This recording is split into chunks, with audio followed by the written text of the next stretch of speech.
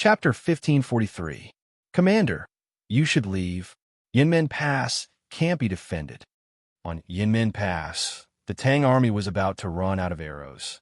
Seeing this, a soldier came to Su Tingda's side and urged him anxiously. Su Tingda was unmoved and said coldly, "I would rather die than retreat." After saying that, he turned to the soldiers on the city gate tower and shouted, "Generals, listen to my order. Follow me to open the gates and fight to the death with the Turkic army. Behind us are our parents, wives, and children. Tonight, we would rather die than retreat."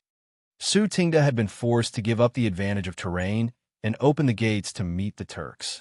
Their arrows were about to run out, and without any long-range attacks, the Turkic soldiers would be able to easily break through the gates. Rather than hastily engaging in battle, it was better to open the gates now and gather all the soldiers to engage the Turks in a battle of life and death. Rather die than retreat. Rather die than retreat. Su Tingda's words influenced the Tang army near Yinmen Pass, and they all shouted. A solemn and stirring atmosphere suddenly pervaded the air. Reporting, "General, the Tang army has taken the initiative to open the gates and want to fight us outside Yinmen Pass." At the center of the Turkic army, a Turkic soldier ran over and bowed to Xianxia. "Oh, the Tang army actually dares to come out?" Xianxia raised his eyebrows in surprise. Then, his face turned cold as he said, "Pass down my order. The left, middle, and right armies move out together and take down Yinmen Pass as quickly as possible." "Yes." The soldier cupped his fists and turned to leave. Woo-woo. Not long after, the desolate sound of a bugle horn could be heard in the open space outside Yinmen Pass. This was the bugle horn for the Turkic army to launch an all-out attack. Thus, countless Turkic soldiers mounted their horses and brandished their scimitars as they galloped toward the Tang army that had just exited the city and gotten into formation. "Listen up.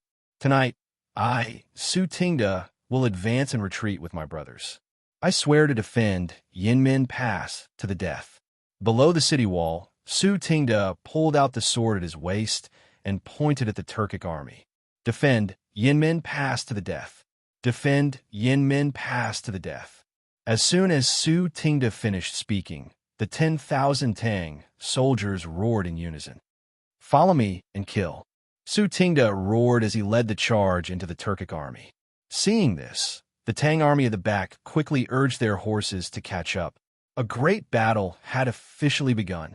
Su Tingda had come from a poor family, and he had relied entirely on his own abilities to reach his current position. Thus, there was no need to doubt his personal strength. Under his command, the Tang army was able to break through the heart of the Turkic army like a hot knife through butter. But the disadvantage of this was obvious. They would be easily surrounded by the Turkic army. After all, the Turkic army outnumbered them by 4 to 5 times. Get out of the way. Wait for me to meet him."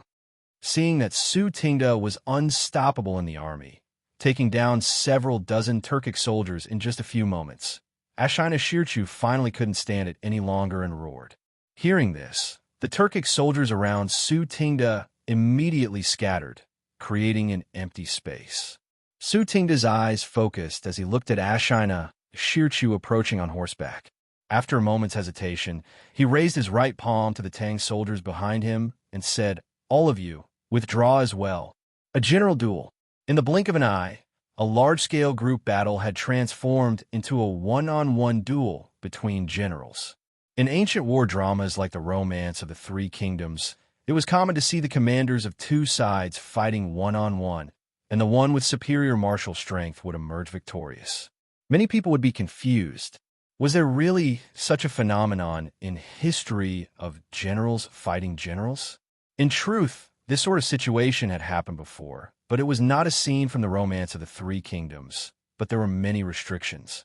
First, generals fighting generals had already appeared in the spring and autumn period. At that time, it was called Ji, and after the Han Dynasty, it was called Duan General. Both had the same meaning. In the middle of the spring and autumn period, there were records of the Great War between the Jin and Chu states. At that time, King Zhuang of Chu led an army to attack Handan and met the Jin general Zhao Cheng. Zhao Cheng was unable to resist and abandoned his carriage to escape. In the end, Zhao Cheng threw away his clothes and armor, as the armor would affect his speed. This was the first time in history that a general fought a general. This was because King Zhuang of Chu's physical strength was exceptional, and he was considered one of the strongest amongst all the emperors. During the Warring States period, such a phenomenon rarely occurred. At that time, the Seven Kingdoms had already been perfected, and they relied on large-scale armies to fight. During the Han Dynasty, when Hua, Zubing, and Li Guang were repelling the Xiongnu, they also fought with enemy generals. However, this was a battle between the soldiers of the Central Plains and the nomadic enemies. It was somewhat similar to the current situation between Su Tingda and Ashina-Shirchu. During the War of Chu and Han, Xianxia and Liu Bang fought, and such a phenomenon also occurred. However, when Liu Bang sent his own general to challenge the overlord, he was defeated by Xianxia in 3 moves. The end of the Eastern Han Dynasty was also the Three Kingdoms period. It was recorded that Sun Tzu and Taisher Ci fought at Shunting Ridge, and Sun Tzu accepted Taisher Ci as a fierce general. There was also a duel between Ma Chao and Chao Wei. Other than that, there were no other records in the Three Kingdoms period. Generally speaking, there were situations where generals fought before a battle, but it was not as common as in ancient dramas. After all, the generals of ancient times were all well-versed in military books, and they understood the principle of a good man destroys schemes. Thus, the purpose of these generals in battle was to win. Unless they were at the end of their rope and wanted to fight to the death, they would not engage in a direct confrontation with the enemy generals. And now, to Su Tingda, he was indeed at the end of his rope. Although he had killed many Turkic soldiers, his subordinates had also suffered many casualties. If this continued, in less than an hour, the 10,000 Tang soldiers would be defeated by the Turkic army. You are called Su Tingda? Good. If this general wins against you today, you will have all the Tang soldiers retreat. If you win against this general will immediately withdraw. How about it? Ashina-Shirchu stared at Su Tingda and spoke in a booming voice. Oomph. Even if you win against this Su, the army behind this Su will not retreat even half a step tonight. The soldiers of the Great Tang can only die standing, not kneel and drag out an ignoble existence. Su Tingda said with a cold expression. Hearing this, Ashina-Shirchu's face sank. He had proposed a duel with Su Tingda partly because he wanted to reduce the number of casualties on his side, and partly because he wanted to save time. After all, Wuxia was still waiting for them. Since that's the case, this general will kill you first. Let's see if these Tang soldiers will do as you say and hold their ground. Ashina-Shirchu coldly snorted. He knocked an arrow on his bow and shot 3 arrows at Su Tingda's forehead, neck, and heart. General, be careful. Many soldiers in the Tang army cried out in alarm. Su Tingda was lying on his back. The 3 arrows missed his body and brushed past the bridge of his nose. But on the other side, Ashina-Shirchu took advantage of the moment when Su Tingda was dodging the arrows to rush forward and slash at Su Tingda's neck with a slender sword. This person was actually proficient in both long-range and close combat. Moreover, the speed of these 2 attacks was as fast as lightning, making it impossible to guard against. For a moment, Su Tingda was caught off guard. He hurriedly brandished his sword to block Ashina-Shirchu's killing blow. However, Ashina-Shirchu was a grandmaster. The speed of his sword was astonishingly fast. How could Su Tingda's hasty sword block it? Come, pum. First, there was the sound of metal clashing. Then, Su Tingda was sent flying by the powerful internal energy attached to Ashina-Shirchu's sword and fell to the ground. In just 1 round, the chief general of the Tang army was knocked off his horse. The surrounding soldiers were shocked and rushed to Su Tingda like a swarm of bees, trying to protect him. But someone was faster than them. After Ashina-Shirchu knocked Su Tingda back, he dashed forward and stabbed his sword at Su Tingda's throat. Su Tingda was alarmed as he hurriedly raised his sword to block in front of him. Xianxia's sword stabbed into Su Tingda's sword. Su Tingda took advantage of the situation to retreat. With this force, he finally stood up from the ground. Under the illumination of the torches, the sword flashed, and the two of them fought again. However, although Su Tingda was not weak, he was still not a grandmaster. Xianxia was not only at a higher level than him, but he also fought in close combat, took 3 steps back, and drew his bow in one breath. With such a combination of long-range and close-range attacks, Su Tingda could not withstand it. After a few rounds, it was obvious that he was going to lose. Charge! Protect Commandant Su. When the surrounding soldiers saw this, they understood that Su Tingda wouldn't be able to hold on for much longer. Someone shouted, and immediately, more than 10,000 soldiers rushed up to protect Su Tingda. It's time to end this. When Xianxia saw that the Tang army was rushing towards him, he raised his sword and slashed at Su Tingda. Su Tingda swung his sword to block, and then Xianxia used his left palm to hit Su Tingda's chest. Bam! Su Tingda was like a kite with a broken string after receiving Xianxia's palm strike that was filled with true qi. He fell heavily to the ground. Commandant! Commandant! The 10,000 soldiers were shocked. They hurried forward to help Su Tingda up. Kill. Flatten Yinmen Pass. Xianxia guessed that Su Tingda was not going to live. He waved his hand and ordered the Turkic soldiers beside him. Charge! Bam! Bam! Bam! Hearing the order, the 50,000 Turkic soldiers immediately charged at the Tang army. What was worse was that the Tang army's commander-in-chief had been severely injured by Xianxia, and the 10,000 soldiers were in a desperate situation without their commander-in-chief. Chapter 1544. Pu. Li Zishuan was heavily injured by Wuxia and fell to the ground. Just now, Wuxia's berserk true qi had been transmitted into his body through his sword, crazily wreaking havoc in his meridians, causing Li Zishuan, who was already in a weakened state, to the point where he couldn't help but spit out a mouthful of blood. The blood was also mixed with blood, clearly showing that Li Zishuan's internal organs had also been injured. But this wasn't the worst part. The worst part was that when Li Zishuan's sword had struck Wuxia, Wuxia's chaotic thunder body had transmitted a considerable amount of lightning energy to Li Zishuan, causing Li Zishuan to feel as if he had been struck by lightning. His entire body was numb, and he couldn't even move a finger. This was because he didn't have any true qi in his body to neutralize this lightning. Pung pung pung. On the battlefield, seeing Li Zishuan heavily injured by Wuxia, the 10,000 soldiers from Bing province charged towards Wuxia without fear of death. But at this moment, Wuxia was abnormally strong. None of the Tang army soldiers who got close to him could withstand a single blow from him. All of them were sent flying by his mace. In an instant, the Tang army's formation was in chaos. Seeing this, Wuxia very wisely chose to fight while retreating. Because of the battle with Li Zishuan just now, although Li Zishuan hadn't been able to injure him, he had paid a heavy price. At this moment, he only had less than 40% of his true qi left. If he continued to fight with the Tang army, Wuxia believed that there would only be one end for him, and that was death from exhaustion. As for the heavily injured Li Zishuan, Wuxia didn't think of taking advantage of the situation to kill him, because he was very clear on his goal, which was to escape back to the Turks with the confidential information of Yanhuang College. As a result, under his brute force, the surrounding Tang army was quickly torn apart. Wuxia resisted the attacks of the Tang army, while relying on his lightness kung fu to gradually close in on the northern opening. It was worth mentioning that Wuxia's lightness kung fu was also quite good.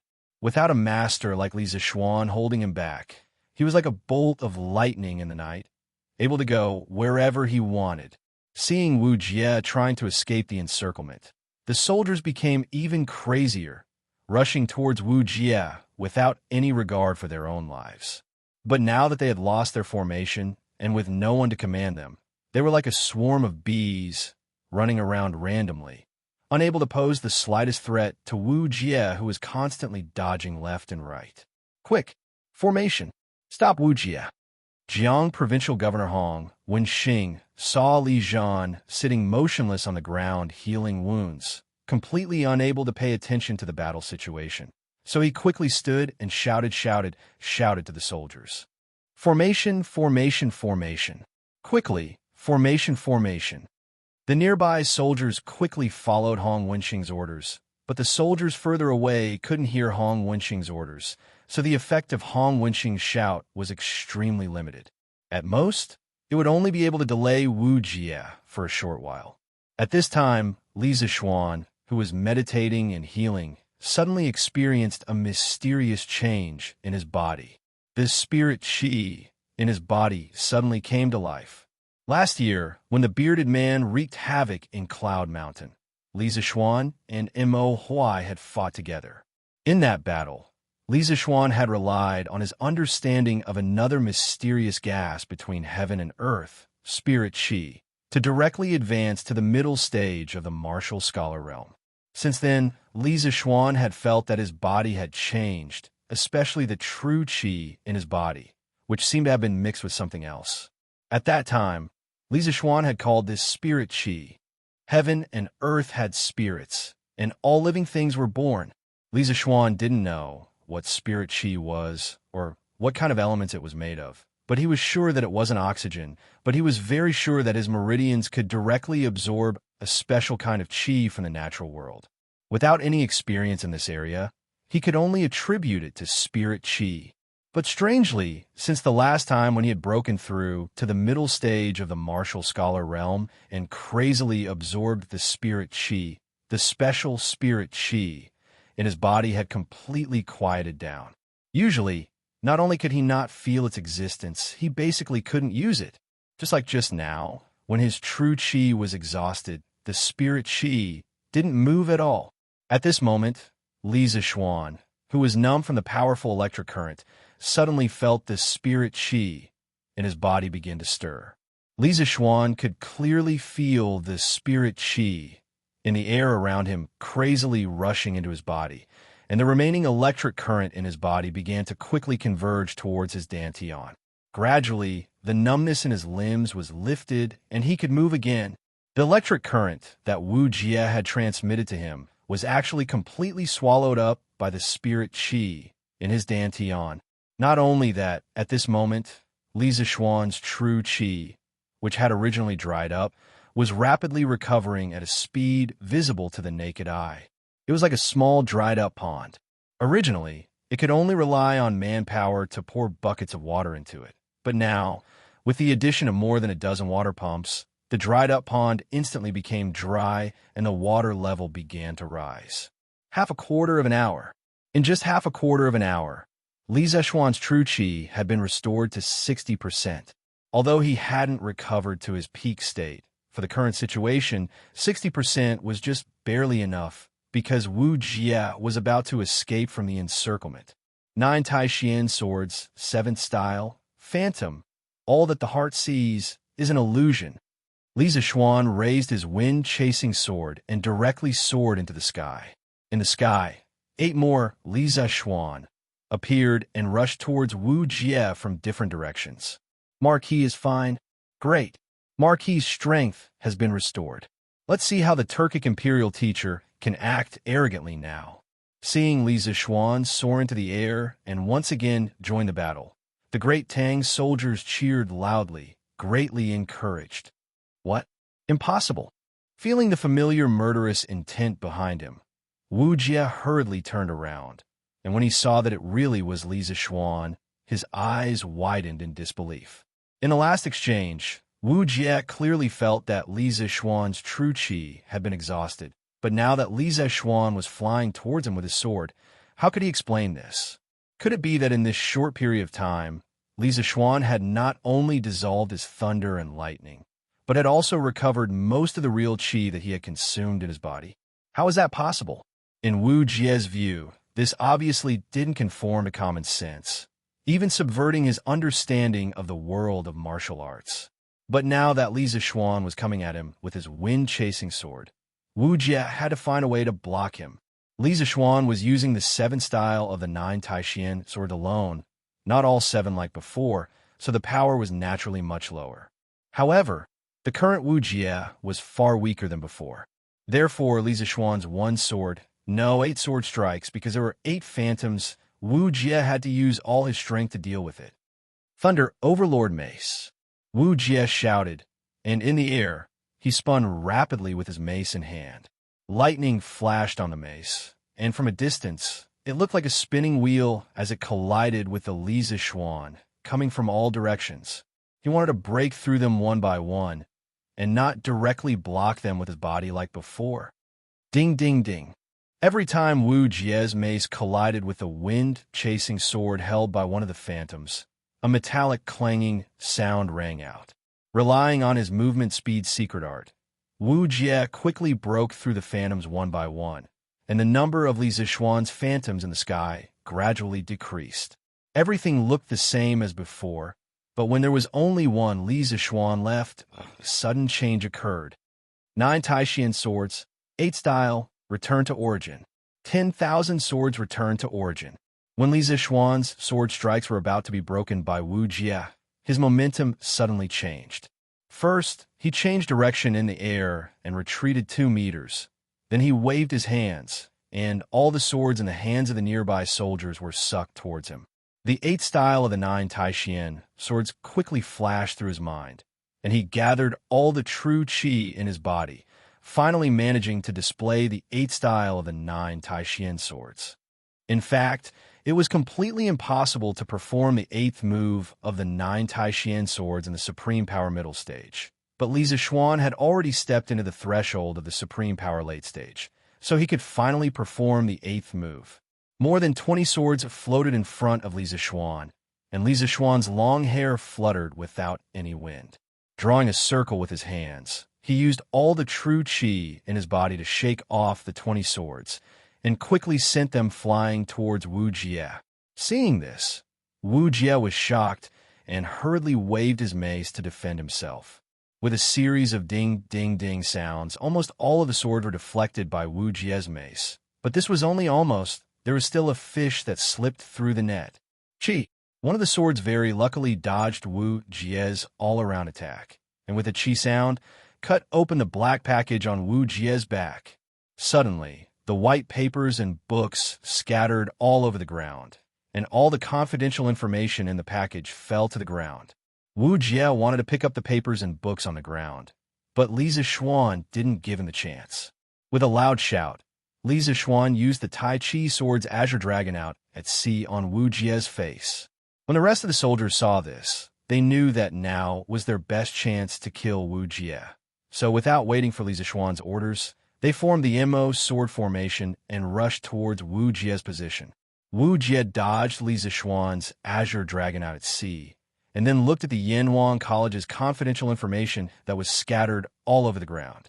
He gritted his teeth, knowing that it was impossible for him to take all these things away today, because the Tang army had already formed the formation and was about to surround him again. Great Tang Marquis Yong, and you really are different from other cultivators. Today, this master has underestimated you. Wu Jie looked deeply at Li Zishuan, then his feet moved slightly, and in the blink of an eye, he retreated several dozen feet away. He was actually preparing to escape. Li Zishuan wanted to give chase, but suddenly felt a sense of exhaustion in his body. His physical strength had been completely overdrawn.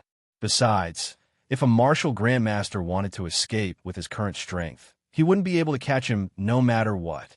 Fortunately, the Academy's information was recovered. This was the last thought in Li Zishuan's mind before he fainted. Yinmen Pass. The battle here had already entered a white-hot stage, but the Tang army's defeat was becoming more and more obvious.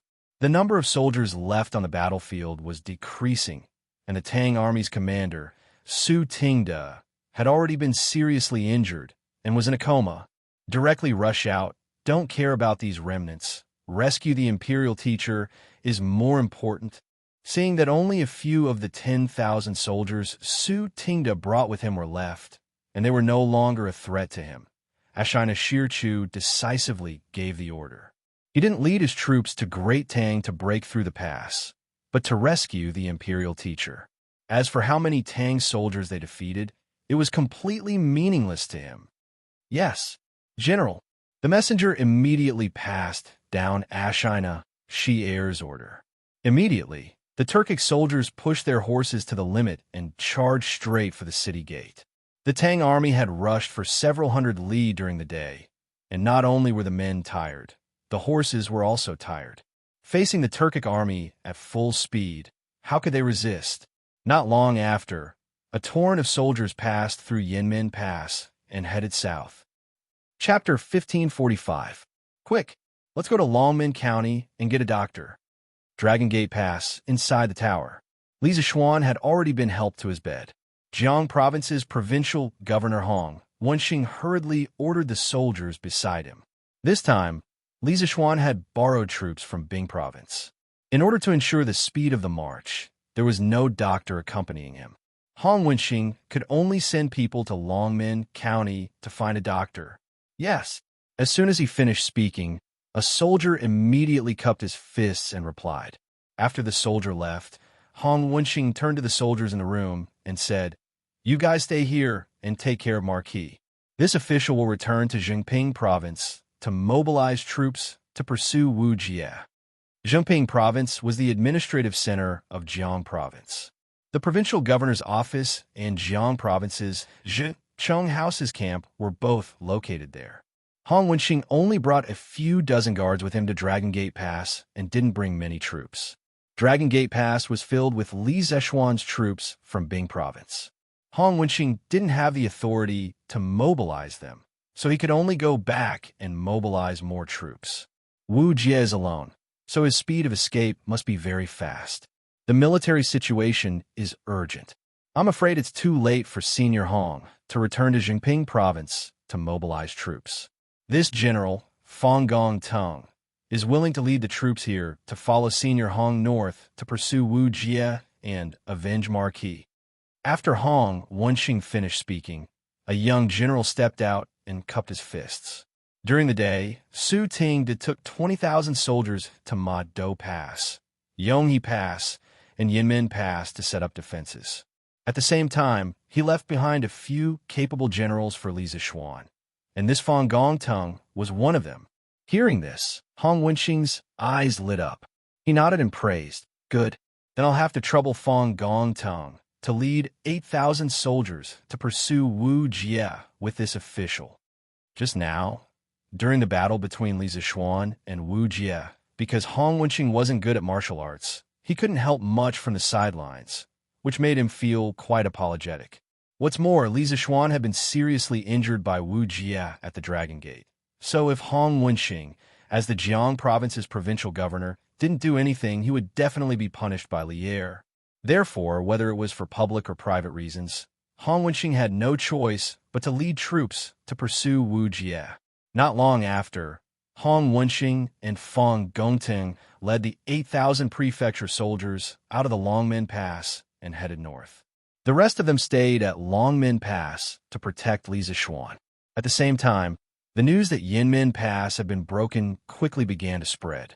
The governors of Yinzhou, Shuo, Yuzhou, and Daizhou, the four prefectures of the Hedong Circuit near the northern border, began to move.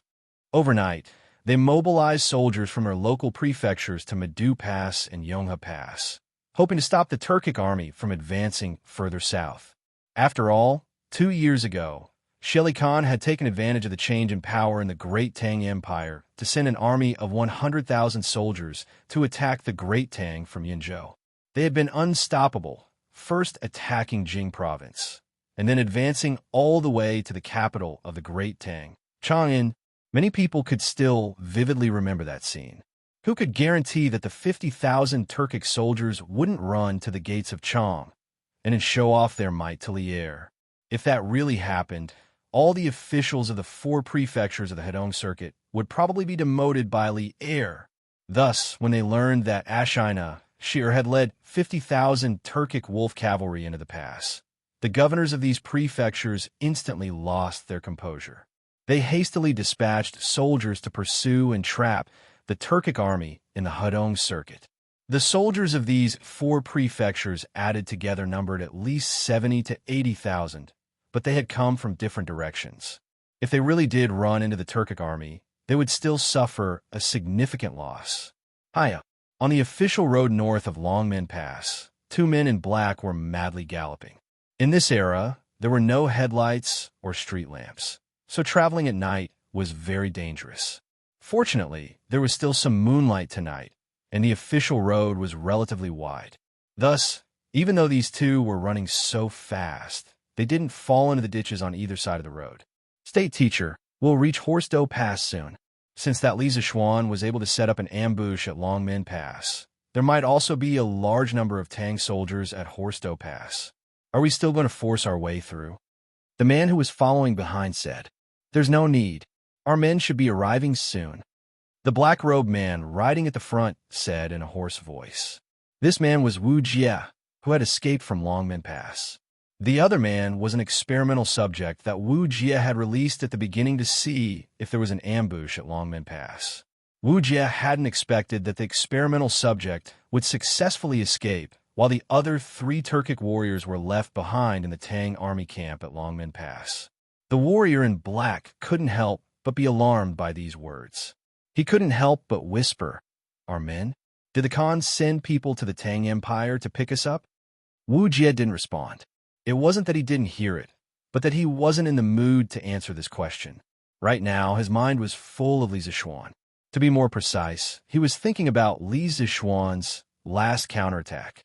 During the time he escaped from Longmen Pass, Wuxia had already deduced countless times in his mind, but the result of each deduction indicated that after Li Zishuan was knocked down by him, it was impossible for Li Zishuan to prepare a second round of attacks in such a short time. This was because Li Zishuan was only at Grandmaster middle stage, so it was impossible for his true chi to be so vigorous. The only explanation was that Li Zishuan had recovered 50 to 60% of his true chi during the short time he was entangled by the Tang army. But how was that possible? This kind of recovery speed was something that even Wu Jie himself couldn't achieve. So, how could Li Zishuan, who was only at Grandmaster middle stage, do it? The more he thought about it, the more he couldn't understand. So Wu Jie had no choice but to give up. But what made him feel regretful was that the books and confidential information he had stolen from Yinhuang College with great difficulty had been cut open by Li Zishuan's returning to origin. This meant that his mission to infiltrate the Tang Empire had completely failed. This made Wu Jie very unwilling to accept. 10 days ago, Han Lijing had seen several Turkic warriors sneaking into the Tang Empire on Mount Baishan, and Wu Jie was among them. At the end of June, a locust plague had broken out in the Guangzhou region of the Tang Empire. Shili Khan saw this as an opportunity, so he sent Wu Jie to infiltrate the Tang Empire to see if there were any good opportunities. After entering the Tang Empire, Wu Jie had originally planned to go straight to Chang'an City, but along the way, he had heard many people talking about how Li Zishuan had led the Sky Rooster Brigade to eliminate locusts in the northern provinces. In fact, the Turks had many spies in the Tang Empire, so Wu Jie naturally knew about Li Zishuan, a rising star in the Tang Empire.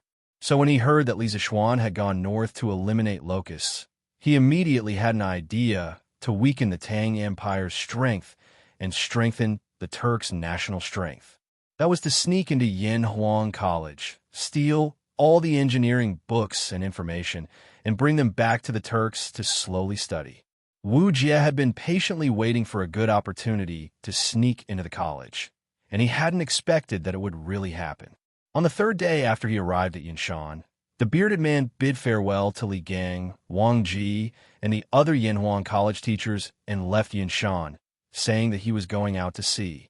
In just a few days, Yinshan, which had originally been guarded by 3 grandmasters, only had Mo Huai as its sole grandmaster. Wu Jie believed that it was time to sneak into Yinhuang College.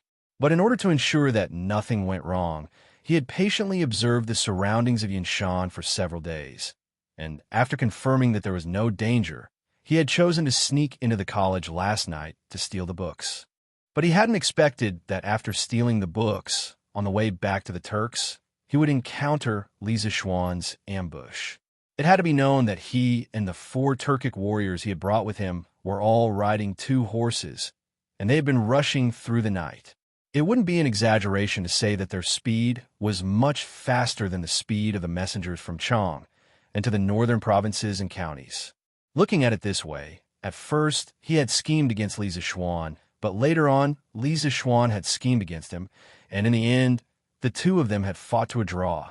Thinking of this, Wu Jie's eyes couldn't help but become dignified.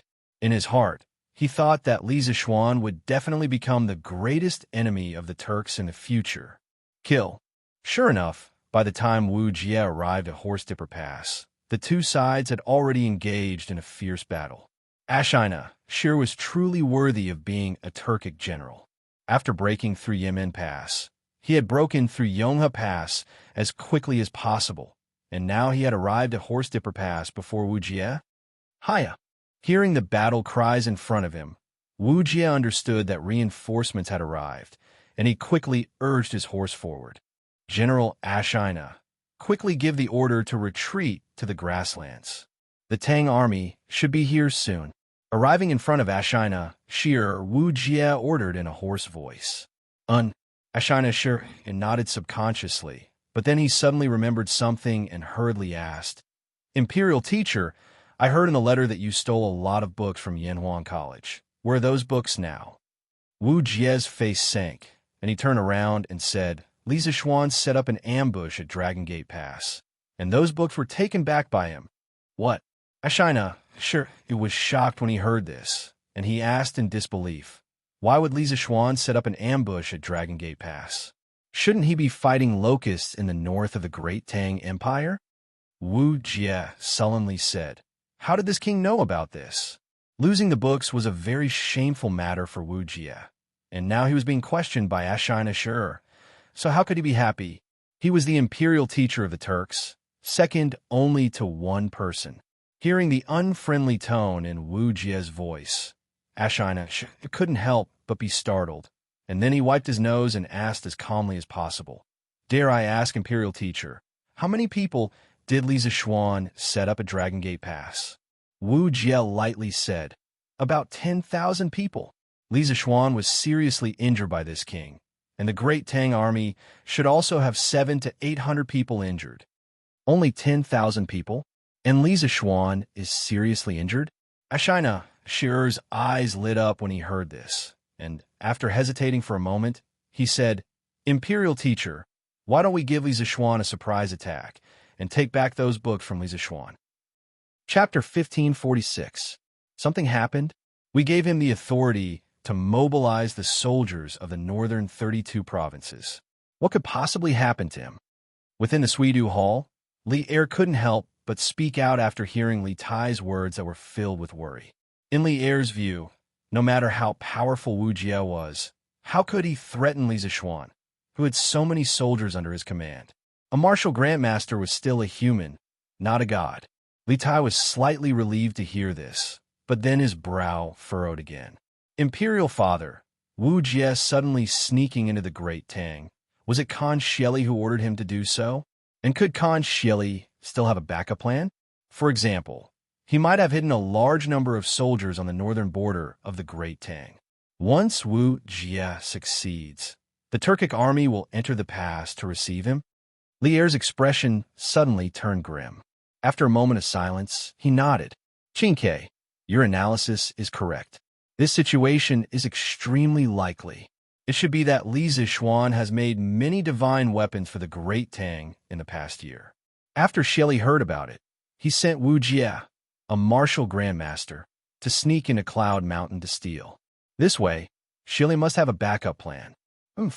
I really didn't expect that Xieli, a fierce and ruthless character, would send someone to do such a shady business. Li Er couldn't help but slam the table and stand up. Li Tai stood up and clasped his hands. Imperial father, if this is really the case, then Yamacho's situation is not good. This afternoon, Your Eminence and the other generals calculated that Wu Jie would most likely arrive at Longmen Pass in the evening.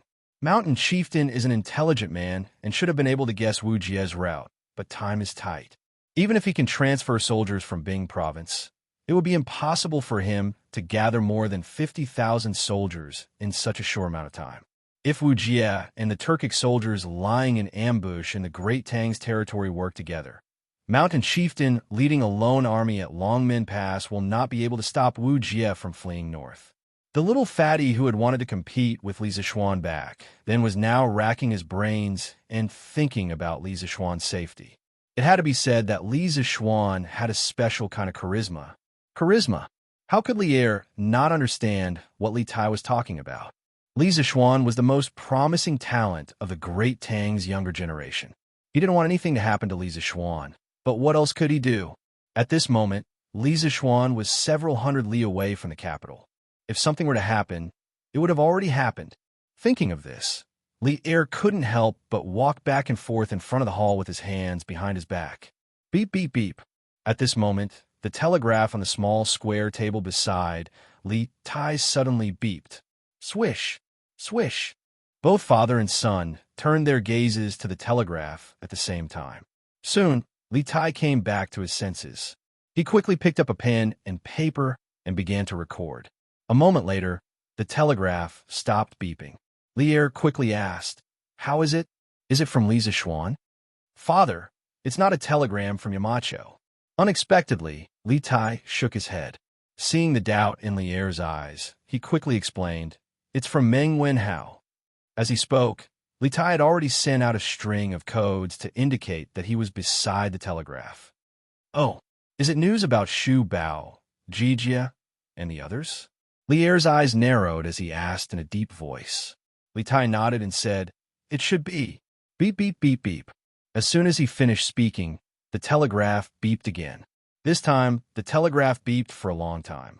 Lier looked on anxiously from the side.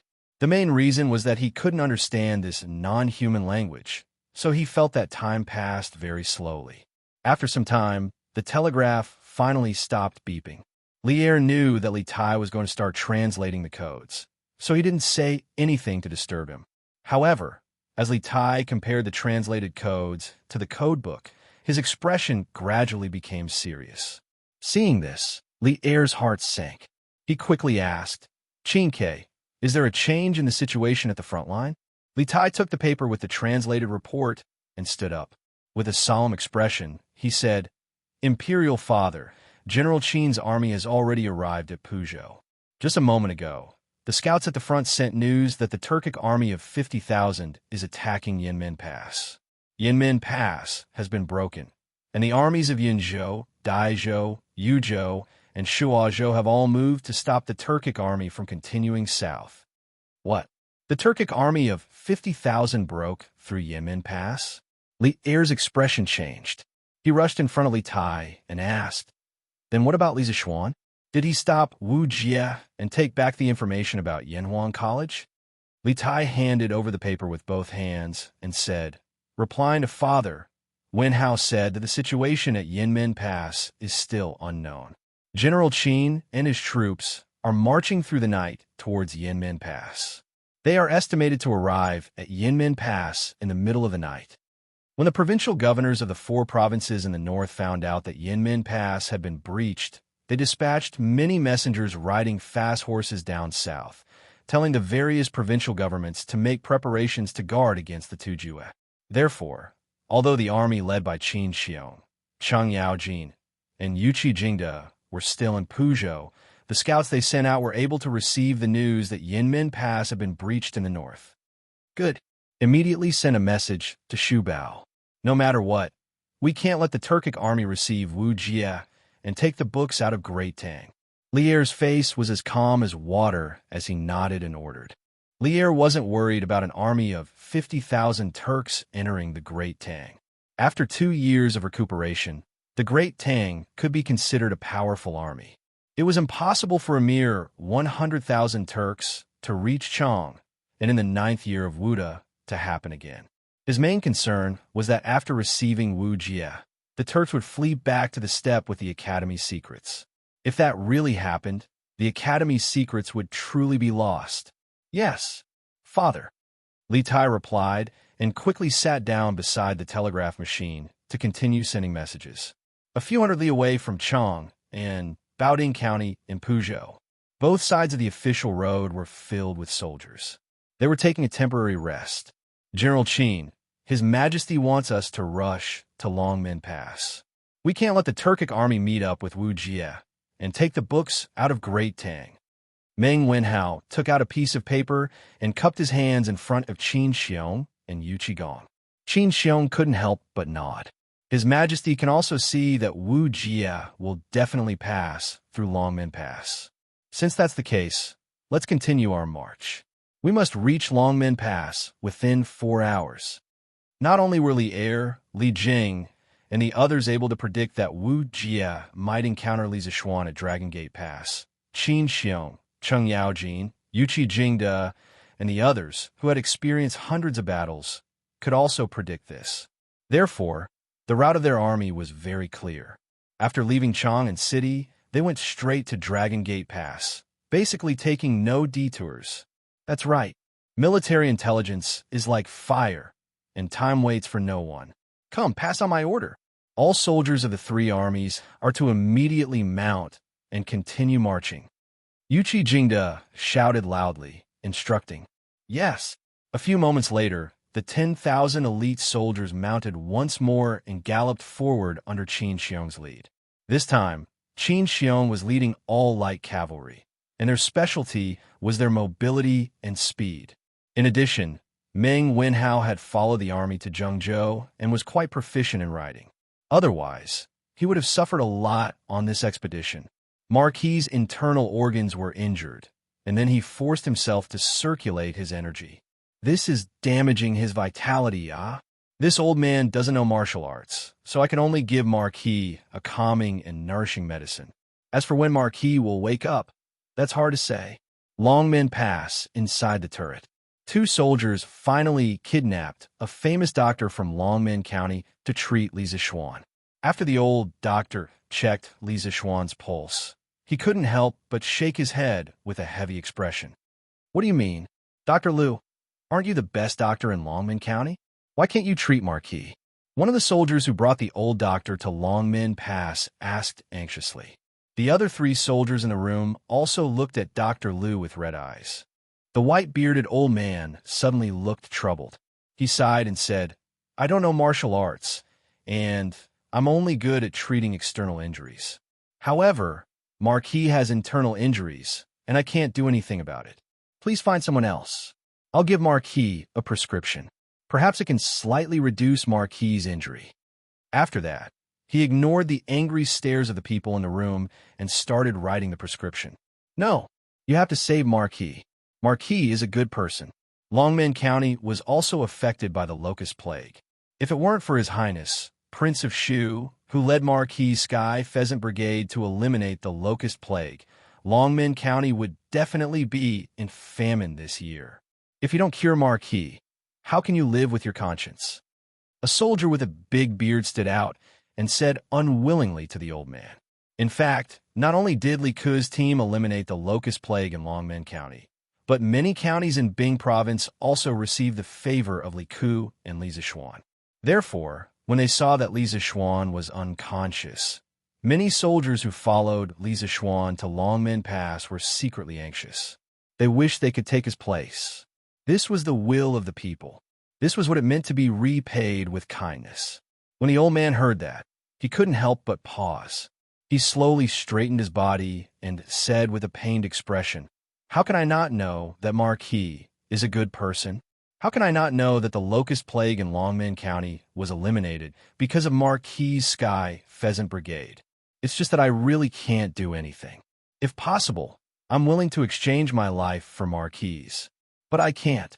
If you want Marquis to wake up as soon as possible, you have to find an inner force expert who is proficient in the art of healing. According to what I know, I'm afraid only Dr. Sun is qualified to do it. Dr. Sun? Dr. Sun should still be in Chang'an. How can he make it in time? The soldier with the big beard couldn't help but ask. Lieutenant Liu, this is bad. A large number of cavalrymen with torches have been spotted 20 miles to the north. They are rushing towards Longmen Pass. At this moment, a soldier ran in quickly and bowed to the bearded soldier with cupped fists. It turned out that this guy was a lieutenant of the Bing Province barracks. What? A large number of cavalrymen are approaching Longmen Pass. Are they soldiers from other places? The bearded lieutenant's eyes widened. His heart skipped a beat, and he suddenly changed his expression. I can't see clearly which place they are from, but their marching speed is very fast. It won't be long before they reach Longmen Pass. The soldier cupped his fists and replied. The bearded lieutenant's face darkened. He said, "Let's go. Follow me to the city tower to take a look." Then, he remembered the white-haired old man beside him. He said, "Dr. Liu, you don't have to worry. After you finish writing the prescription, someone will send you back to the county. Even if they are the enemy, they won't be able to hurt you." The old man shook his head and said calmly, "Lieutenant Liu, you can go. I've lived to this age. What's there to be afraid of?" The bearded lieutenant couldn't help but nod. He secretly thought that this old man was a good person. He must pay more for the consultation fee later. At that moment, the bearded lieutenant led 2 Mansion soldiers out of the door. Chapter 1547. If the other party is really the Turkic army, how can the 1,000 soldiers here be their opponent? It's no secret that the Turkic state preceptor covets Marquis's knowledge. If he sees that Marquis is unconscious, not only will he take away all the books in Yanhuan College, he might even capture Marquis and bring him back to the Turkic Empire. At that time, Marquis will still not be able to escape death. After listening to Dr. Liu's words, the bearded lieutenant's eyes widened, and he said anxiously. When Dr. Liu heard this, he suddenly had a difficult expression. "Lieutenant Liu, Marquis's current situation is definitely not able to withstand the bumpy journey. This place is at least a dozen miles away from Longmen County. If you send Marquis back to the county, if you go too fast, Marquis might directly lose his life on the way. If you go too slow, the Turkic army will most likely catch up with Marquis. The result is the same." This old man has said everything. As for how to decide, I ask Lieutenant Liu to think thrice before you act. The bearded lieutenant opened his mouth and was so anxious that he almost cursed. In this situation, if he stayed, he would definitely die.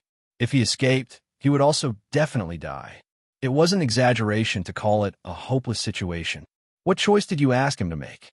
What thrice? Even if he thought 100 times, he still couldn't do it. In addition, not only did Li Zishuan have a high position and power, but he was also deeply loved by the people of the Tang Empire. When it came to the life and death of Li Zishuan, the bearded lieutenant really didn't dare to take the risk.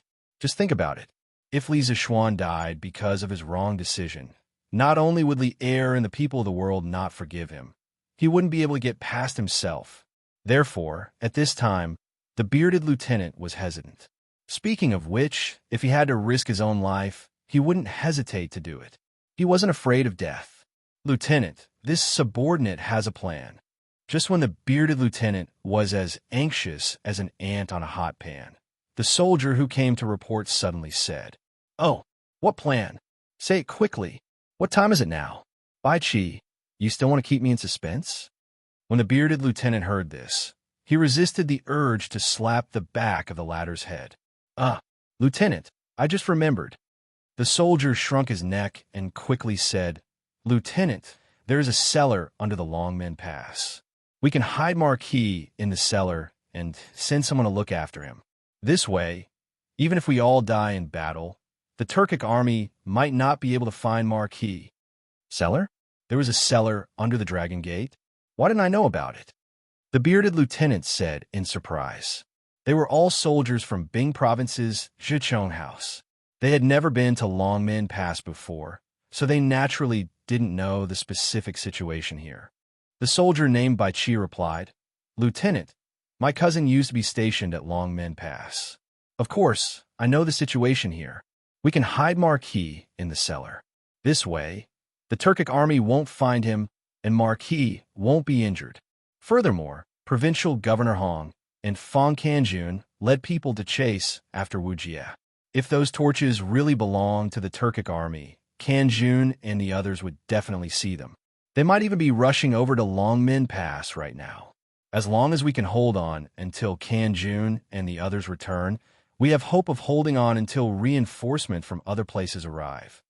Hearing this, The bearded lieutenant couldn't help but nod and say, "Good. We will immediately move Marquis to the cellar. Remember, you're not allowed to mention this to anyone else. Violators will be punished according to military law." This matter concerned Li Zixuan's life, so the bearded lieutenant had to be careful. He felt that the fewer people who knew about Li Zixuan's hiding place, the better.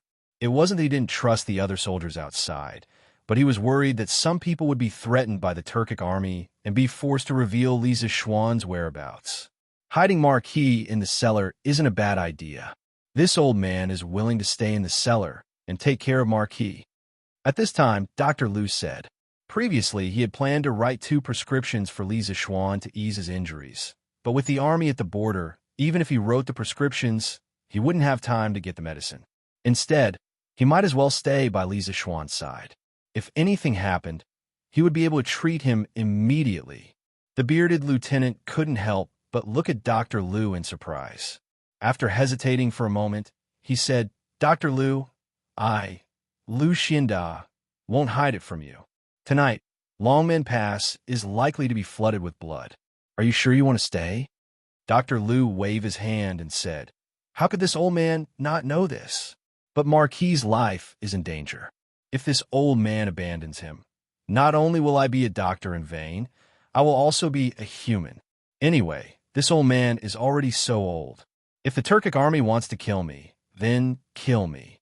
If this old man can save Marquis' life, this old man will have no regrets." When Lieutenant Liu Xianda heard this, he couldn't help but be slightly moved. He solemnly bowed to Dr. Liu and said, "Dr. Liu is benevolent and righteous. If this old man is lucky enough to survive this battle, he will definitely repay today's kindness in the future." Dr. Liu saved Li Zixuan, which was a disguised redemption for him. Of course, he was grateful from the bottom of his heart. "Lieutenant Liu is too polite. This is what I should do," Dr. Liu said as he cupped his hands in return. Liu Xianda nodded and no longer talked nonsense. Several people carefully helped Li Zixuan up from the bed and prepared to send him to the cellar. "Lieutenant, these books from Yanhuang College, should we also move them to the cellar?" Sergeant Li Zixuan followed behind them. At this time, he glanced at the pile of books on the square table in the room. They were the books that Li Zixuan had taken from Wuxia. He quickly asked. Liu Xianda's figure paused and said with a serious expression, "Move. Of course we have to move them. These precious books from Yanhuang College must not be taken away by the Turks." In fact, Liu Xianda wanted to burn all these books because burning them was the safest way. However, without Li Zixuan's permission, he didn't have the courage to burn these books. "Yes, Lieutenant. Lieutenant, the Turks are here." After about 15 minutes, Liu Xianda stood on the tower again. The torches in the north were less than 3 miles away from Longmen Pass. Liu Xianda's eyes narrowed.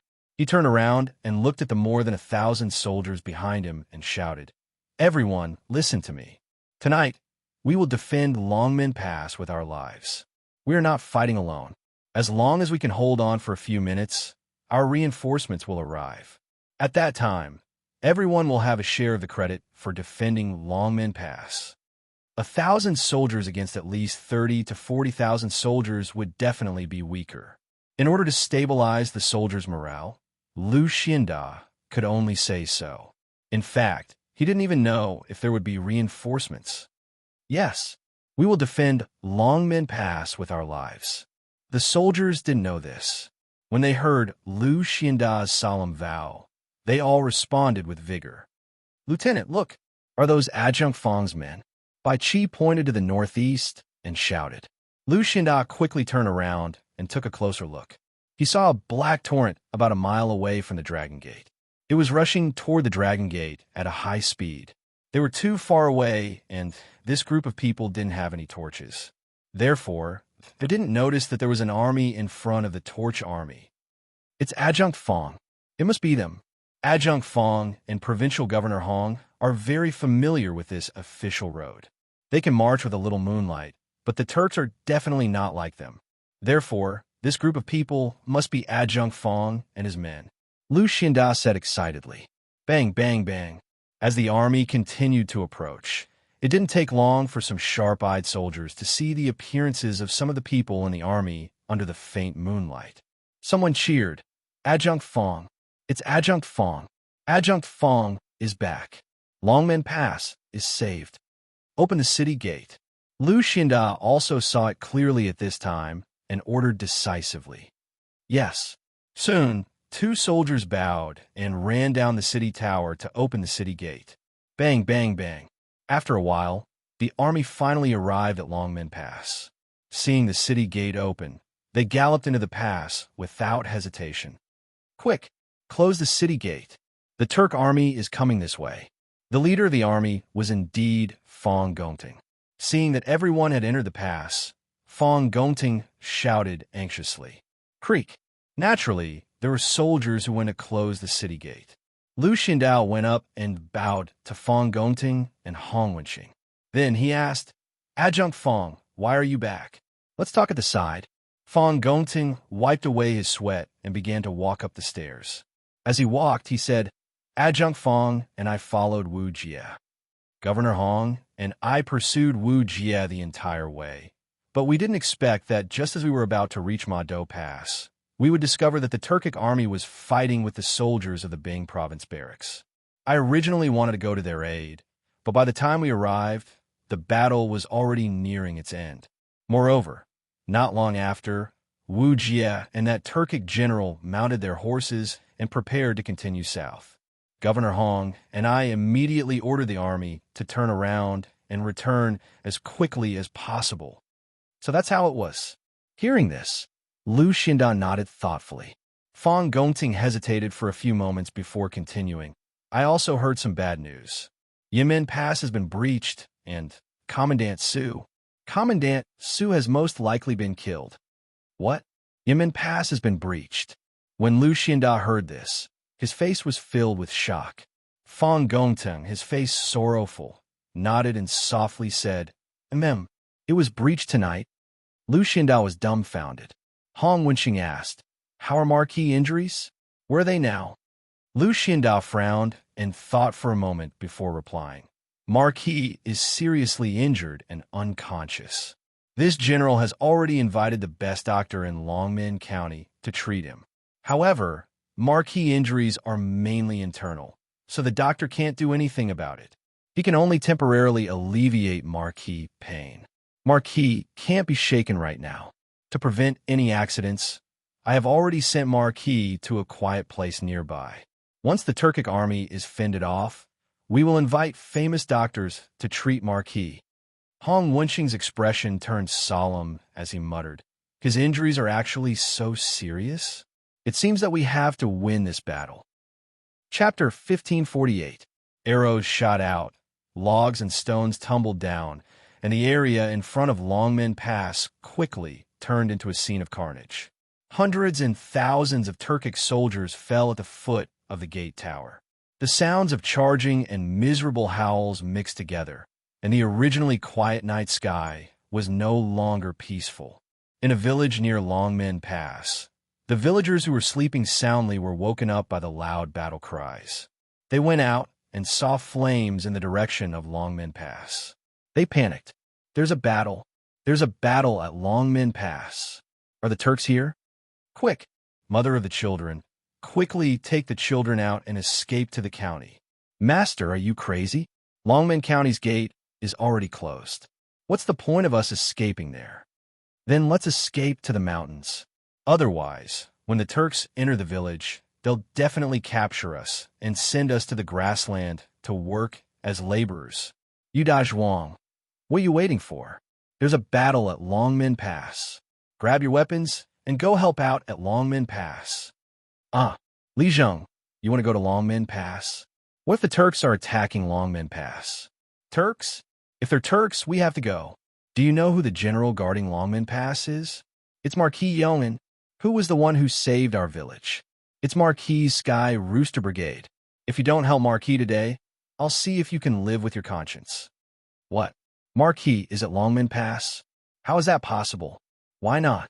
"Ringue went hunting in the mountains today and met Marquis on the way. Marquis was leading an army to enter Longmen Pass. Now that someone is attacking Longmen Pass, Marquis must be in danger. If you're a man, grab your weapons and follow me to help Marquis. As for the women and children, run to Yamacho to hide. Sai, isn't that Ringue? Ringue, where are you going? Wait for us to go together. Xiao Village. This was Ringue's hometown, Longmen County Xiao Village in Jiang Province. Ringue had long heard the battle cries from afar. At this moment, he had already carried his bow, feather arrows, and Modeo on his back and walked quickly towards the village entrance. Hearing someone calling him, he stopped in his tracks and turned to look at the burly man. He replied, Gao Lijing, I'm on a Longmen Pass to take a look. Tell the villagers to bring along hunting bows if they have one. It's the best thing to use to defend the city. Besides, Uncle Yu with Marquis around, the Longmen Pass won't be breached. The army from the county will be here soon. You don't have to rush Aunt Yu and the rest into the mountains. It's not safe in the mountains at this time of the night. After saying that, Ringue did not care about what the two of them thought. He immediately turned around and rushed toward the Dragon Gate. Sai, Ringue, just you wait, be careful. The big man, surnamed Gao, stood on his tiptoes and looked at Ringue's back anxiously. Seeing that Ringue had run far away, he helplessly turned around and said, Did you hear that? Yuda Zhuang? Quickly grab your weapons and call the rest of the villagers. Follow me to save Marquis. Let the women and children in the village hide at home. Don't go to the mountains. What if they encounter a pack of wolves? Quick! Yuda Zhuang had already woken up. He quickly replied, Okay, Li Zheng, I'll go inform the rest of the villagers. The children's mother, take the children and hide at home. Don't come out. I'll be back soon with Li Zheng. After saying that, Yuda Zhuang quickly walked toward a small courtyard of a farmer's house in the east. If Li Zishuan was not at Longmen Pass, Yuda Zhuang would never have the guts to fight with the Turkic army. Now, no matter how brave the Turkic people were, he had to go because Li Zishuan was the benefactor of the entire Longmen County. He had to repay him for saving his life. Moreover, if they could block the Turkic army outside Longmen Pass, they would have saved his family. The woman behind him shouted worriedly, Husband, you have to be careful. Because many villagers had already been awakened by the battle cries in the direction of Longmen Pass. It didn't take long for 40 to 50 youths with wooden bows, sickles, and shovels to gather at the entrance of Xiao Village. Under the leadership of Gao Lijing, this small group quickly headed towards Longmen Pass. Moreover, the other villagers of Xiao Village were also informing the other villages. It wouldn't be long before the other villages also sent a group of youth to support Longmen Pass. I didn't expect the Tang army to prepare rolling stones and logs in advance. We can't go on like this. The Tang army behind us is about to arrive. I wonder if the state teacher has a good idea. In front of Longmen Pass, under the Turkic army's flag, Xianxia turned his head and asked Wuxia. At this moment, Wuxia was sitting cross-legged on his horse with his eyes closed, seizing the time to recover his internal strength. After all, a great grandmaster was also a human. From last night until now, not only did he not sleep for a moment, he also fought with several experts and thousands of Tang soldiers. Whether it was internal strength or mental strength, he had consumed a lot. If it was any other person, they definitely wouldn't be able to last until now. Hearing Xianxia's question, Wuxia opened his eyes and said, The Tang army has been guarding the gate for so long, but Li Zishuan hasn't come out. This means that Li Zishuan has completely lost his ability to fight. In the Tang army, there are no experts who can fight against this state teacher. At this moment, I have recovered 60% of my strength. Perhaps I can help you break the gate. Wuxia understood Xianxia's meaning. He was now the strongest person in the Turkic army. In this battle of life and death, he couldn't just sit back and do nothing. Besides, now that Longmen Pass didn't have the little monster Li Zishuan as a threat, he could be even more unscrupulous. Hearing this, Xianxia's face lit up with excitement. He laughed heartily and said, With state teacher's words, this general can rest assured. After we take back the books of Yanhuang College and kidnap the Marquis of Yong, Xianxia will definitely ask the Khan for a reward for state teacher. Jie didn't respond. He changed from sitting cross-legged on his horse to riding. No one could see his face under the black robe, and no one could tell whether he was happy or angry at this moment. A moment later, he stretched out his hand and said in a hoarse voice, "Bring this state teacher's mace over."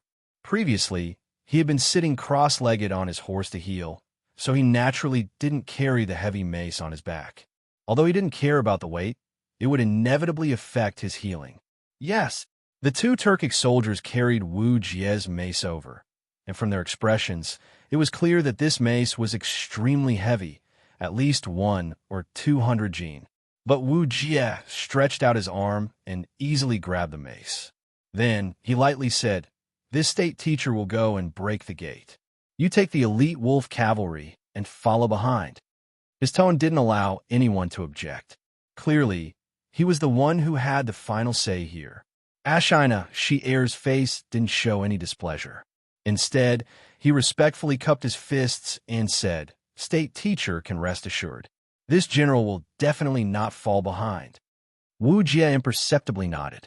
Then, he stroked the mane of his warhorse and muttered meaningfully, "What a pity for such a good horse."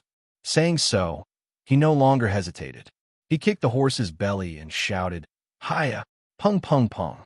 Soon, Wu Jie's warhorse began to crazily accelerate, becoming faster and faster until it couldn't distinguish between friend and foe. The Turkic soldiers in front of Wu Jie who were attacking the gate were all sent flying by his warhorse. Wu Jie rode alone, wielding his mace like an unparalleled war god, rapidly charging towards the gate.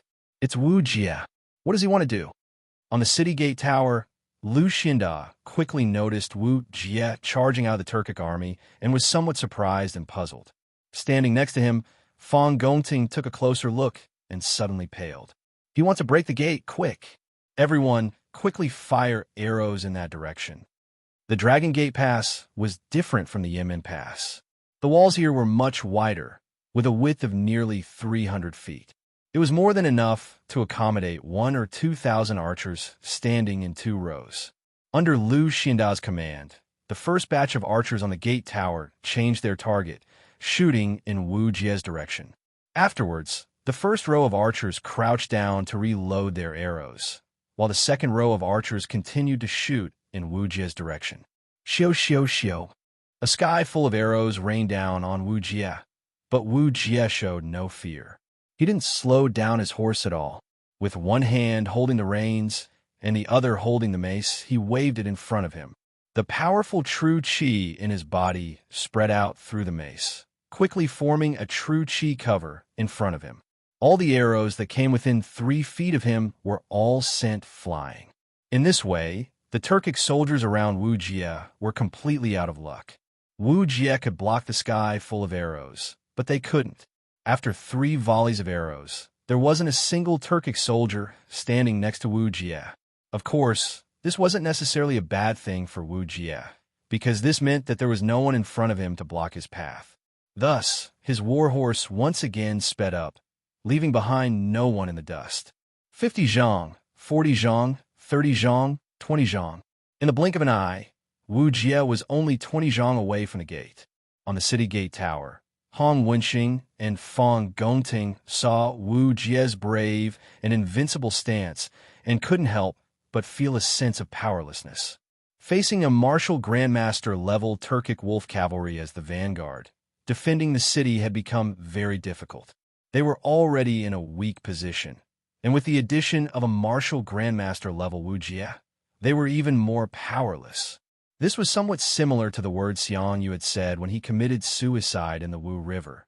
"Now that I am trapped here, the death of the heavens is not my fault. Not my fault. If the Dragon Gate really fell tonight, it wouldn't be because there was a problem with their command, but rather because Wu Jie's personal strength was too strong. One man could fight against 1,000 soldiers." On top of the city gate tower, the archers were frantically firing arrows in Wu Jie's direction, but none of them seemed to be of any use. The rain of arrows didn't seem to be able to harm Wu Jie in the slightest. When he was about 15 meters away from the city gate, Wu Jie slapped his horse's back and leapt off. Taking advantage of the super speed he had gained from riding his horse, Wuxia kicked his horse's head with all his might, gaining another burst of speed. Grabbing his mace, he flew towards the city gate at an even faster speed. The warhorse was hit by Wuxia's kick in the air and immediately let out a mournful whine, blood gushing out of its head as it collapsed to the ground. At this moment, Wuxia was still in the air, swinging his mace to block the incoming arrows while secretly accumulating his strength. Once he reached the gate, he would use his strongest attack and blow the gate open. At this moment, a young man climbed up the stairs from the side of the city gate tower. The soldiers who saw him were stunned at first, but quickly stepped forward to stop him.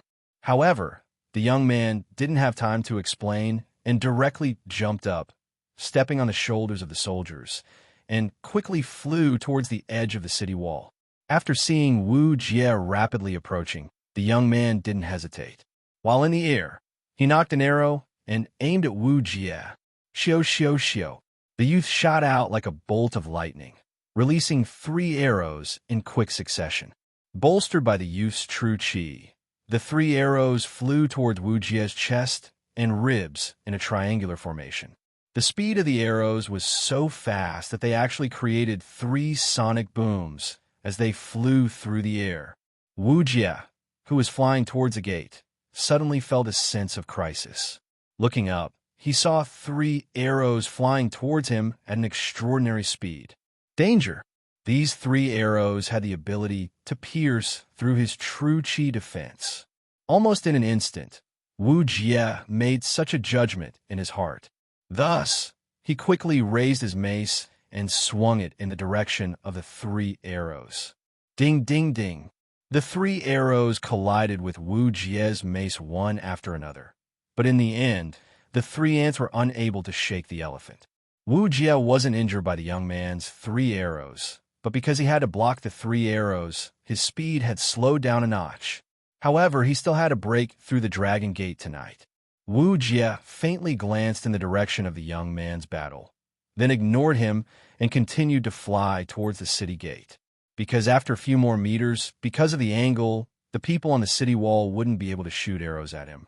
At that time, he would be able to use the strength he had accumulated for so long to break through the gate. Shui Rengui, you're the Shui Rengui who hunted in the mountains during the day?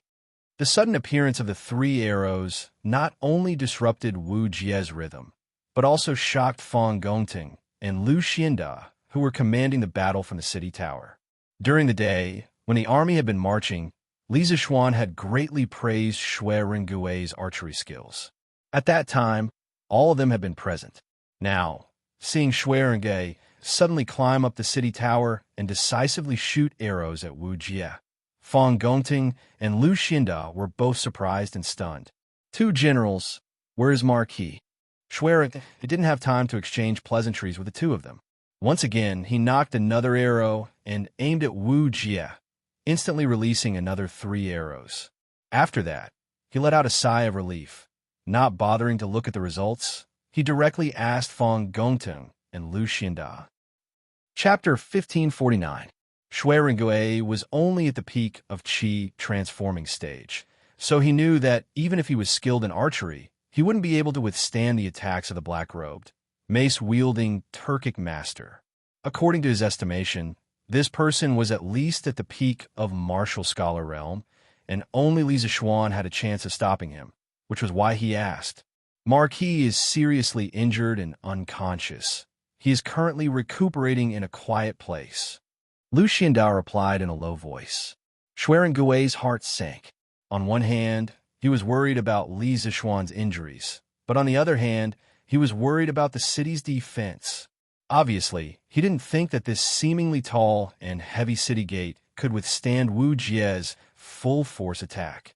Below the city gate tower, Wu Jie once again deflected Shui Rengui's 3 arrows, and although his speed was a bit slower, he was already within 5 zhang of the city gate.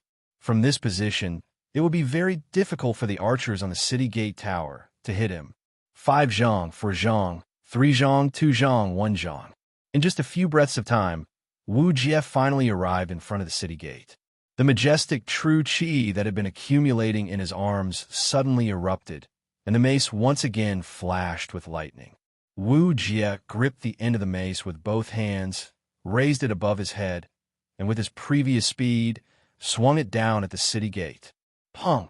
The mace collided with the thick iron gate, creating a deafening sound that seemed to pierce through the night sky. At the same time, a powerful recoil was transmitted through the mace to Wuxia, sending him flying backwards. On the city gate tower, Shuerengui, Hong Wenxing, Fong Gongteng, Lu Xinda, and the others only felt the tower shake under their feet, and the sound of the collision almost pierced their eardrums.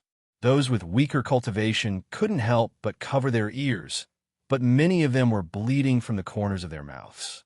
From this, it could be seen how terrifying Wuxia's full-force attack was. However, this wasn't important. The most important thing right now was the situation of the city gate. If the city gate was broken, then the Tang army on the city wall would face the merciless slaughter of the Turkic wolf cavalry. On the other hand, if the city gate wasn't broken, Fong Gongteng, Hong Wenxing, and the others could hold on until reinforcements arrived. Damn it, which little brat dares to ruin this imperial teacher's plans? The first person to see the situation of the city gate was none other than Wuxia. Wuxia was sent flying back over 200 meters by the powerful rebound force from the city gate, barely managing to stabilize himself. After all, the effect of force was reciprocal. No matter how much force his mace exerted on the city gate, the city gate would reflect the same amount of force back to him. After Wuxia stabilized himself, he saw that the dragon gate was on the verge of collapsing, but it hadn't completely collapsed. Wuxia couldn't help glancing over at Shuerengui with an ugly expression as he muttered under his breath. According to Wuxia's previous charging speed, this mace infused with all his true qi should have been able to break open the dragon gate without a problem. However, Shuerengui's consecutive 3 arrows had slowed down his speed by 20%, so the impact of the mace was naturally weakened by 20%. Therefore, although the dragon gate was on the verge of collapse, it hadn't collapsed yet. If it weren't for Shuerengui's sudden appearance, the dragon gate really might have been blown open by Wuxia's mace. It's not broken. Join the army. The gate hasn't been broken. In the Tang army camp, a soldier quickly went down to check the situation of the city gate. When he found that the gate hadn't been broken, he quickly went up the tower to report to Fong Gongting and Hong Wenxing. It hasn't been broken. That's good. Fong Gongting nodded happily. Wuxia's mace had left a lingering fear in his heart. At that time, he could feel the city wall under his feet shaking. Now that he knew the gate hadn't been broken, he couldn't help but breathe a sigh of relief. But the next words of the messenger soldier made Fong Gongting unhappy. Join the army, the gate is shaking. I don't think it can withstand Wuxia's second attack. What? Fong Gongting almost vomited blood. After a moment of depression, he quickly ordered, "Quick, send people to reinforce the gate.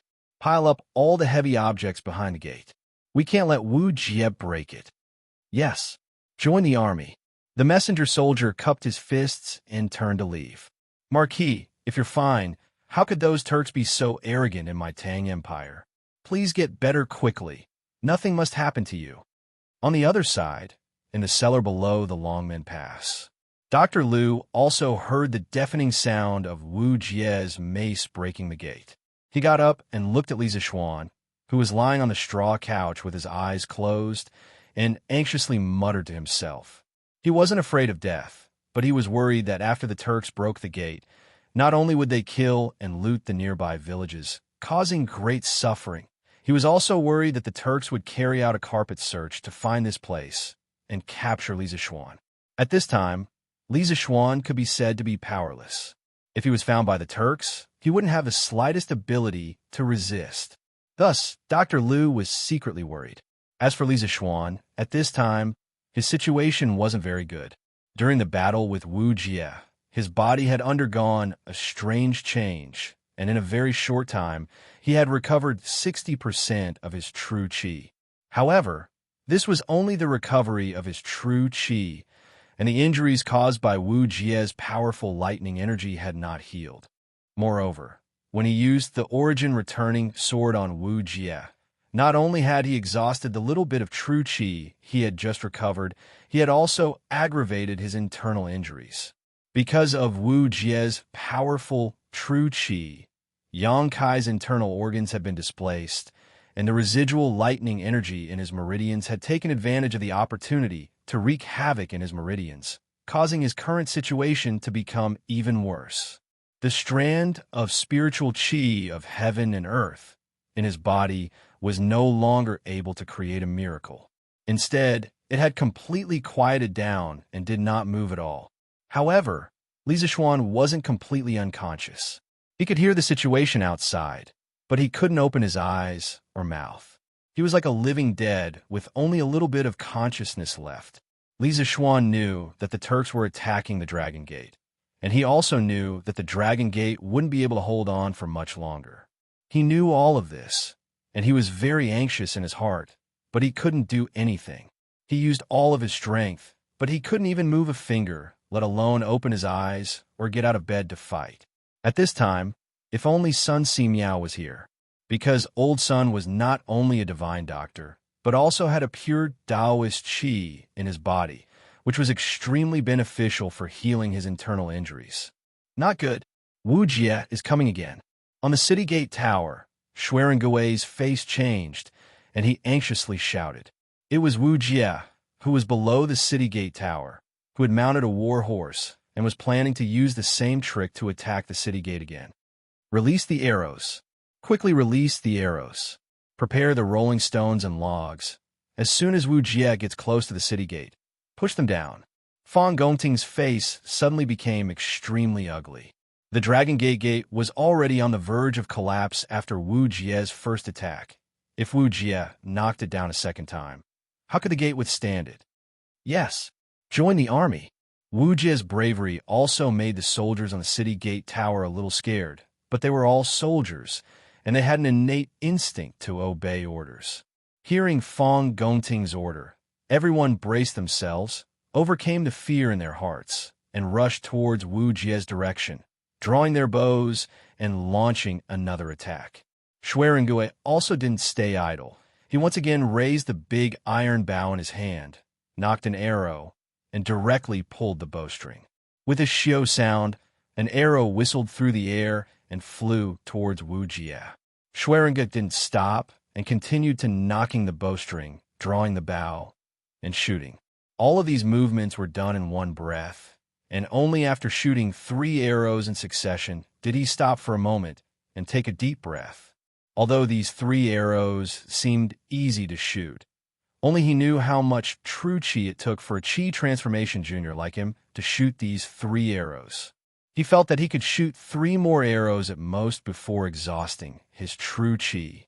Below the city gate tower, Wu Jie easily used his mace to deflect Xuerengui's 3 arrows, and although his speed was a little slower, he was only 10 meters away from the city gate. From this position, if he took another 2 steps forward, the people on the city gate tower wouldn't be able to shoot him. Xuerengui took a deep breath and leaped onto the wall of the city gate tower.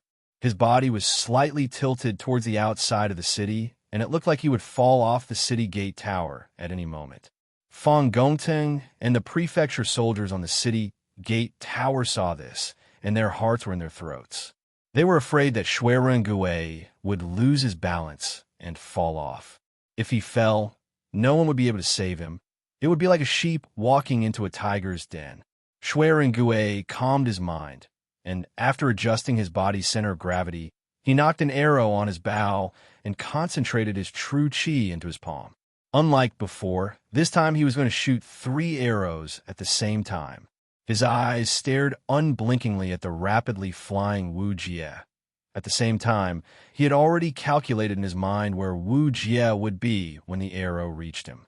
Xuerengui had condensed all of his essence, energy, and spirit into these 3 arrows.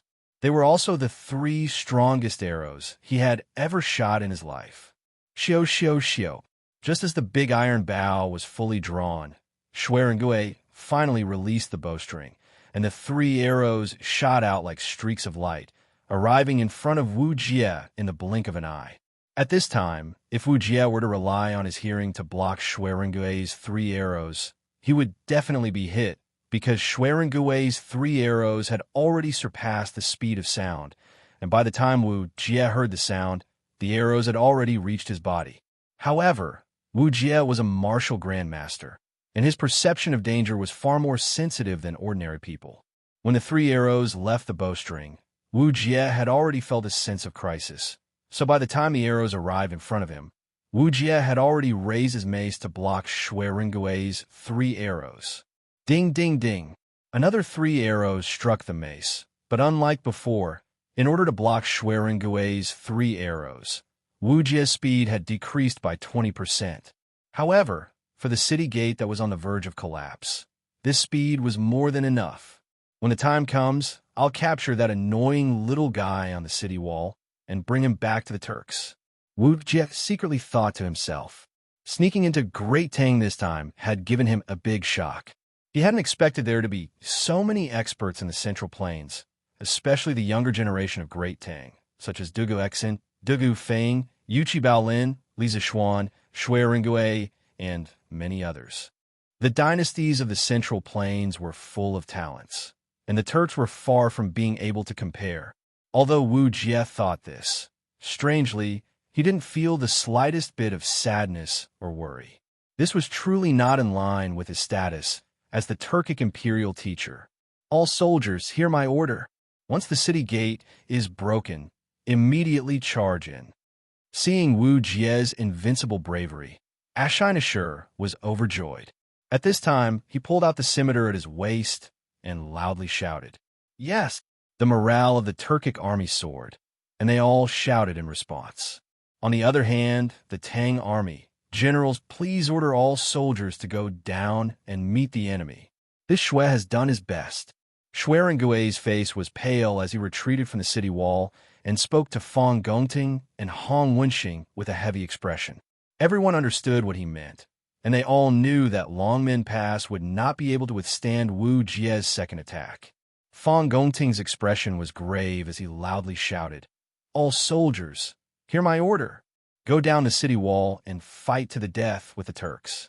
Tonight, we swear to defend Longmen Pass to the death. Fight to the death. Defend Longmen Pass to the death. Fight to the death. Defend Longmen Pass to the death." The Tang army on the city wall began to move, and a solemn atmosphere quickly filled the entire Longmen Pass.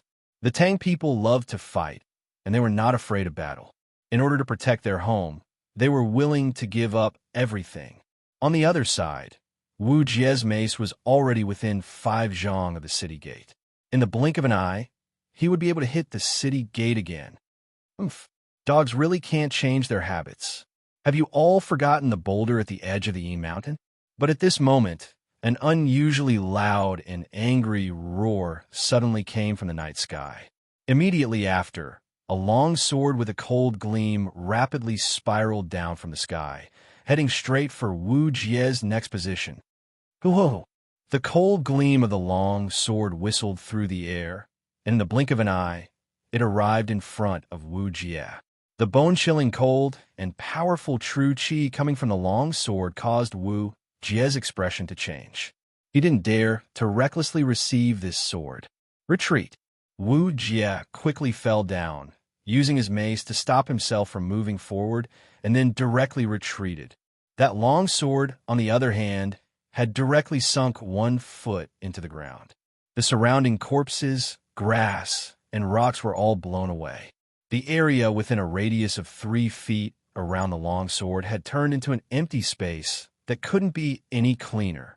Subsequently, a young man with long hair, dressed in a white robe, and carrying a sword case on his back lightly descended from the sky, and he just so happened to land within a radius of 1 meter. His posture was elegant, but his aura was extremely cold and arrogant. Chapter 1550. The bright moon of the Qin and Han dynasties had yet to return from their long march. But with Long Chengfei here, no who would be allowed to cross the Yi Mountain. Ever since the Qin and Han dynasties, the Yi Mountain had never stopped fighting. There had always been disputes between the Han and Hu people, as well as grudges and grudges. At the end of the Sui dynasty, a major event happened here that shook the world.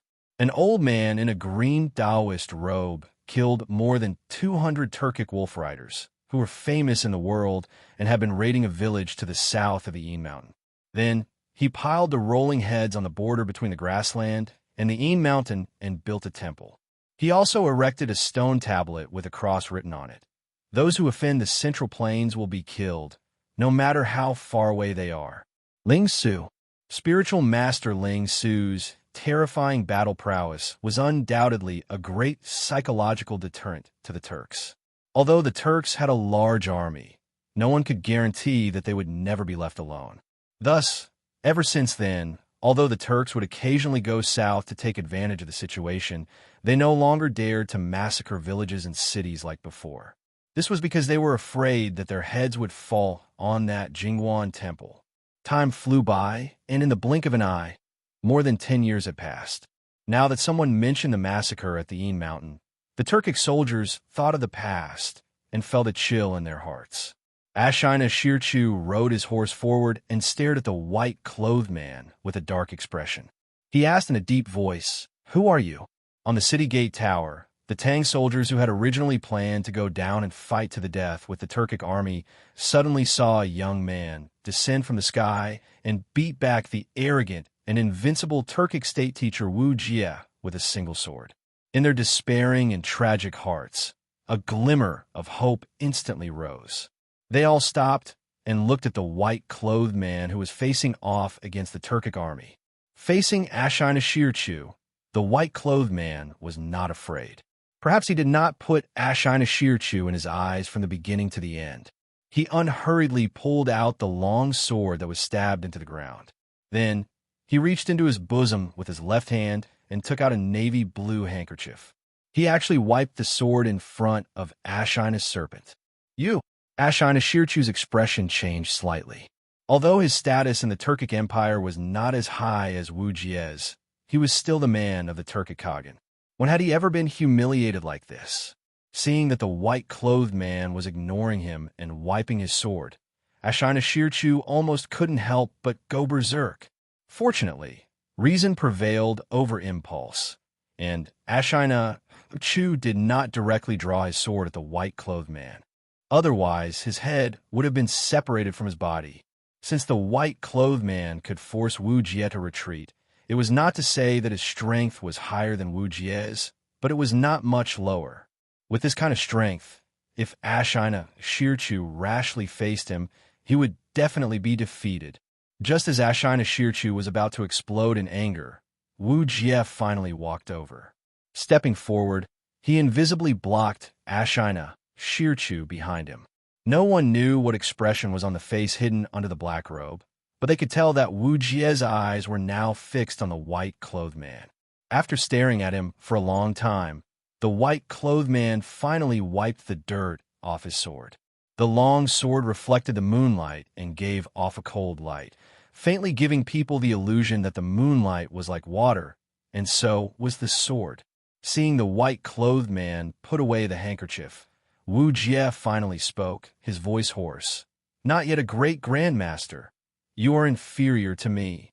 Having his cultivation seen through by Wuxia at a glance, the white-clothed man did not show the slightest surprise on his face. Instead, a meaningful smile appeared on his face. "So what? Who is strong and who is weak? Who wins and who loses? We will know once we fight." His voice carried a trace of coldness and arrogance, but it was also full of magnetism. If any of the modern star-chasing girls were here at this moment, they would probably be screaming madly, "Let's fight and we will know." Even if he knew that his cultivation was not as good as Wuxia's, the white-clothed man was not afraid to fight. And from his words, one could even hear a faint trace of excitement, as if he couldn't wait to fight Wuxia. His tone was relaxed and indifferent, his posture confident and relaxed. The white-clothed man was like a celestial being from the heavens, confident and proud, able to block soldiers, block water, whatever the world threw at him. He feared nothing. This imperial tutor has never fought with nameless people. "Who are you?" Being provoked by the white-clothed man like this, Wuxia was a little annoyed. He was also a very proud person. How could he allow others to act so wildly above his head?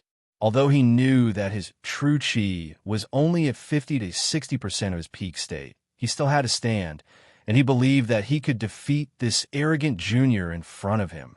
Oomph. If you want to fight, then let's fight. The dignified imperial tutor actually dares to speak so much nonsense. The white-clothed man waved his sword in his right hand, then proudly looked at Wu Jie and said, "The one who injured you today is Dragon Tiger Mountain, Xianxia. Dragon Tiger Mountain, Xianxia." These 5 short words were spoken sonorously, and although his voice was not loud, it reached everyone's ears. Xianxia. It's Dragon Tiger Mountain's Taoist Xianxia. On the city gate tower, Shui Rengui, Fong Gongteng, Hong Wenxing, and the others all stared in shock, their faces filled with disbelief. But this was quickly followed by ecstasy. Hearing this, Wu Jie remained silent, not showing any exaggerated reaction. On the other hand, Xianxia's heir Chu couldn't help taking 2 steps back after hearing the white-clothed man's identity. "You're from Longhu Mountain? What is your relationship with Ling Su?" When the white-clothed man appeared, he said, "Have you all forgotten the stone tablet at the foot of Im Mountain?" Now that he said he came from Mount Longhu, Xianxia's heir Chu subconsciously thought of spiritual master Ling Su, who had already passed away. "Huh, you still remember my senior brother. Since that is the case, why did you invade the Central Plains again today? Do you want to be buried here?" This time, the white-clothed man did not ignore Xianxia Chu, but looked at him lightly, then sneered. "Senior brother? You are Ling Su's junior brother?" Xianxia Chu was stunned. Shui Rengui, Fong Gongteng, and the others had heard of Xianxia's name, but as a Turkic, Xianxia Chu had never heard of it before. Now that he heard that Xianxia was Ling Su's junior brother, how could he not be surprised? Good. Back then, this master had no chance to fight with Ling Su, but today I will see how much skill his junior brother has. Wu Jie now thoroughly understood the white-clothed man's identity and couldn't help laughing. Originally, it was supposed to be a hearty laugh, but because Wu Jie's voice was hoarse, it made everyone who heard it feel a chill run down their spines. Thunder Overlord Mace. Without waiting for Xianxia to respond, Wu Jie leapt into the air, raised his mace with both hands, and smashed it down towards Xianxia's head. 9 Taishian swords, first form, ride the wind. Riding the wind to the 9 heavens. Facing Wu Jie's overbearing strike, Xianxia didn't show the slightest fear, raising his sword and leaping into the air. At the same time, an extremely pure sword intent burst out from his body, causing the soldiers closest to Xianxia to feel like their mind were filled with images of blades and swords. Both were 9 Taishian swords, and both were the first form of the 9 Taishian swords. But Xianxia's Ride the Wind, whether in terms of power or momentum, was far stronger than Li Zixuan's. This was the real 9 Taishian swords. Xianxia wielded his sword and pointed it straight at Wu Jie. The two of them soon met in midair, sword and mace colliding with each other, emitting a resounding metallic clang. This was just the beginning of their fight, both of them pouring their true chi into their weapons and knocking each other back. Wu Jie was forced back 3 steps, while Xianxia was forced back 5 steps. It was obvious that the gap between Xianxia, who had yet to reach the martial grandmaster realm, and Wu Jie wasn't very big. This scene, in the eyes of Shui Rengui, Fong Gongteng, and the others, were naturally overjoyed. After all, a man's name was like a tree's shadow, and in everyone's eyes, Wu Jie was an insurmountable mountain. Now that Xianxia was only slightly at a disadvantage against Wu Jie, in the eyes of Shui Rengui and the others, this was already very amazing. However, Xianxia seemed to be somewhat dissatisfied with this result, frowning slightly, and then changing the direction of his sword, he actually took the initiative to attack Wu Jie. 9 Taishian swords, second form, Graceful Grace. Graceful Grace, Soaring Dragon. Carrying the lingering power of the first sword, riding the wind, Xianxia's sword moved even faster, the sword chi attached to it bursting out. Everyone below, whether it was the Turkic army or the Tang army. At this moment, all felt as if a dragon was soaring through the sky, baring its fangs and claws as it rushed towards Wuxia. The momentum was vast, and the sword chi was overwhelming. Wuxia's face paled slightly, and with a loud shout, the mace in his hand suddenly began to glow with lightning, and he raised it again to meet the incoming attack. Pong! The two weapons collided, and another loud bang rang out. This time, Wuxia was forced back 4 steps, and Xianxia was also forced back 4 steps. Xianxia felt a numbness in his palm, and the strange power of thunder and lightning was about to enter his meridians. He snorted and quickly used his genuine qi to dissolve the power of thunder and lightning. Then, without pausing for a moment, he followed up with the third form of 9 Taishian swords, snow treading. Snow treading without a trace, swift as a swallow. Xianxia was very clear on where the 9 Taishian sword's strength lay, so he would not give Wu Jie a chance to breathe, nor would he give himself a chance to breathe. He wanted to use the first 8 swords of the 9 Taishian swords in one go, wanted to use the superimposed power of the 9 Taishian swords to completely defeat Wu Jie in his weakened state. Wu Jie continued to wave his mace to block Xianxia's unexpected sword moves, but Xianxia changed his move again. 9 Taishian swords, 4th form, Wave Breaker, Tyrannical Sea, Thunderous Fury. 9 Taishian swords, 5th form, Parting Dust, 1 sword, Desolate and Cold. 9 Taishian swords, 6th form, Flowing Cloud, Broken Smoke, Flowing Cloud, Never Return. 9 Taishian swords, 7th form, Phantom Shadow, Knowing that all is an illusion. In the blink of an eye, the first 7 swords of the 9 Taishian swords have been used by Xianxia, and compared to Li Zixuan, each of Xianxia's sword moves was much more powerful. As a result, when the phantom shadow of the 7th form appeared, Wu Jie was suddenly surrounded by 16 sword-wielding Xianxia swords. What's more, these 10 Xianxia swords were all real people, and each of them used a different sword move, making it even harder for Wu Jie to defend. The situation on the battlefield was rapidly changing, and both sides were quietly switching positions. Chapter 1551. Reinforcements. Reinforcements are here. Longmen Pass is saved. As the saying went, the higher one stood, the farther one could see.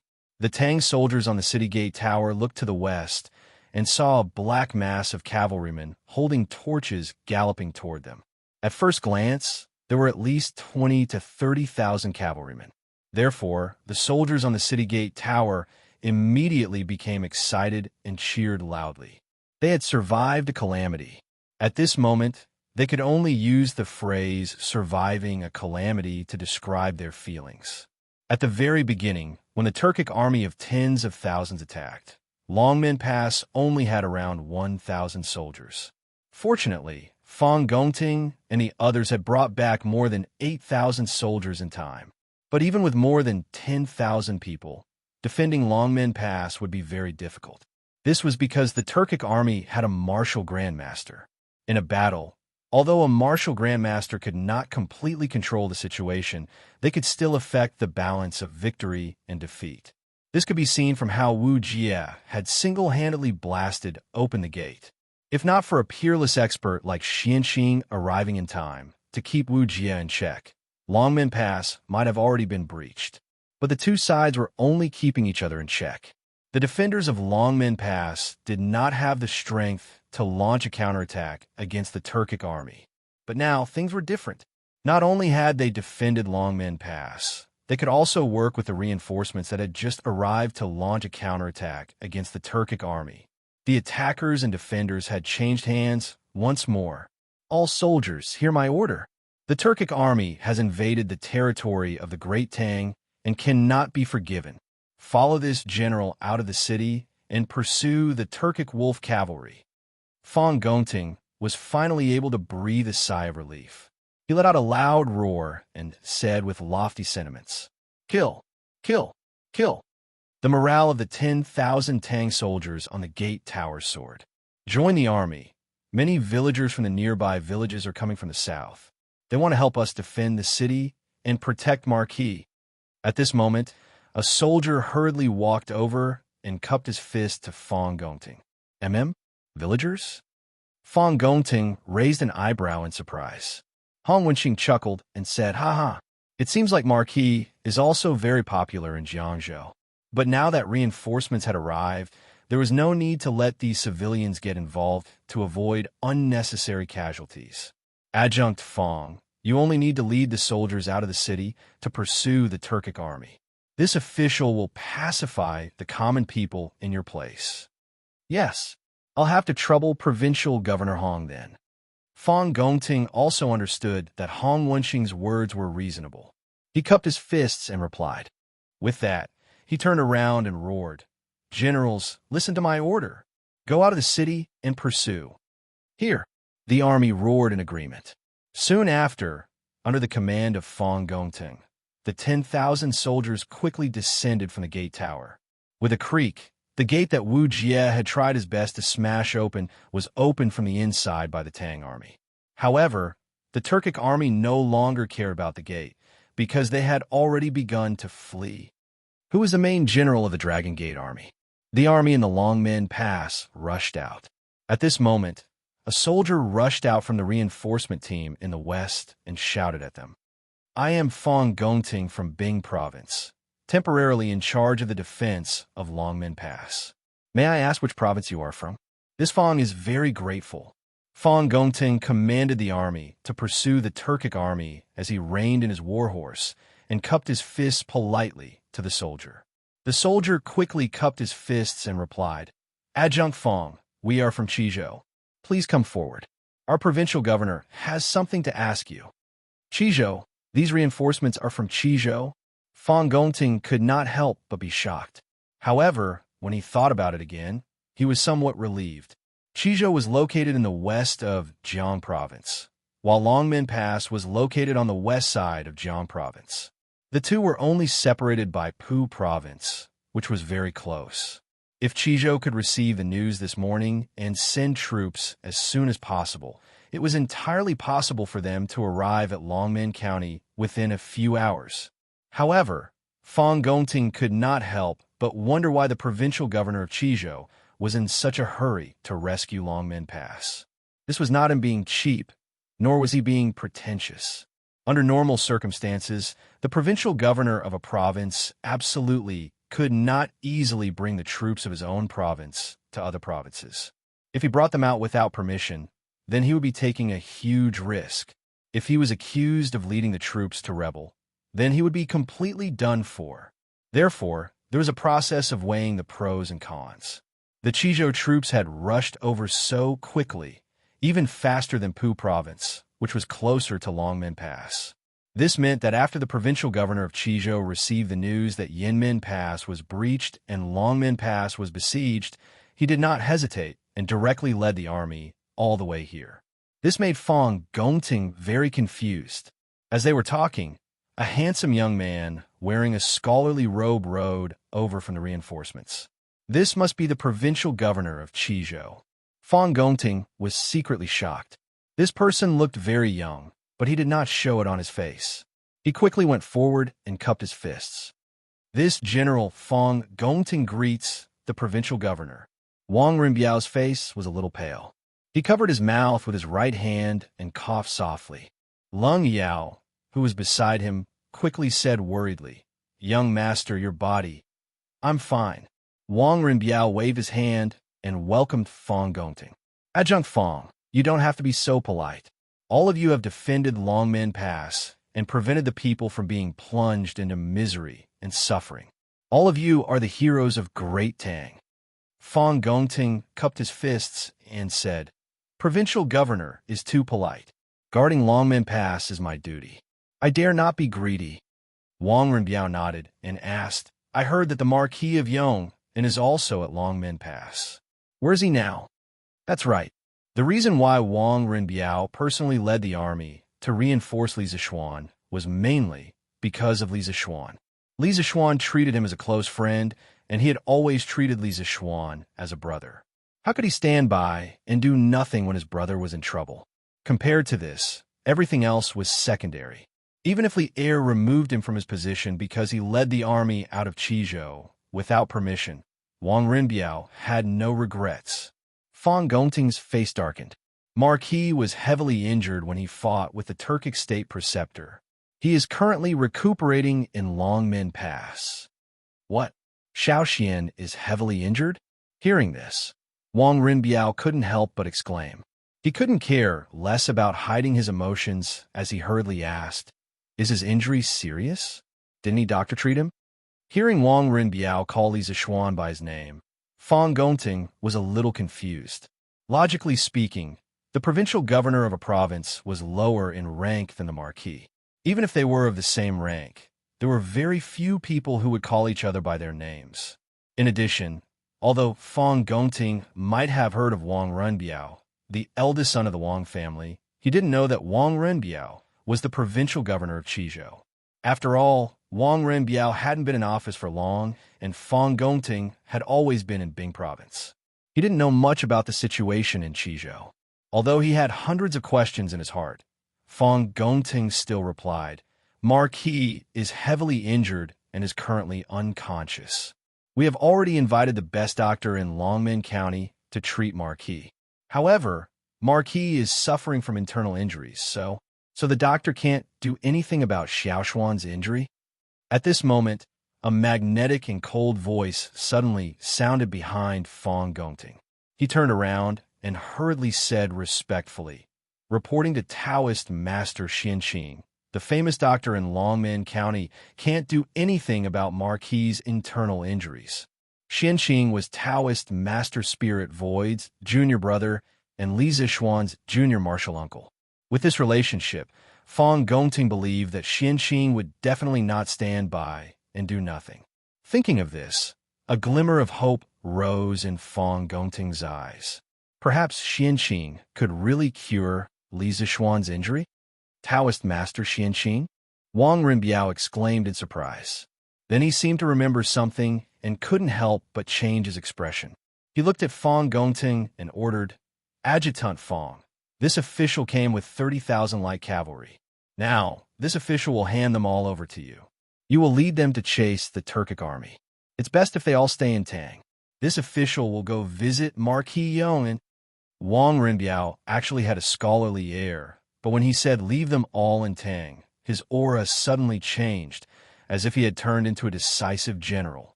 Scholars also had tempers. Fang Gongting was shocked. After hesitating for a moment, he solemnly cupped his fists and accepted the order. "This general obeys. Thank you for your trust, provincial governor." To be honest, he had never led so many troops alone. However, at this moment, he was in danger, so he had to accept this task, even if he didn't want to. "Yao, you are familiar with the troops in Qizhou. You go and assist Adjutant Fang." Wang Renbiao turned to Leng Yuyao and said, "Yes." Leng Yuyao was worried about leaving Wang Renbiao here alone, but she looked at Xianxia opposite her and the determined expression on Wang Renbiao's face. She could only agree in a low voice. Clearly, she knew Xianxia's identity and knew that Wang Renbiao wouldn't be in danger if he was with Xianxia. Fang Gongting was a little unhappy that a weak woman was suddenly inserted into the army. However, this army of 30,000 was brought by Wang Renbiao, and he had no right to criticize, so he didn't raise any objections. Seeing the Turkic army running further and further away, he hurriedly cupped his fists and said to Wang Renbiao, "This general will take his leave. I will chase after the Turkic army." "Okay." Wang Renbiao nodded. Leng Yuyao and Fang Gongting led the two armies and chased after the Turkic army. Bang! Bang! Bang! Just as Wang Renbiao and Xianxia arrived at Longmen Pass, the sound of galloping horses could be heard on the official road. "Second brother, look! The gates of Longmen Pass are open. Could it be that the Turkic army has broken through?" At the front of the army, a bearded man pointed at the open gates of Longmen Pass and asked anxiously. This man was Chang Yaojin. Qin Xiong's eyes narrowed as he looked over. After a while, he shook his head and said, "It doesn't look like it.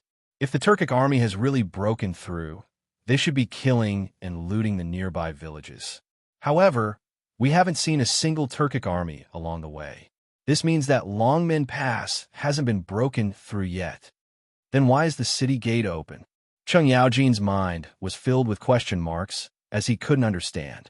Maybe the Turkic army has been chased away, and the defending army of Longmen Pass went out of the city to chase after them?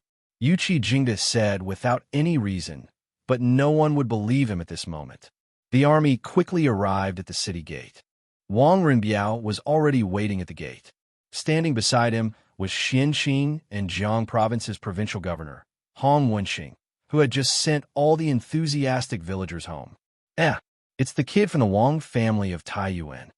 Cheng Yaojin rode his horse to the city gate. After seeing Wang Rinbiao, he said with a surprised expression, "Rinbiao, why are you here?" "Oh, I remember now. You're now the provincial governor of Qizhou. Are you here to rescue Longmen Pass as well?"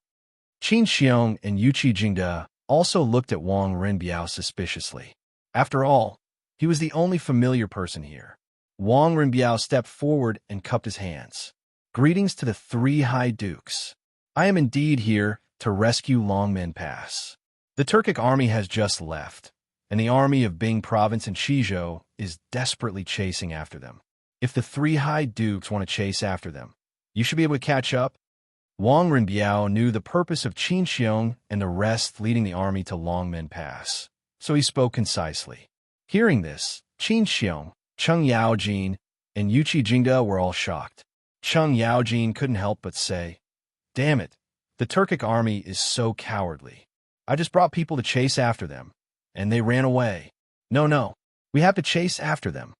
Qin Xiong nodded and didn't bother to chat with Wang Rinbiao and the rest. He waved his hand and said, "Generals, listen up. Chase after them." Chapter 1552. For the sake of Li Zishuan's safety, Lu Xianda had moved him to the cellar under Longmen Pass. Only a few people knew about this. When Hong Wenxing and Feng Gongting returned and heard Lu Xianda say that Li Zishuan had been moved to a quiet place to recuperate, they did not ask further. At that time, the soldiers were already at the gates, and the situation was extremely critical. How could they have the time to get to the bottom of the matter? At this moment, Lu Xianda had already followed Feng Gongting to chase after the Turkic army. Fortunately, Lu Xianda's subordinate, Bai Qi, stayed behind. Under his lead, Xin Qing, Wang Rinbiao, and Hong Wenxing came to a cellar on the west side of Longmen Pass. At the entrance, they could see a faint light. When they walked in, they saw Li Zishuan lying motionlessly on a straw couch with his eyes closed. Next to the straw couch was a white-bearded old man who was anxiously taking Li Zishuan's pulse. Xiao Xian. Since they'd known each other, Li Zishuan had always had an appearance of having everything under his control. Why had he ever been so dispirited and in such a sorry state? At this moment, seeing Li Zishuan like this, Wang Rinbiao's heart sank. He hurriedly walked toward the straw couch and called out worriedly. Xianqing frowned and followed him. Seeing that someone had come in and that the other party was not a Turkic, Dr. Lu finally heaved a sigh of relief. However, these people had noble temperaments, and he did not recognize them other than Bai Qi. He did not dare to be rude and quickly stood to the side. Bai Qi stepped forward and introduced softly, "Physician Lu, this is the provincial governor of Qizhou. This is the Marquis Junior Marshal Uncle, Taoist Xianqing. This is the provincial governor of Hong Province. Now that the Turkic army has escaped, Longmen Pass is saved." Good. Hearing this, Dr. Lu could not help but be excited. He then bowed and said, "This old man, Lu Mingfeng, greets the two provincial governors and Taoist Xianqing." Hong Wenxing personally stepped forward and helped Lu Mingfeng up before saying, "Dr. Lu, there's no need to be so courteous. This official has already heard from Bai Qi that you ignored the danger and insisted on staying behind to take care of the Marquis of Yong. This official thanks you on behalf of Marquis Yong." Lu Mingfeng was flattered and said, "I don't dare. I don't deserve your thanks. I'm ashamed to say that I'm not skilled enough to wake up the Marquis. I'm ashamed. Xiaoshuan's injuries are internal. You're more or less able to stabilize his injuries." Xianqing's finally spoke. But your acupuncture method. Xianxia, who was standing at the side, finally spoke. As he spoke, he walked towards a straw couch. Halfway there, he suddenly frowned and said, "The environment here is damp and airtight. It is not good for healing. Move Xiaoxian out first, and then I will treat him." When Hong Wenqing heard that Xianxia wanted to treat Li Zixuan's injuries and did not say that Li Zixuan's injuries could not be treated, he immediately knew what to do. He quickly ordered, "Bai Qi, quickly bring people to move Marquis to the turret." "Yes." Bai Qi responded and immediately turned a call for people upstairs. After a while, the unconscious Li Zixuan was moved to the turret of Longmen Pass. This was originally the temporary resting place for some of the guarding officials of Longmen Pass. The environment was not bad. At least it did not have the damp and moldy smell of the cellar. Xianxia finally nodded and said, "Provincial governors, both of you can go out first. I hope no one will disturb me while I am treating Xiaoxian." Hong Wenqing nodded repeatedly and said, "Good, good, good. Don't worry, Taoist Xianxia. I will send people to seal off the turret. No one is allowed to come near. You can rest assured and treat Marquis Yongin." If something happened to Li Zixuan in Jiang province, it was definitely not good news for Hong Wenqing. Although Lier would not remove him because of this, it would be difficult for him to be promoted in the future. Although Xianxia was not as famous as Immortal Lingshu, he was also a leading figure of the Celestial Master Taoism in Longhu Mountain. Since he was confident that he could treat Li Zixuan, Hong Wenqing would certainly be willing to cooperate. "Taoist Xianxia, can Xiaoshuan's injuries be cured?" Wang Rinbiao could not help but ask worriedly. As the saying goes, concern leads to confusion. Hong Wenqing could see that Xianxia was confident in curing Li Zixuan's injuries, but Wang Rinbiao could not. Or rather, Wang Rinbiao could only be completely relieved after hearing Xianxia's personal guarantee. Xianxia turned his head to look at Wang Rinbiao, then said indifferently, "I will do my best. It should be fine." Wang Rinbiao heard this and could not help but heave a sigh of relief. Then he cupped his hands and said solemnly, "Then I will leave it to you, Taoist Xianxia. I'll be waiting outside the house. If you need anything, just call me." Xianxia nodded and said lightly, Seeing this, Wang Rinbiao, Hong Wenqing, and the others cupped their hands and retreated outside the house. "Kid, you haven't returned to Longhu Mountain for a year after leaving the mountain. Even if you don't visit your martial uncle, you can't not sweep your master's grave. If it weren't for the fact that you were busy running a school in Lantian County and couldn't leave, your sect leader would have come to you personally." After Wang Rinbiao and the others left, only Li Zixuan and Xianxia were left in the house.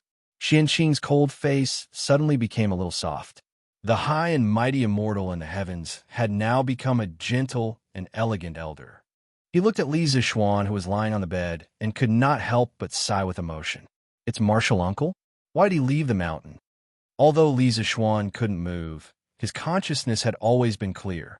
At this moment, he finally remembered the true identity of Taoist Xianxia. Wasn't he the martial uncle of his predecessor? Soon, the memories of Xianxia flashed quickly in his mind like a movie. The fragmented memories finally formed a complete and vivid Xianxia's memory body. In his impression, martial uncle was a person who was cold on the outside but warm on the inside. He cherished his words like gold. If he could use his hands, he would never use his mouth. In addition, martial uncle was also a martial arts fanatic. He was obsessed with swordsmanship all his life. In the Celestial Master sect of Longhu Mountain, martial uncle's swordsmanship was the highest and his sword intent was the purest. Spiritual Master Spirit Su once said that the next great grandmaster of Longhu Mountain must be Xianxia. Take the 9 Taishian swords as an example. When Li Zixuan's predecessor left Longhu Mountain last year, Xianxia could already master the first 8 swords of the 9 Taishian swords. He could even barely use half of the 9th sword, Rushing Thunder. Among the Celestial Master sect members who had lost Spiritual Master Spirit Su, Xianxia's personal combat strength was undeniably the best. Even the sect leader Feng Lingzi couldn't compare with him. In Li Zixuan's memory, there was another interesting thing. The two words Xianxia were Martial Uncle's real name and also his Taoist name. Although Martial Uncle's surname was Xian, he was a genuine Han Chinese. It was said that during the Western Zhou dynasty, there was a Xian kingdom located in Guangshan County, Henan Province. At the end of the spring and autumn period, Xian kingdom was annexed by the Chu kingdom. After the fall of the Xian kingdom, the nobles of Xian kingdom took the name of their former country and scattered everywhere. It was said that Martial Uncle's ancestor was a duke of a small country in the Western Zhou dynasty. Therefore, in a sense, Martial Uncle could be considered a fallen royal family. Although Xianxing's words were unpleasant, there was one thing that was incomparably correct. That was, no matter what, Li Zixuan shouldn't have not returned to Longhu Mountain for a year. After all, there was the grave of his master, spiritual master Spirit Su. Not to mention anything else, if it wasn't for spiritual master Spirit Su, his body might have died of illness 9 years ago. How could Li Zixuan have the opportunity to transmigrate to the Tang Empire? In any case, Li Zixuan should fulfill his responsibility as a disciple. Thinking of this, Li Zixuan couldn't help but feel a trace of shame in his heart. Just as Li Zixuan's thoughts were running wild, Xianxia had already helped Li Zixuan up from the bed and sat him down cross-legged. Then, Xianxia took Li Zixuan's pulse. After feeling Li Zixuan's exhausted meridians and the lightning force that was still running amok in his meridians, Xianxia couldn't help but deeply furrow his brow. What is the origin of this Wuxia? His body actually contains the lightning force? Xianxia couldn't help muttering. Previously, when Xianxia fought with Wuxia, who only had 50% of his strength, Xianxia also suffered a big loss because of Wuxia's strange lightning force. At this time, after perceiving that Li Zixuan's body also contained the lightning force, Xianxia couldn't help but become more curious about Wuxia's identity.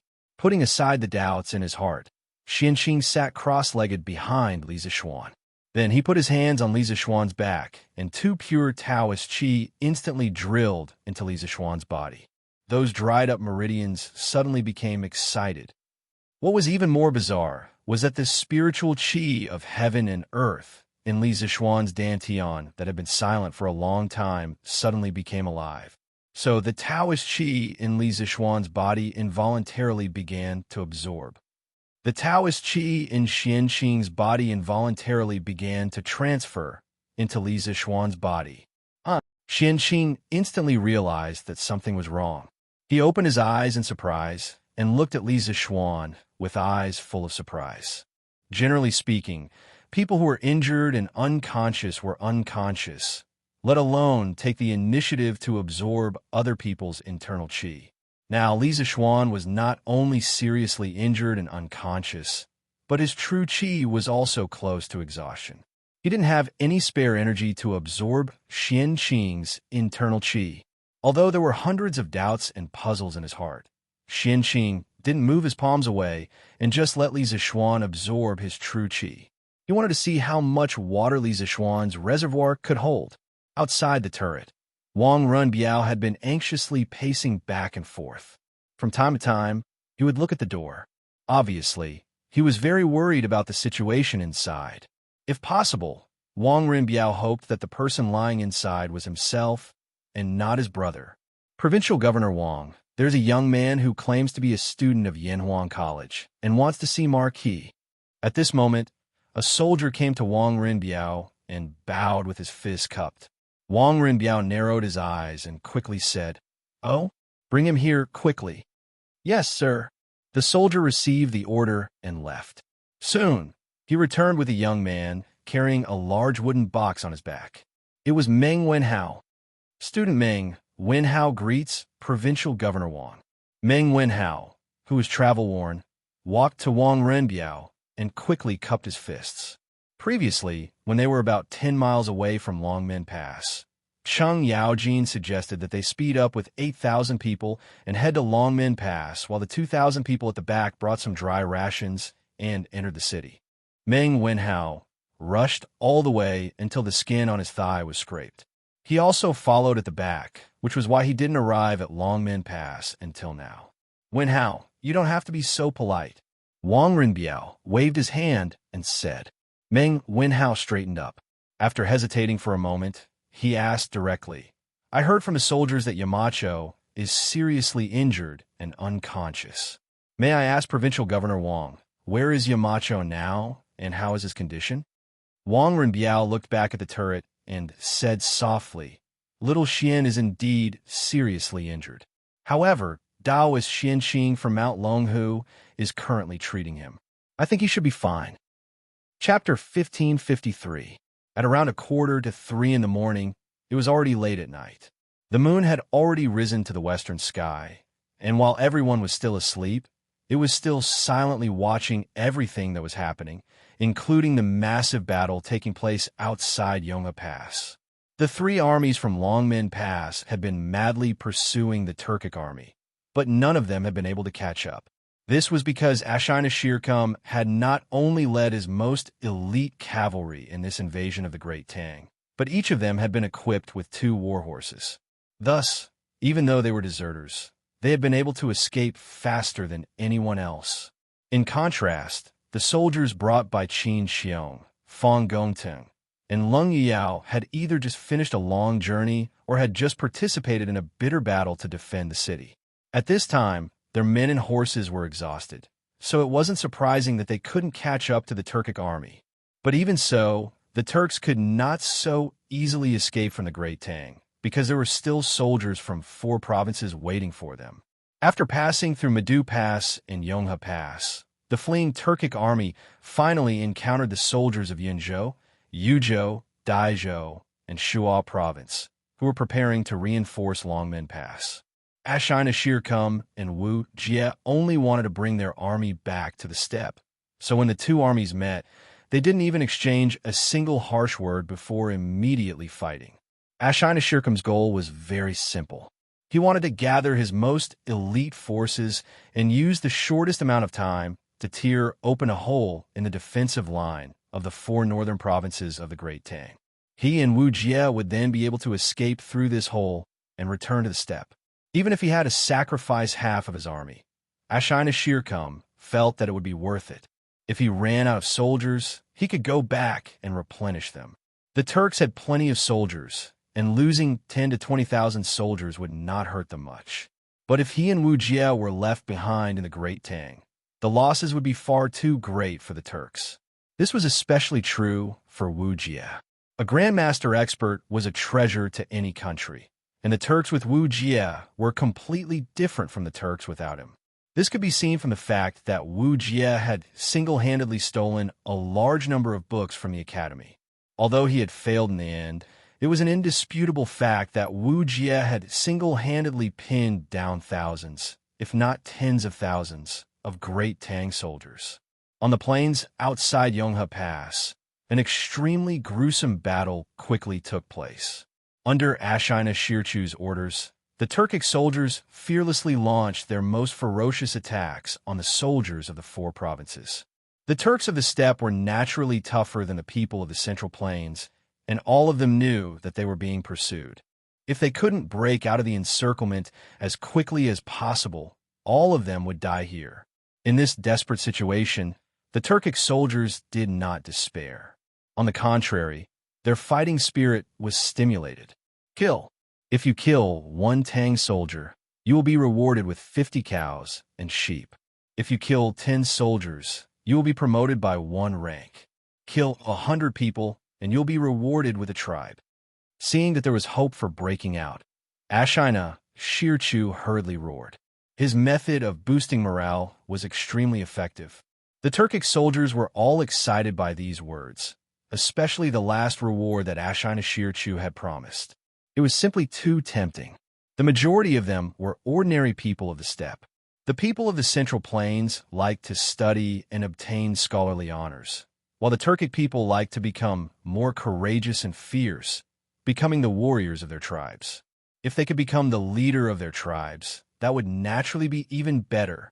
Thus, Xianxia's words thoroughly stimulated the ferocity in the bones of the Turkic soldiers. Kill, kill, kill.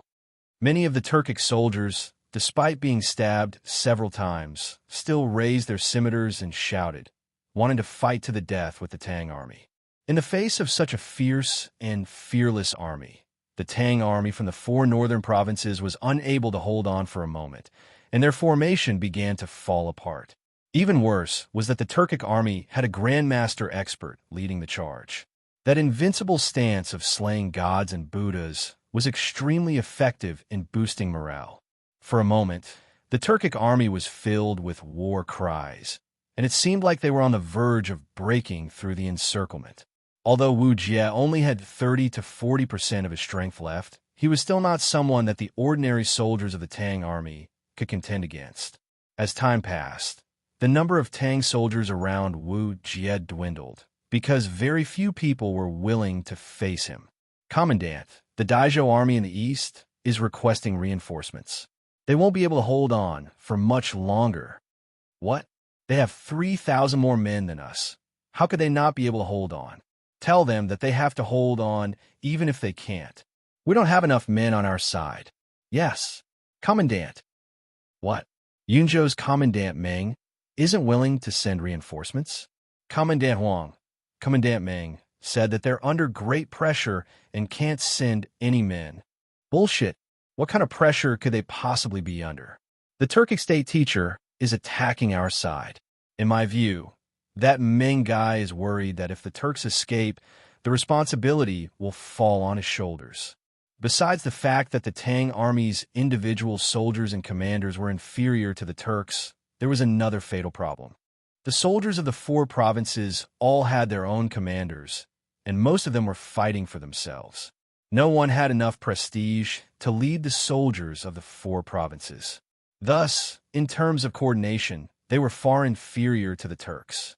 Moreover, the morale of the Turkic army was high, and the soldiers were like gods of war, all of them fearless in the face of death. For the soldiers of the 4 provinces to defend against Ashina, Shi-Er's fierce assault was much more difficult. Under Wu Jie's lead, the Daizhou army that had been waiting outside Yonghe Mountain Pass would soon be slaughtered by Wu Jie's army. Rumble. Bang, bang, bang. At this moment, several more armies appeared on the southern road. There were at least 30 to 40,000 of them, and they were rapidly approaching the battlefield. Jijia, Jingda, each of you will lead an army to flank them from the left and right to prevent the Turkic army from escaping from the flanks. This old man will lead the rest of the army to attack from the front. Tonight, we will ensure that these invading Turks remain in the Great Tang. These soldiers had come from Longmen Pass. At this moment, Xianxia unsheathed his sword and pointed it at the Turkic army. Along the way, Xianxia had relied on his powerful prestige in the Tang army to quickly integrate the Qizhou soldiers brought by Wang Rinbiao and the Bing province soldiers led by Fang Gongting. Thus, at this moment, he was the one giving orders to everyone. Okay, second brother Qin, be at ease. With this old Cheng here, not a single Turkic soldier can escape from the east. It would be best if we could capture Wu Jie and avenge little Xian. Cheng Yaojin loved war the most, and when he learned that Li Zixuan had been heavily injured by Wu Jie, old Cheng became even more furious. He truly wished that he could fight Wu Jie so that he could avenge Li Zixuan.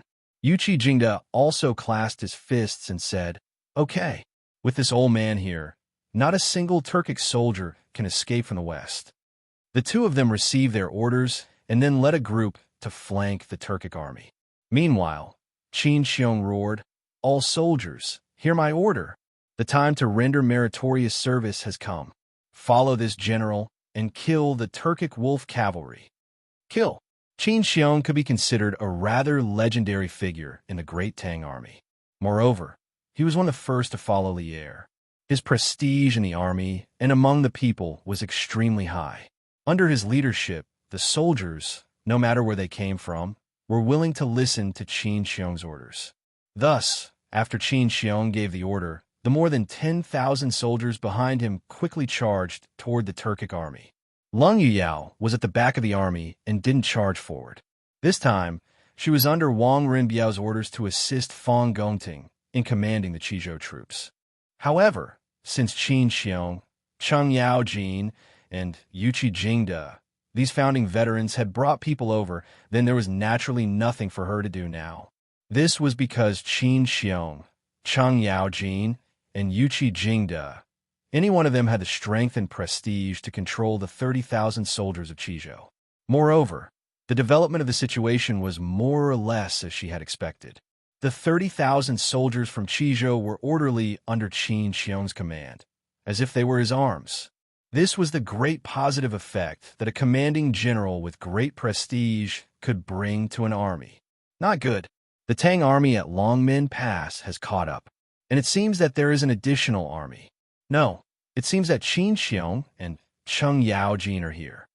Hearing the movement here, Ashina Shi-Er's expression changed. He quickly killed 2 Tang soldiers and rushed to Wu Jie's side. He shouted, "Imperial teacher, we must rush out as soon as possible." Qin Xiong and Cheng Yaojin seemed to have brought people over. Wu Jie's mace couldn't help but pause. After a moment, he said in a hoarse voice, "Immediately gather all the troops and attack this place. Tear open an opening as soon as possible. Take as many as you can." "Yes, Imperial teacher," Ashina Shi replied and then shouted, "All soldiers listen to my order. Attack this place and follow this general to open a bloody path. Provincial Governor Wang, a young man, wants to pass. Our brothers won't let him, so he is making a ruckus below Longmen Pass, on top of the city gate tower." Wang Rinbiao and Meng Wenhao were anxiously waiting for the results of the treatment inside. At this time, another soldier ran over and bowed with his fists cupped. "A young man wants to pass? Why is there still someone trying to pass so late at night?" Hearing this, Wang Rinbiao frowned deeply. Then he thought for a moment and said, "This official will go down and take a look." It was already the middle of the night. If there was someone who wanted to pass at this time, it must be unusual. Wang Rinbiao expected that Li Zishuan would not have a result for a while, so he decided to go down and take a look.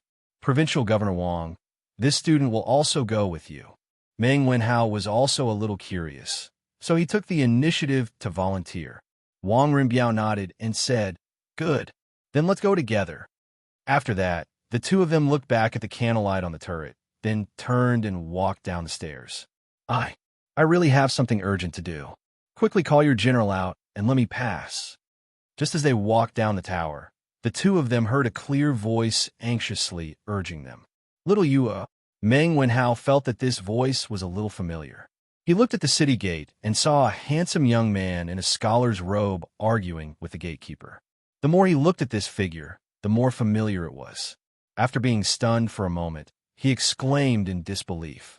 Hearing Meng Wenhao's shout, the young man in a scholar's robe at the city gate couldn't help but be stunned. Then she turned around and looked at the west side of the city wall. Under the light of the torch, she instantly saw Meng Wenhao and Wang Rinbiao. His delicate face, which was dirty because he didn't take care of it, instantly revealed an extremely surprised expression. "Wenhao, why are you here?" Chapter 1554. After hearing that Wu Jie had already left the Dragon Gate Pass, Little Fishy subconsciously felt a little disappointed. Along the way, it could be said that she, a weak woman, had to travel day and night, going through untold hardships just to ask Wu Jie about her parents' whereabouts. But when she finally arrived at the Dragon Gate Pass, she learned that the person she wanted to see had already left. How could she not be disappointed? But when she heard that Li Zishuan was seriously injured, she immediately panicked. Compared to the whereabouts of her parents, Li Zishuan's safety was more important to little Yue. Yamacho's youngest uncle is still treating Yamacho's injuries indoors. Provincial Governor Wang and I have been waiting outside for a while. I think there will be a result soon. Seeing Li Yu's anxious face, Meng Wenhao comforted her softly. Only then did Li Yu notice Wang Rinbiao, who was standing silently on the side. She quickly went forward and saluted. "Li Yu greets Provincial Governor Wang." Unlike Meng Wenhao, Li Yu had never seen Wang Rinbiao before. Naturally, she wouldn't recognize him. Now that Meng Wenhao mentioned Provincial Governor Wang, Li Yu didn't know which Provincial Governor Wang Rinbiao was. However, no matter where he was, she still had to greet him out of courtesy. Wang Rinbiao did not blame her for being rude. Instead, he said softly, "You don't have to be so polite. Xiaoxian and I are old friends. Since you are concerned about his injuries, you can wait here with us." Hearing this, Liu was relieved. She thought that the provincial governor was quite easy to talk to. Yes. Thank you, Provincial Governor Wang." "Oh, strange. Why are Xiaoshuan's meridians so broad and tough? They are far stronger than those of ordinary martial artists at the Grandmaster middle stage. 60% of my internal force was absorbed by him. It's really strange." In the turret on the west side of Longmen Pass, after injecting a large amount of Taoist genuine qi into Li Zexuan's body to help him heal his internal injuries, Xianxia finally removed his hands from Li Zexuan's back and stopped completely. But when he looked at Li Zexuan, who had his eyes closed, he could not help but frown and murmur to himself, "No." When Xiaoxian left the mountain, he was only at the peak of the qi refining stage.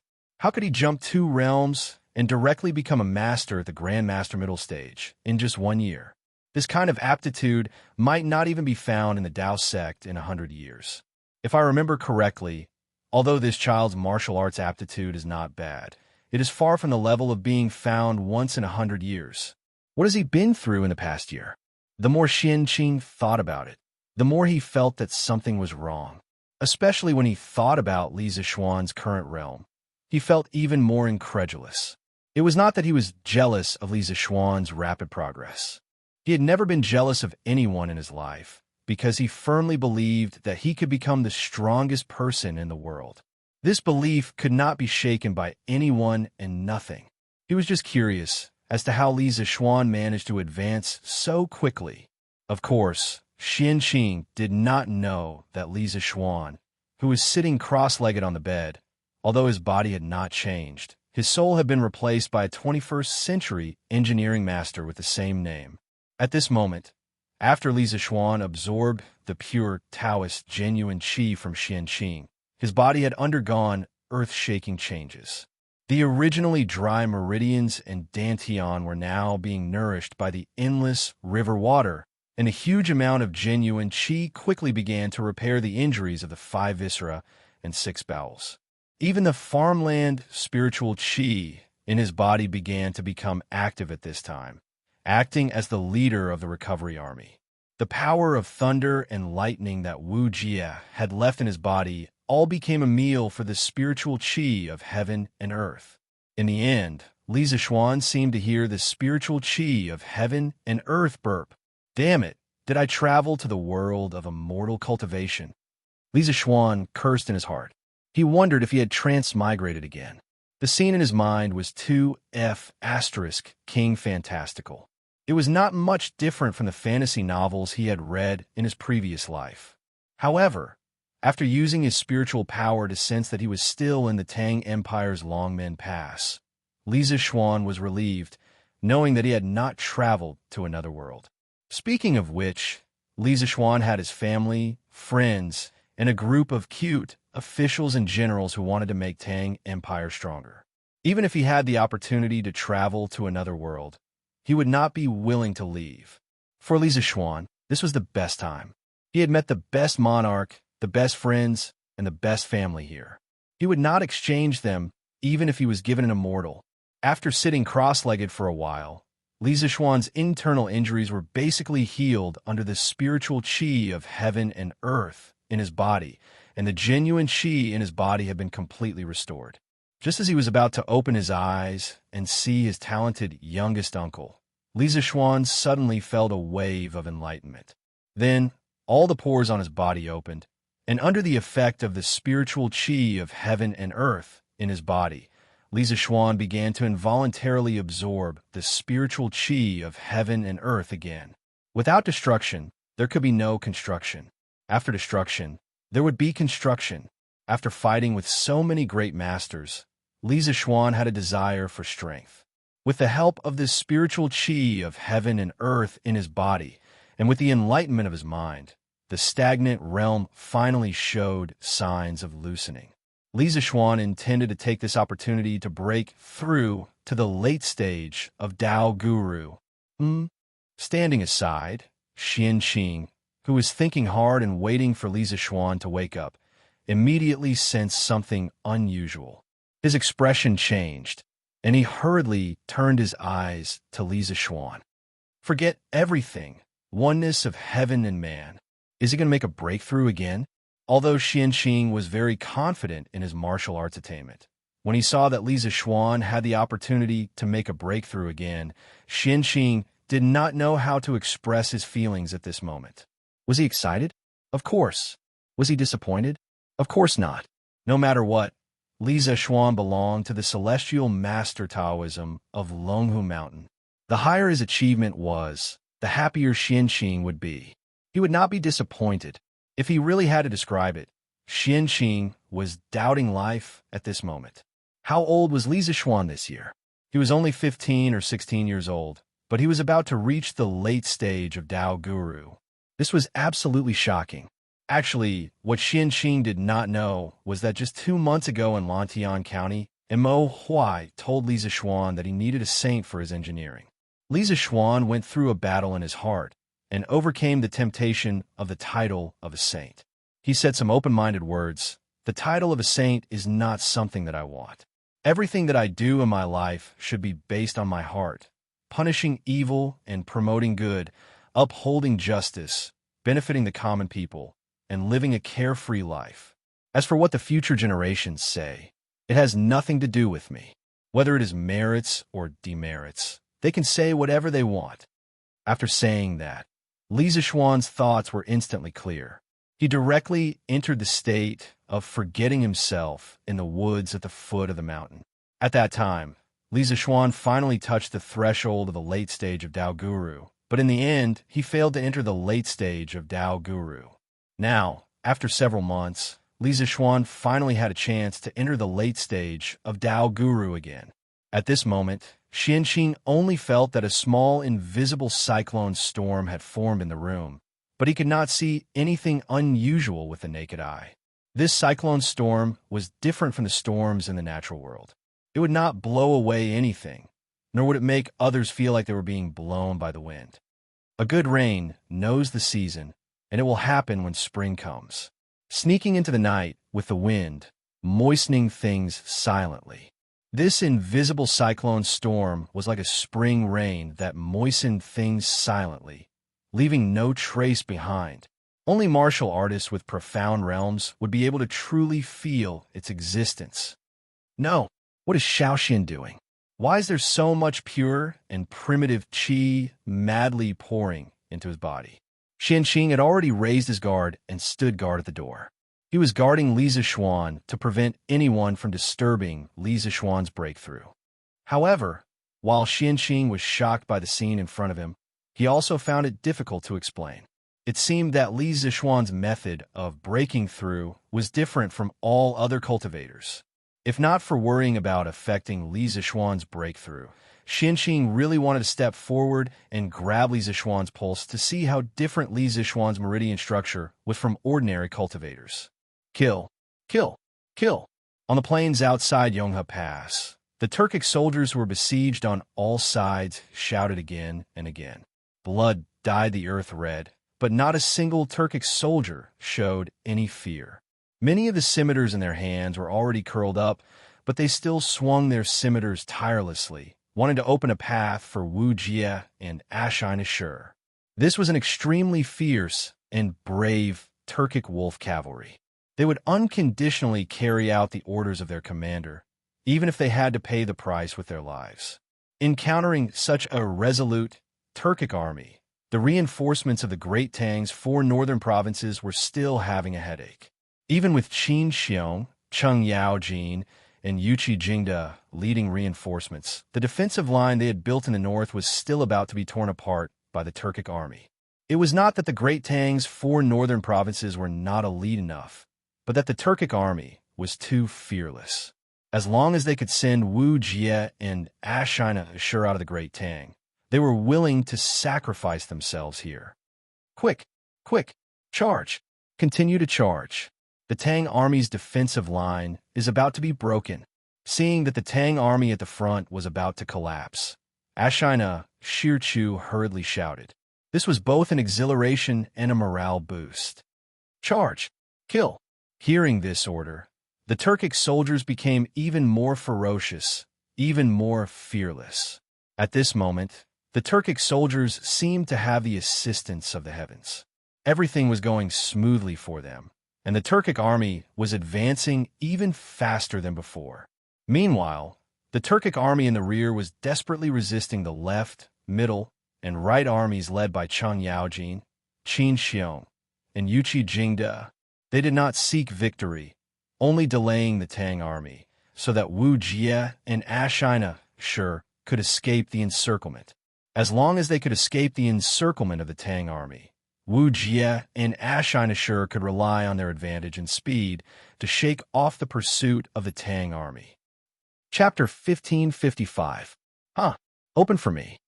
Outside Yonghe Mountain Pass, at this critical moment, Wuxia gripped his mace and soared into the air again.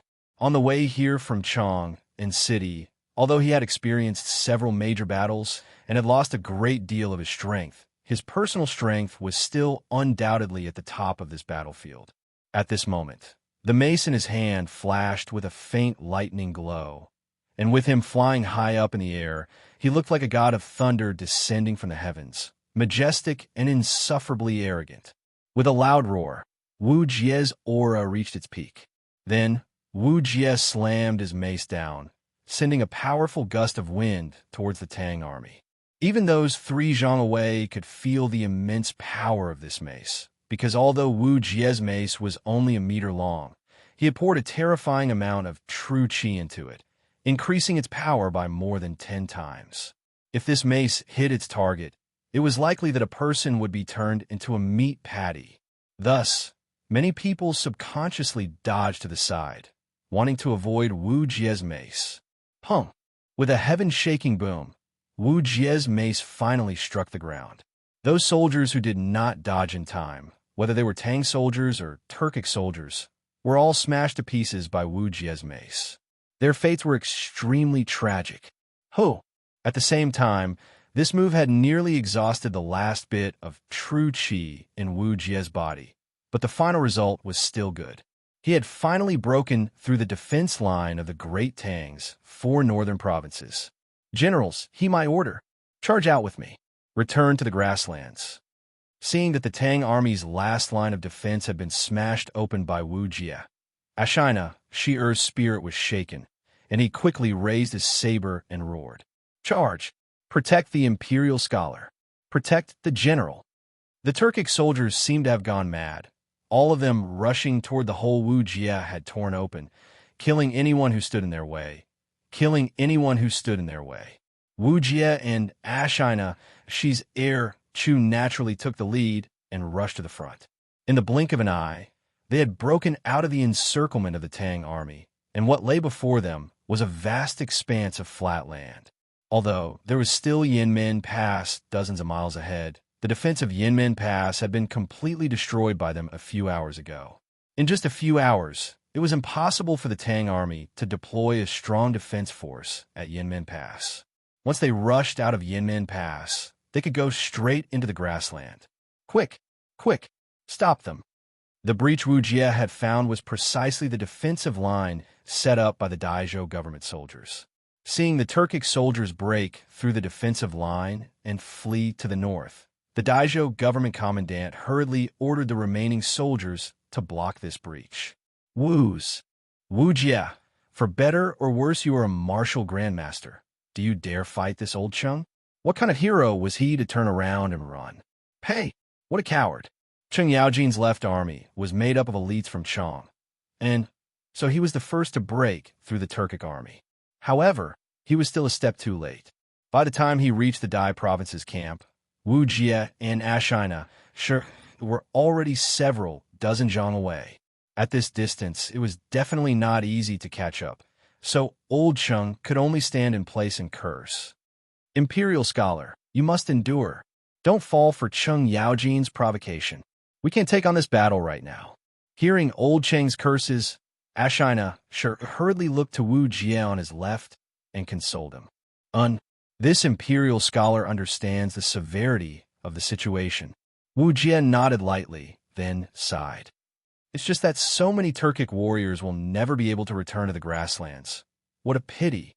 Xianxia's face was full of shame. This general misjudged the situation and should not have turned back to Longmen Pass. When we return to the imperial court, this general will personally ask the Khan for forgiveness. Speaking of which, Wuxia originally planned to leave Great Tang with Xianxia's help. However, Xianxia's ambition was too big. Not only did he want to return to Longmen Pass to take back the books from Yanhuang College, he also wanted to capture the heavily injured Li Zixuan. In the end, he tried to steal a chicken only to end up losing the rice used to lure it.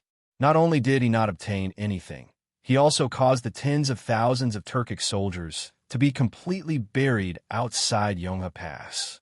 He neglected the fact that Wu Jie's strength at that time was less than 60% of his peak, and he also neglected the fact that Wang Renbiao's reinforcements would arrive so quickly. Of course, there were also the two most important people that he couldn't take into account. They were Shui Rengui and Xianxia. Therefore, Xianxia's responsibility for this defeat was 80%. Wu Jie waved his hand and said, "Things have already gotten to this point, so there's no point in saying more. Today, the Tang army has the advantage of time and geography, so we will definitely lose. However, it's not like we didn't gain anything. After this battle, Li Shimin will definitely speed up the offensive against the Turks. At that time, we will have another chance to fight. Imperial teacher has great foresight. This general admires you." Junior Shui Rengui greets Provincial Governor Wang. In front of the turret of Dragon Gate Pass, Wang Renbiao, Meng Wenhao, and Little Yuer were still waiting patiently. They had already waited for more than half an hour. At this time, a youth in coarse hemp clothes and carrying a longbow walked over and bowed to Wang Renbiao. Just now, when Wu Jie bombarded the gate, Shui thoroughly displayed his amazing archery skills to the soldiers guarding the gate. It was also because of his obstruction that Wu Jie's first attack didn't completely destroy the gate. Therefore, the soldiers in Dragon Gate Pass looked at Shui Rengui as if they were looking at a hero. If Shui Rengui wanted to find Wang Renbiao, no one would rashly stop him. "Oh, you are Shui Rengui?" Hearing this, Wang Renbiao's eyes lit up, and he asked with interest. "Yes." Shui Rengui nodded and replied. Good. You are the same as Little Xian. Heroes come from the youth. This official has already heard about the situation just now from Provincial Governor Hong and the others. Rengui, you blocked Wu Jie's attack with 9 arrows and prevented Dragon Gate Pass from being destroyed by Wu Jie alone. Your contribution cannot be ignored. After this matter, Little Xian will definitely ask for your merit in front of His Majesty." Seeing Shui Rengui nod, Wang Renbiao's face revealed a kind smile as he praised. Shui Rengui cupped his fists and said, "Provincial Governor Wang is too kind. Marquis was conferred the title of Marquis at a young age and was able to fight the imperial teacher of the Turkic Empire head-on without falling into a disadvantageous position. He is the true young hero. Rengui is just a mountain villager. How can I be compared to Marquis? As for the merit, what Rengui did tonight was only in self-defense. If the Turkic Empire had breached Dragon Gate Pass, the hundreds of people in Shou village would have died under the scimitars of the Turkic wolf cavalry. Therefore, Rengui is not here for the merit, and I dare not claim the merit." Hearing this, Wang Renbiao couldn't help but think more highly of Shui Rengui.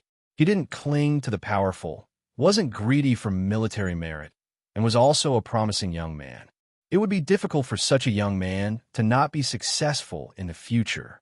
This kind of person was like shining gold. Even if he was buried in the sand, he could still be dug out. Not greedy for merit, not arrogant. In time, Rengui, you will definitely become a pillar of the country. Wang Renbiao shook his head and looked at Shui Rengui with admiration.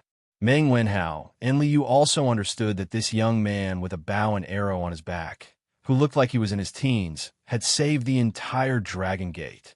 Therefore, Meng Wenhao quickly stepped forward and said, "Fortunately, Brother Shui came to the rescue. Dragon Gate was not breached, and Yamacho could rest in peace. I will never forget your kindness in saving my master. Brother Shui, please accept my bow." After saying that, Meng Wenhao bowed to Shui Ringue in a serious manner. Liu followed suit and bowed. "Sir has treated me like a brother. Brother Shui saved Dragon Gate, which means he saved Sir. Please accept my bow." Liu had already taken off the Confucian headscarf on her head and let her long hair down. Although she was still wearing men's clothes, no one would be stupid enough to think that she was a man.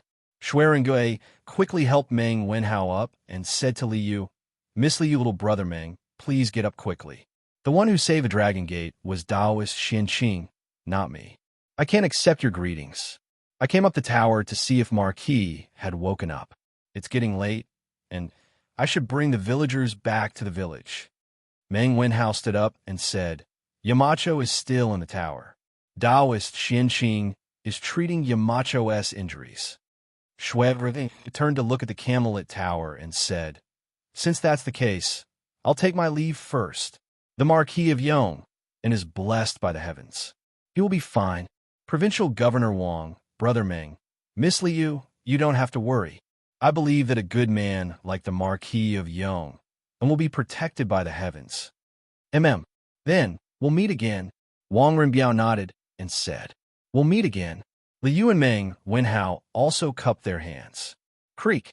Just as Shui Ringue was about to leave, the door that had been closed for a long time was finally opened from the inside. Taoist Xianxia walked out expressionlessly with his hands behind his back. If one looked closely, one could see a trace of fatigue and surprise in the corner of his eyes. Taoist Xianxia. The corner of Wang Renbiao's eyes never left the turret for a moment. He found that the door was opened at the first moment, so he hurriedly walked forward and asked anxiously, "Taoist Xianxia, you're out? How's Xiaoxian?"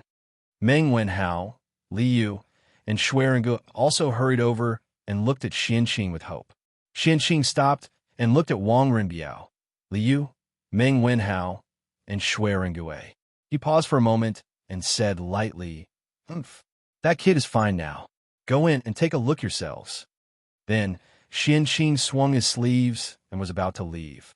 However, he stopped after 2 steps and turned to Wang Renbiao, who was about to enter the house, and said, "I heard that the Turkic state preceptor sneaked into the Tang dynasty to steal some books from Yanhuan College. Where are those books now?" Wang Renbiao was stunned and quickly replied, "Dao is Xian. I heard that Xiaoxian had all those books. They should still be in the cellar." "All right, I'll go and take a look." Xianxia nodded and left with his hands behind his back. Although Wang Renbiao felt that Xianxia's question was a little strange, he was not in the mood to think about it. Once Xianxia left, he quickly walked into the house. "Xiaoxian, are you okay?" Entering the room, he saw Li Zixuan sitting cross-legged on the bed with his eyes slightly closed. His previously pale face had already turned into a healthy, rosy color. Wang Renbiao knew that this was a sign that his injuries had recovered, so he couldn't help but exclaim excitedly, "Yes, I'm fine. Not only am I fine, but I also benefited from the disaster and improved my martial arts." Hearing Wang Renbiao's question, Li Zixuan opened his eyes and smiled. "Phew, that's good, that's good." Wang Renbiao heard and could not help but heave a sigh of relief. Li Zixuan got up from the bed and looked at Wang Renbiao. He was surprised and relieved. "Renbiao, shouldn't you be in Qizhou? Why did you come to Dragon Gate?" Wang Renbiao replied with a smile. "Wuxia snuck into the academy to steal the books, so the emperor issued a notice that Wuxia was wanted throughout the country. By the afternoon, the notice had already reached Qizhou. After dinner, I heard that the Yinmen Pass had been breached. Thinking that, little Xian, you should be in the Hedong Road area right now, and should have also heard about the theft of the Academy's books. It was very likely that you would be organizing troops in Hedong Road to intercept Wuxia and guard against the invasion of the Turkic army. When I arrived in Puzhou, I heard that you had encountered Wuxia at Dragon Gate and a big battle broke out.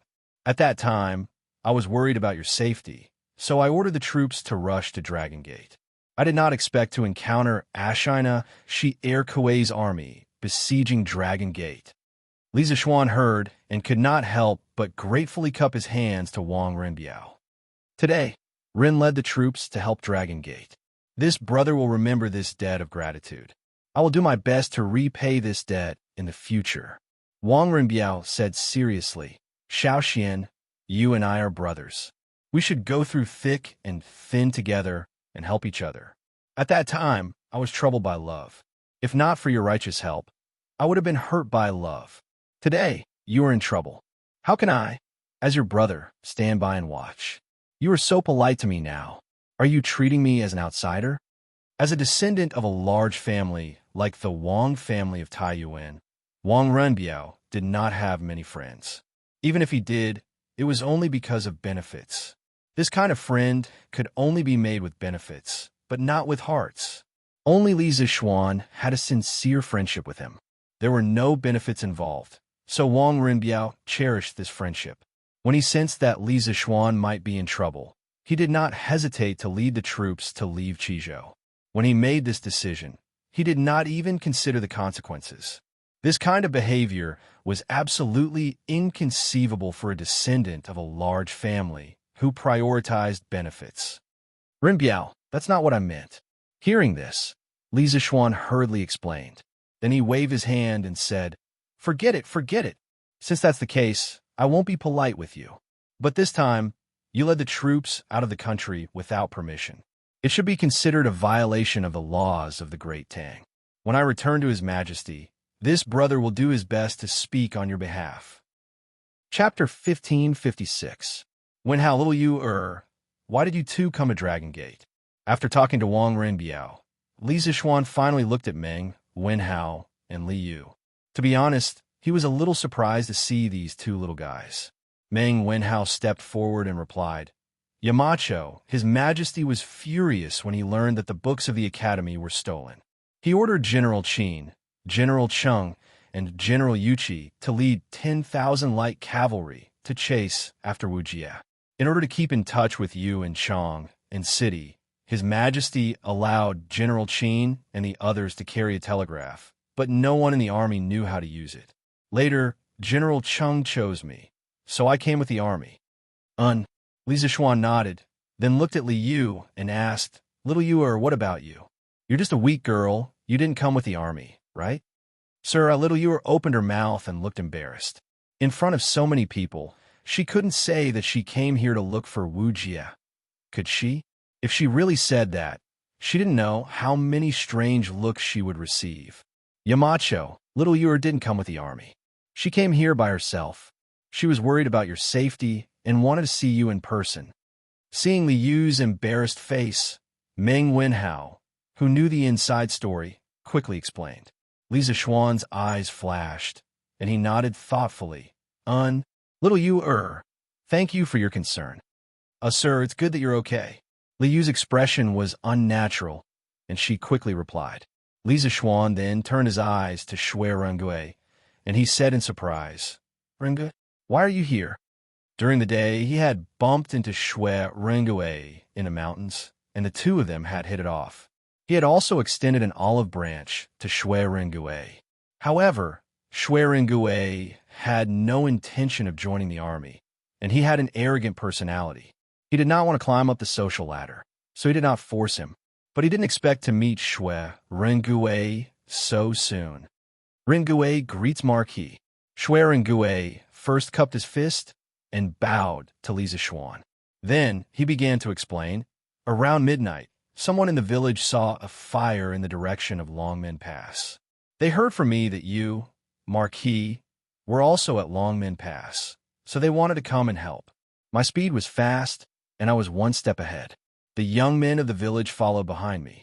When I arrived at Longmen Pass, I happened to see the Tuju Estate preceptor bombarding the city gate. Thus, I followed Adjunct Fong to defend the city. At this time, Wang Renbiao couldn't help but interject with a smile.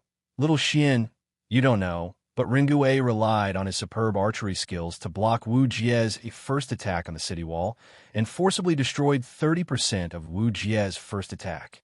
If it wasn't for him, I reckon the Longmen Pass wouldn't have lasted until Taoist Master Xianxia and the Qizhou army arrived. Shui Ringui hurriedly replied, Governor Wang, you flatter me. I just happen to possess brute strength. Li Zishuan smiled knowingly and said, Haha, Ringui, you don't have to be humble. Your archery skills can definitely be ranked in the top 3 among all the people I know. This time, it's all thanks to your help in defending Longmen Pass. When we return to Chang, I will ask for a reward for you. Shui Ringui hurriedly waved his hand and said, Marquis, didn't do anything, and I don't dare to be greedy for it. Ringui's actions are not only defending Longmen Pass, but also protecting hundreds of lives in Xiu Village. Seeing Shui Ringui's sincere face, Li Zishuan sighed with pity and said, Fine. Since Ringui insists, I won't force you. If you change your mind in the future, feel free to tell me. Shui Ringui nodded and said, Marquis, it's getting late. Ringui will take his leave now and bring the villagers back to the village. Li Zishuan thought for a while and said, The villagers didn't care about the danger and came to Longmen Pass to help. I'm very touched. I'll also go and say goodbye to the villagers and thank them. In the face of the ferocious and brutal Turkic wolf cavalry, these powerless villagers actually dared to pick up weapons and come to Longmen Pass to participate in the defense of the city. How could Li Zishuan not be moved? The human heart was made of flesh. Shui Ringui hurriedly cupped his fists and said, Marquis, you're too kind. If it wasn't for your Sky Rooster Brigade, all the crops in Longmen County would have been eaten by the locusts. The villagers are willing to defend Longmen Pass because they respect you and want to repay your kindness. I'm not worthy of your gratitude. Li Zishuan's heart skipped a beat.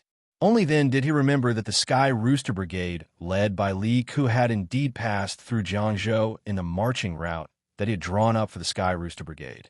Thinking of this, he couldn't help but laugh and said, The Sky Rooster Brigade was entrusted by His Majesty to exterminate the locusts. They didn't just exterminate the locusts in Jiangzhou.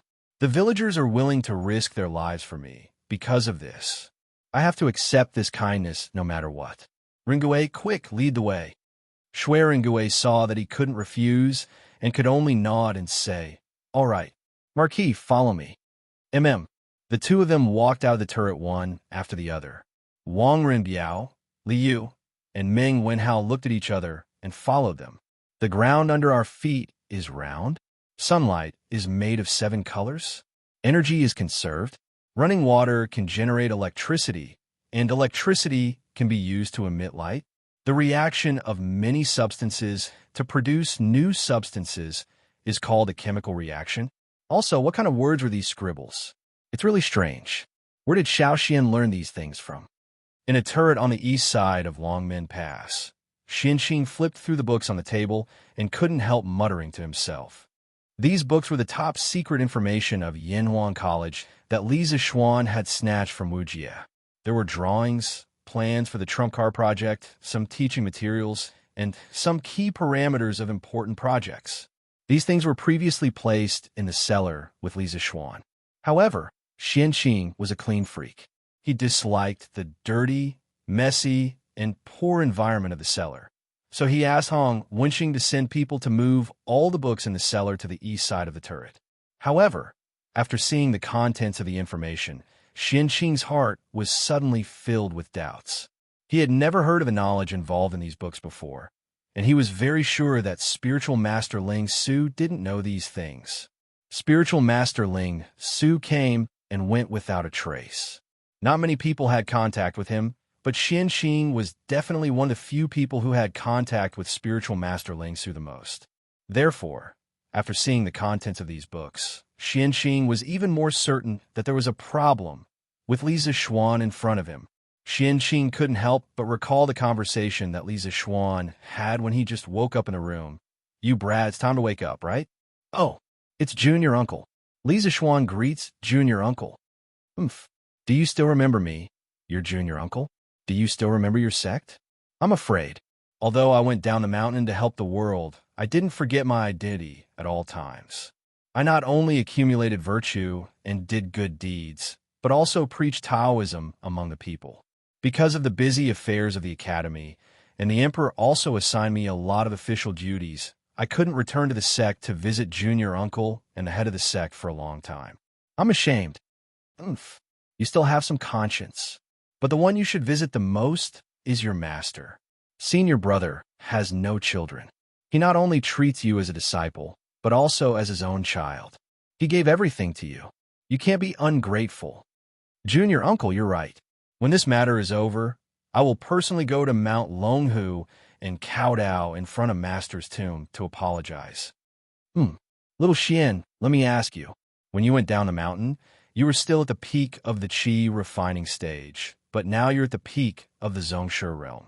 After my observation, I found that when you broke through the realm, the way you broke through is different from other warriors. Tell me honestly, did you practice some evil skills? Martial uncle, you've wronged me.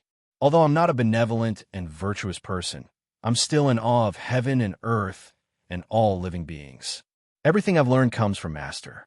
After Master passed away, I've encountered several life or death situations. In those desperate situations, I've gained some special insights into the martial way. Perhaps it's because of these insights that my way of breaking through realms is different from ordinary people. Well, are you willing to let me check your meridians? Don't misunderstand. I don't mean any harm. It's just that the Celestial Master Taoism has always been a righteous sect. We can't have evil people. I have to make sure that you don't stray into the evil path. Junior uncle, you don't have to explain. You saved my life. If you want to check my meridians, go ahead. I have a clear conscience and will never resist. Good. Then I'm being rude. Well, the path of genuine Qi is indeed the path of the Taishan Sutra, and the genuine Qi is also pure Taoist genuine Qi.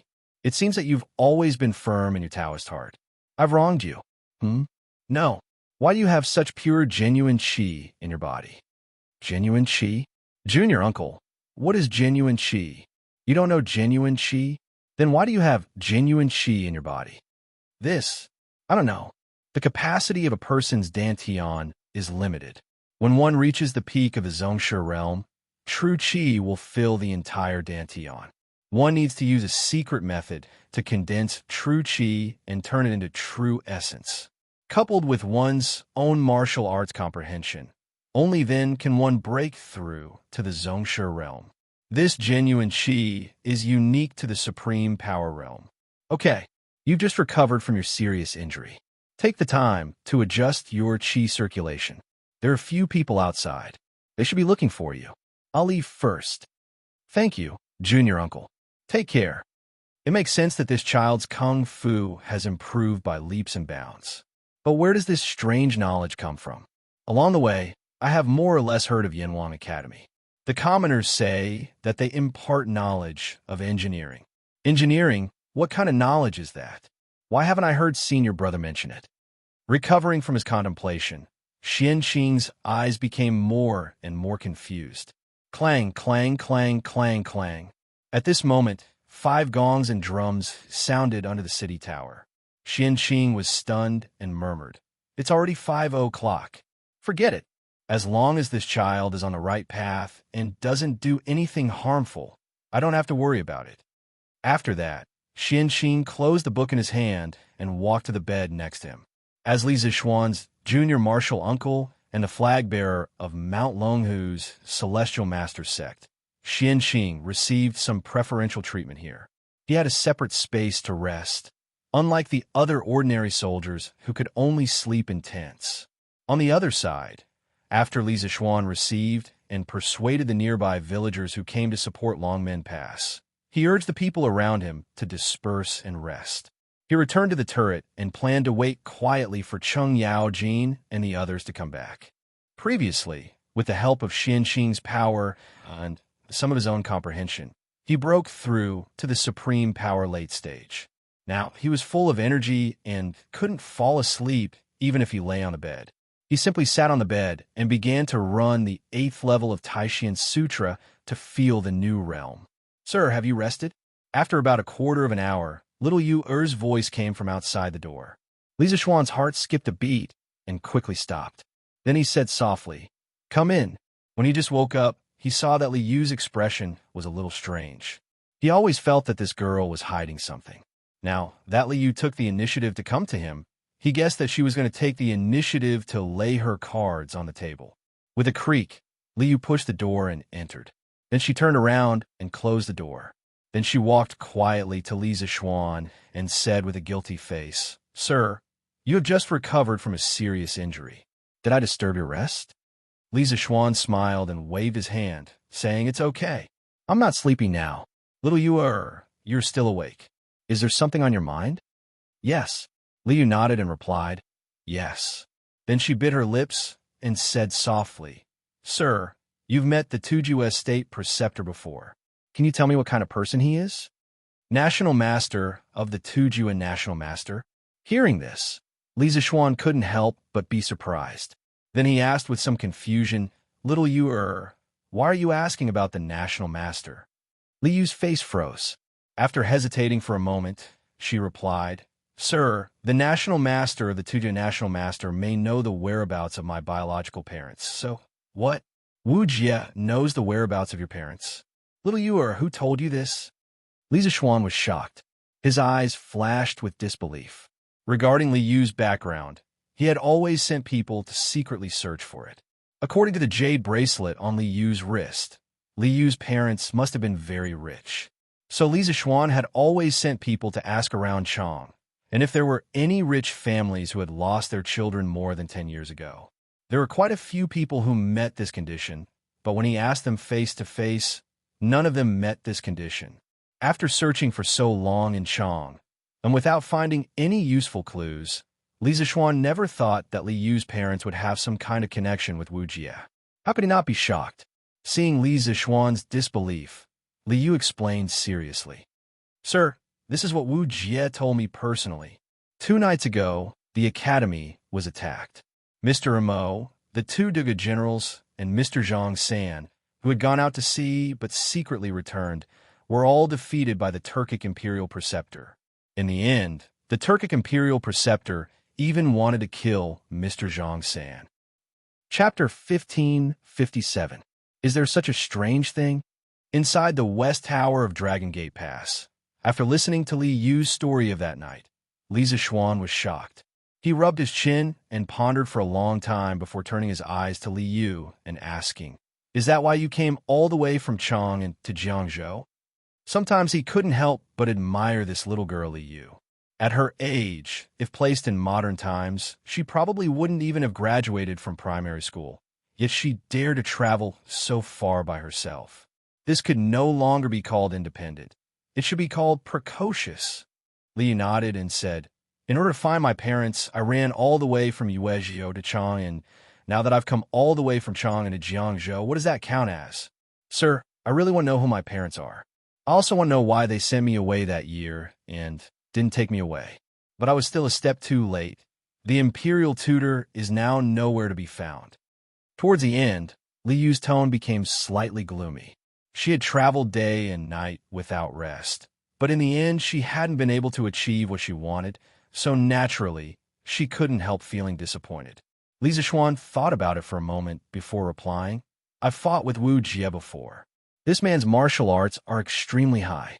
He wears a black robe and a black hood, making it difficult to see his face, but his voice is very hoarse, as if it's been burned by fire, dry and hoarse. In addition, he also has a strange internal force that can release something similar to lightning, catching people off guard.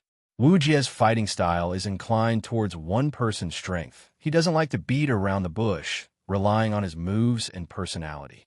Wu Jie may also be the kind of person who doesn't like trouble, decisive, and unstoppable. He really has the qualifications to be one of the world's top masters.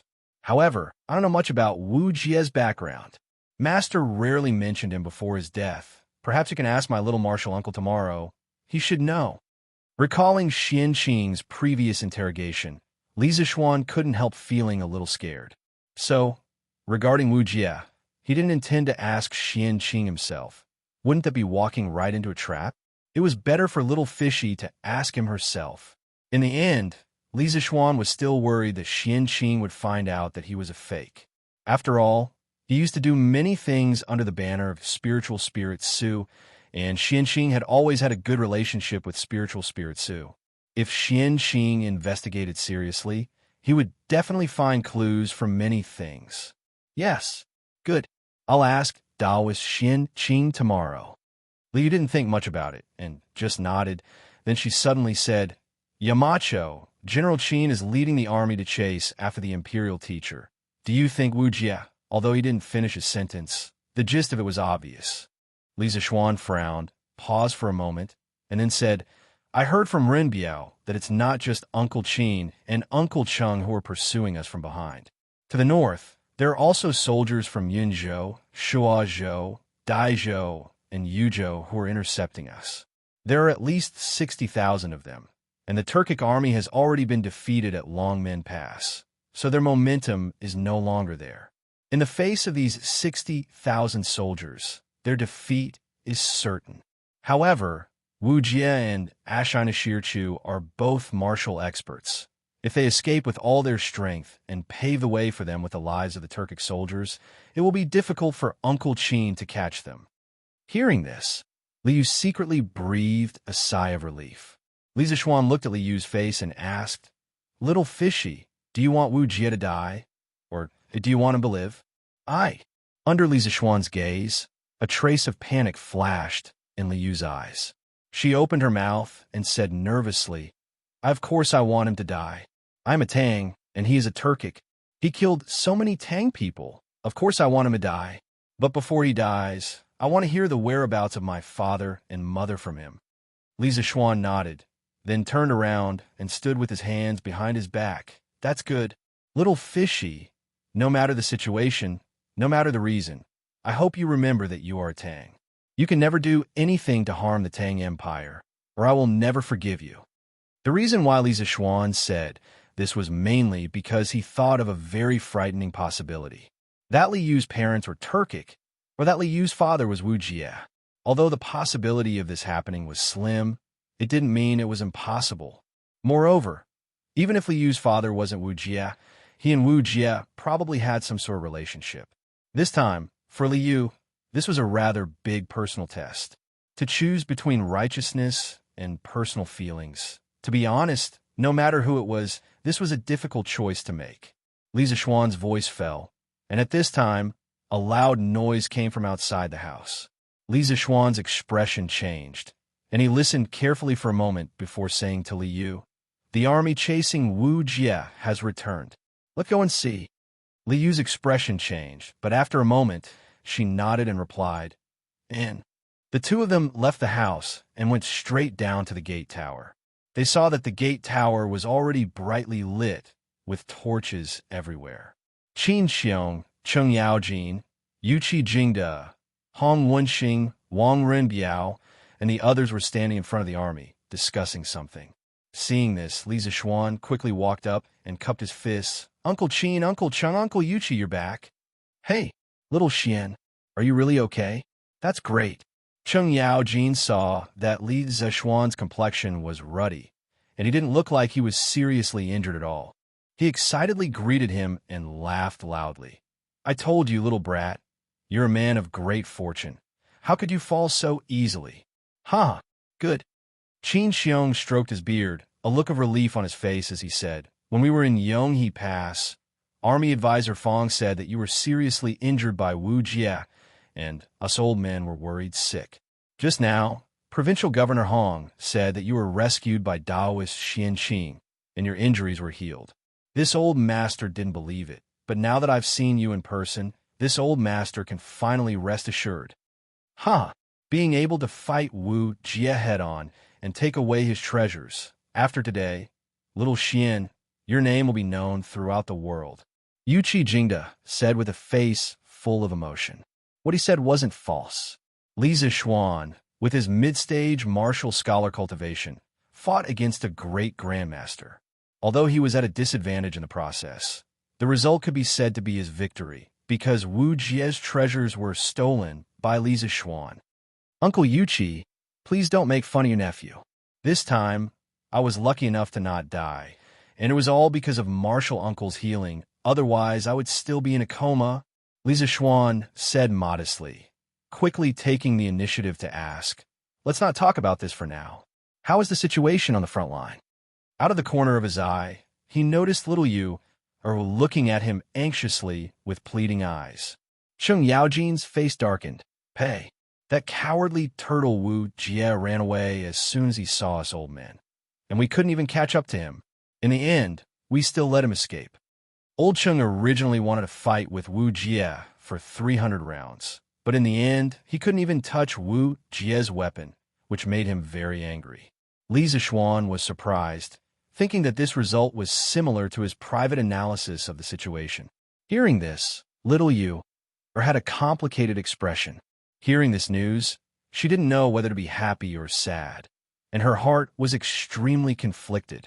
At this time, Qin Xiong added, "Although we didn't catch Wu Jie and Ashina, the 40,000 elite Turkic wolf cavalry were almost wiped out by us. Only a little more than 1,000 people escaped with Wu Jie. These 30,000 wolf cavalry were the elite of the elite under Xieli's command, and they all died in the Great Tang. For Xieli, it was a great loss." Yuqi Jingda frowned and said, "Although the Turkic wolf cavalry suffered heavy losses in this battle, we also lost many soldiers, especially the soldiers of Yinzhou, Daizhou, Yuzhou, and Shuazhou. They faced the Turkic state teacher head-on and lost more than 70% of them. Adding on the soldiers we brought from Qizhou, Bingzhou, and the capital, we lost more than 43,000 people in this battle, a heavy loss." Hearing this, Li Zishuan was shocked, and he didn't dare to believe it. The Turkic wolf cavalry is actually so strong?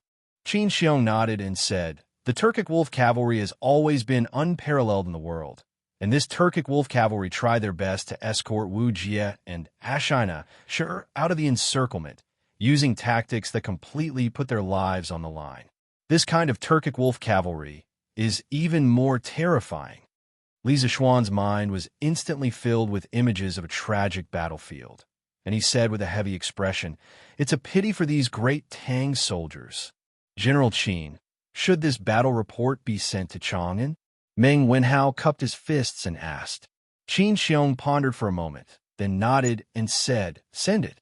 However, at this time, King Wei and His Majesty should be resting. You could try it first."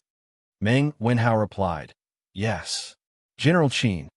After that, he turned and left, returning to his tent to send the telegram. "The three Grand Dukes have traveled a long distance and fought through the night, so you should all be tired, right? This lowly official has already arranged a place for the three of you to stay. I would like to invite the three of you to take a rest." At this time, Hong Wenxing stepped forward and cupped his fists. He was the provincial governor of Jiang province, and also the host here, so of course he had to be a good host. Li Zishuan also reacted and quickly said, "Governor Hong is right. Uncles, you have been fighting for the entire day. You haven't slept a wink. It's better that you quickly go and rest." Qin Xiong nodded and said, "Okay, after the soldiers are settled, we will rest." As he spoke, he turned to Hong Wenxing and said, "Provincial Governor Hong, I'll have to trouble you to immediately send some military doctors over from the Jiang province military camp. There are many injured soldiers in urgent need of treatment." Hong Wenxing hurriedly cupped his fists and said, "This official obeys. I'll send someone back to Zhengping County to get military doctors." The earliest record of military doctors in China was in the Zhou dynasty. Liu Shang, Xianxia. Mentioned in the Sixth Tao, there were 3 alchemists who established 100 medicines to cure golden sores and 10,000 illnesses. By the Han Dynasty, military hospitals had already been established. The Book of the later Han recorded an institution called the nunnery, which was similar to a modern battlefield hospital. With the development of the era, military doctors continued to improve, and there was a professional medical institution in the Tang army, which meant that every camp had a medical examiner who would check on the condition of the injured soldiers every day to arrange for medical treatment and evacuation. Not only could the injured soldiers be treated, but their condition would also be monitored regularly. For example, the Zhejiang military camp in Jiang province definitely had a medical examiner department. Hong Wenxing accepted the order and left. Li Zishuan's eyes flashed, and he cupped his fist towards Qin Xiong and said, "Uncle Qin, I also know some medical skills. Can you get people to bring those soldiers who are seriously injured and in urgent need of treatment over, and I'll treat them first?" These injured soldiers were not only there to fight against the Turks. Some of the people from Chizhou and the people from Chang and were there to save Longman Pass and save him. Li Zishuan had medical expertise. If he were to stand by and do nothing at this moment, his conscience would not be at ease. Hearing this, Qin Xiong could not help but worry. "Xiao Xian, you've just recovered from your injuries, so you should rest well and not overwork yourself." Cheng Yaojin also nodded and said, "Second brother Qin is right. Xiao Xian, you should rest well." Li Zishuan shook his head and refused. "Uncle Qin, Uncle Chan, to be honest, I'm indebted to Martial Uncle for saving me. Not only have my injuries healed, but I've also luckily had a breakthrough. Right now, I'm full of energy, so you don't have to worry about my body." "What? Xiao Xian, you've broken through again?" Hearing this, Cheng Yaojin's eyes widened, and his face was filled with disbelief. Li Zishuan smiled and said, "Haha, I was just lucky." Cheng Yaojin was speechless, thinking to himself, "I also want to be as lucky as you, but unfortunately I'm too old, and my martial arts journey will probably stop here." Qin Xiong said, "All right, since Xiao Xian's body is fine, I'll get someone to carry the injured soldiers over. Okay, your wounds need to be disinfected with alcohol, or else they will fester and hurt a little, so bear with it." "Don't worry, Marquis, I can bear with it." "Hiss! Ouch! Didn't you say you can bear with it? Why are you crying out?" "Marquis, who would have thought that it would hurt so much?" "Hiss! It's burning." "Haha! All right, let me help you bandage it first, and the military doctor will apply some medicine for your wounds later." "Thank you, Marquis." Marquis, can you let me have a taste of that alcohol in your hand? It smells so good. Go and rest. Did you not have enough pain just now?" In a large tent in front of the Longmen Pass, Li Zishuan carried a simple medical kit and shuttled through the tents for the wounded. Most of the wounded soldiers suffered from knife wounds, so their wounds had to be disinfected. Otherwise, in this weather, the wounds would definitely fester and get infected. This was also why there weren't many ancient soldiers who died on the battlefield. Most of them died from festering wounds after the battle. Luckily, Qin Xiong's army brought some medical alcohol when they came from Chang, and Li Zishuan would probably have to distill and purify the alcohol in the camp. Chapter 1558. Last year, when Li Zishuan had just come up with medical alcohol, Li Jing, who had learned that it could prevent wounds from festering, had requested Li Er to equip the army with this type of medical alcohol. At that time, when there was a shortage of alcohol and food, Li Zishuan had still provided the imperial court with a few hundred caddies of medical alcohol. Later on, when the imperial court implemented the policy of exchanging food from the south, the Tang Empire suddenly experienced a period of food overflow. Li Zishuan also took the opportunity to purchase a large amount of food, filling up the newly built granaries at home. When the granaries were full, he used all the food he purchased to make wine. On one hand, it greatly increased the production of the two popular wines, Immortal Drunken Wine and Gentle Fragrance. On the other hand, he had also provided the imperial court with a large amount of medical alcohol. Therefore, this thing had now become the standard issue for the 12 guards of Chang. Every time the army went to war, they would more or less carry some. However, due to the limited production, medical alcohol had not yet been popularized in the Zhejiang prefecture's barracks. At this moment, Li Zishuan was carrying some medical alcohol, boiled white cloth, and some simple medicine as he shuttled between the various tents. At first, when the heavily injured soldiers heard that Li Zishuan was coming over to treat their wounds, they were more or less a little frightened or flattered. After all, Li Zishuan was a marquis, and they were just ordinary soldiers. However, after the initial uneasy contact, the injured soldiers found that Li Zishuan was not difficult to get along with at all. Not only did he talk and laugh with them, sometimes he even chatted with them and made vulgar remarks. He was not at all like the talented Yamacho from Yanhuang College, nor was he like the high and mighty Marquis Yangon of the Tang Empire. However, It was precisely because of this that the soldiers felt that Li Zixuan was more amiable, more like a brother who had gone through fire and water with them on the battlefield. Therefore, as Li Zixuan walked over, not only did he hear the miserable cries of the soldiers who had been touched in their wounds, but he also heard a lot of laughter, beating, and cursing. The austere atmosphere of the two armies a few hours ago was instantly replaced by this faint warmth. And all of this was seen by one person. The Tao of medicine is benevolent. Little Xian is now a marquis, yet he is willing to mix with these low-level soldiers. It can be seen that this child's heart is not bad at all. Since that is the case, what else can this poor Taoist not let go of? Everyone in this world has some secrets that belong to them. It is not in my Tao heart to get to the bottom of everything. Let's just watch him soar in this world. On the turret of the city wall, Xianxia, who had long been awakened by the commotion outside, stood by the window and watched as Li Zixuan shuttled back and forth between the various tents, talking and laughing with the wounded. Xianxia's gaze was complicated as he lamented. After saying this, Xianxia suddenly felt relaxed. It was a kind of freedom and relief from letting go of obsession. It was the ultimate state that the people of Taoism pursued.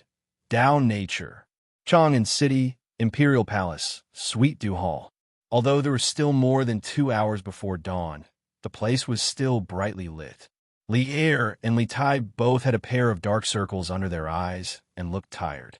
However, the father and son did not intend to go back to sleep. They were waiting for news from the front line. Previous signs indicated that the northern part of the Tang Empire was experiencing a very fierce battle tonight. And the cause of all this was Li Zixuan and the top-secret information of Yanwan College. However, the problem was that they had been unable to contact Li Zixuan before. They could only speculate that there would be a fierce battle at Longmen Pass tonight from the telegram sent back by Meng Wenhao. One of the father and son was worried about the battle at the front line, while the other was worried about the safety of the Yamacho. Neither of them was willing to rest before they got the exact news. Speaking of which, although the telegraph increased the speed of information transmission, at the same time, it also increased the urgency of people's anticipation of information. If they were still using the manual transmission method in the past, Li Er and Li Tai would definitely not be foolishly waiting for news from the front line without sleeping. Because if they were to use manual transmission, the news from Longmen Pass would only reach Chang and tomorrow afternoon. It was not worthwhile to wait here all the time. Beep, beep, beep, beep. Suddenly, the telegraph that had been silent for a long time suddenly let out a series of deep sounds. This sound was simply incomparably pleasing to Li Tai's ears. He quickly pulled himself together, straightened his back, and picked up a pen to record the code.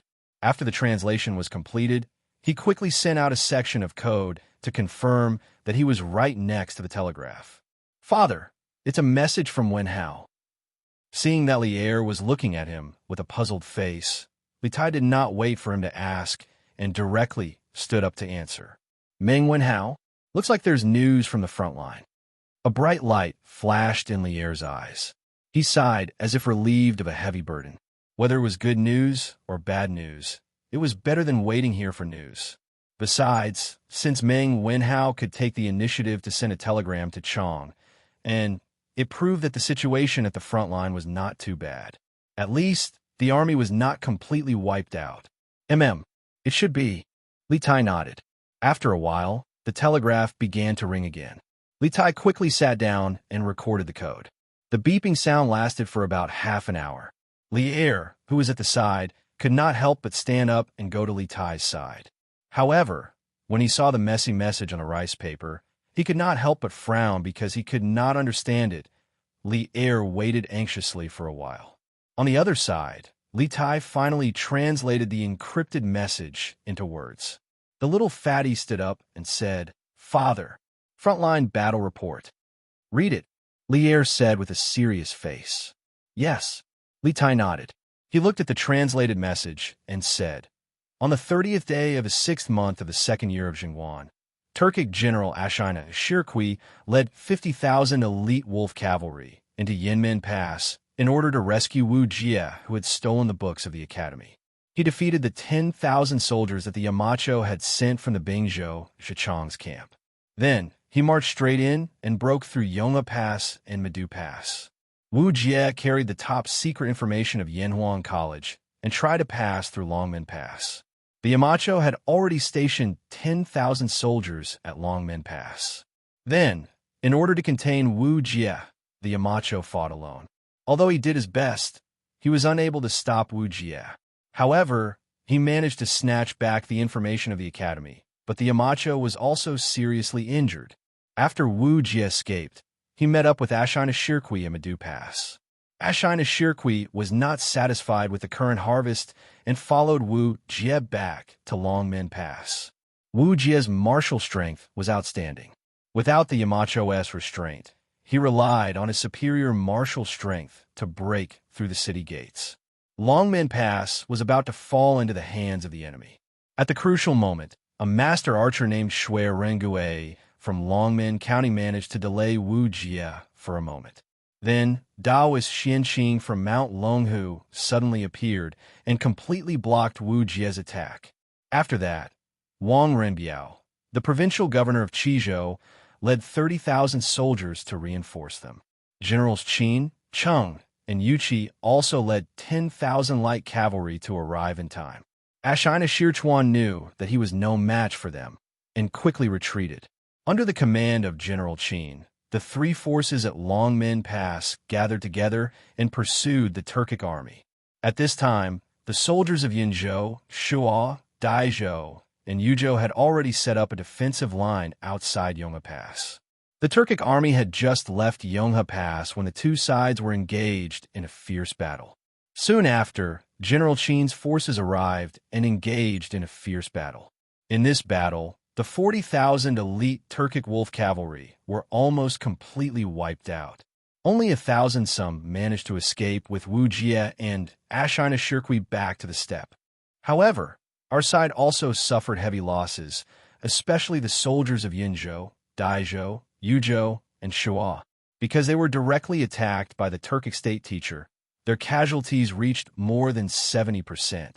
Adding on the soldiers that General Qin brought from Chang and Qizhou, our side suffered more than 43,000 casualties. After Li Tai finished reading the battle report, the Sweet Nectar Palace immediately fell into silence. It was unknown if it was because of the low temperature of the night, but Li Tai suddenly felt a chill. This made the little fatty somewhat regret not wearing a cloak when he came to the Imperial Palace. After a long time, Li Er finally opened his mouth. 50,000 elite wolf cavalry? Shili is truly willing to part with them, invading the Great Tang time and time again. Do they really think that our patience is limitless? Bang! Li Er angrily slapped the table and turned to walk toward the dragon couch. Li Tai cautiously said, "Imperial Father, calm your anger. Based on this report, these Turkic wolf cavalry must have been the elite of the elite. Now that they've all been lost in the Great Tang, Xieli's strength must have been greatly damaged. To our Great Tang, this is not necessarily a bad thing." Li Er sat on the dragon couch, his brow furrowed. After a few moments of thought, he shook his head and said, "Xieli claims to have 1 million soldiers controlling the bowstrings. Losing so many soldiers is not enough to harm his bones. Besides, our Great Tang's losses are no less than the Turks. In the future, when the Great Tang and the Turks face each other, if the ratio of casualties is still like this, we will definitely lose." In this war, from start to finish, the Great Tang side had lost nearly 60,000 soldiers, including the Turks' attack on Yemen Pass, Yonghe Pass, and Medu Pass, while the Turks had lost 49,000 elite wolf cavalry. Just from the number of casualties, the Tang army did not have the advantage. However, considering that the Tang army had very good methods to prevent wounds from being infected and could allow a large portion of the injured soldiers to survive, it seemed that the number of casualties on both sides was about the same. But even if it was a 1-to-1 casualty ratio, it was still somewhat difficult for Li Er to accept. After all, the Turks at this time were definitely in a period of unprecedented strength. The number of soldiers that Xieli could bring out was definitely greater than the Great Tang's. Li Tai also understood this reasoning. He thought about it and clasped his hands.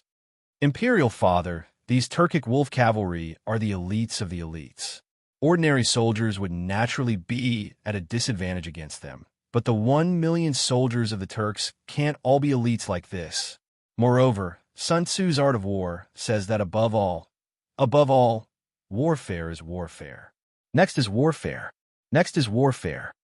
Now that our Great Tang has even more advanced weapons and armor, as well as a method of communication that surpasses all foreign countries, we completely have the conditions to make a big fuss about tactics and allow the cooperation between the armies to be seamless. With such superior tactics, our chances of victory are definitely 30 to 40% higher than the Turks. Xianxia, your words are not without reason. Hearing this, Li Er's eyes brightened. At this moment, he remembered that Li Zishuan's workshop was currently working on equipment for the Black Armored Army. With the new armor and Li Zishuan's new tactics, the fighting power of the Black Armored Army would at least double. If Li Er knew the word technology, he would definitely sigh and say, technology is fighting power. According to the battle report, Li Zishuan fought with Wuxia and was seriously injured. How is his injury now? Suddenly, Li Er remembered the battle report that Li Tai had just read out and hurriedly asked. Li Tai smiled and replied, Imperial Father, although Yamacho was seriously injured after Taoist Master Xianxing's treatment, not only has his injury healed, but his martial arts have also improved. Zhao Song, who was standing in the corner of the hall, was shocked when he heard that Li Zishuan's martial arts had improved again.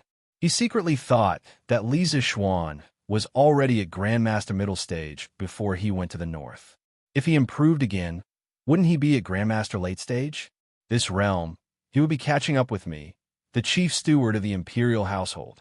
At this moment, Zhao Song's heart was undoubtedly broken. Li Zishuan's speed of improvement made him doubt his life. Xianxing.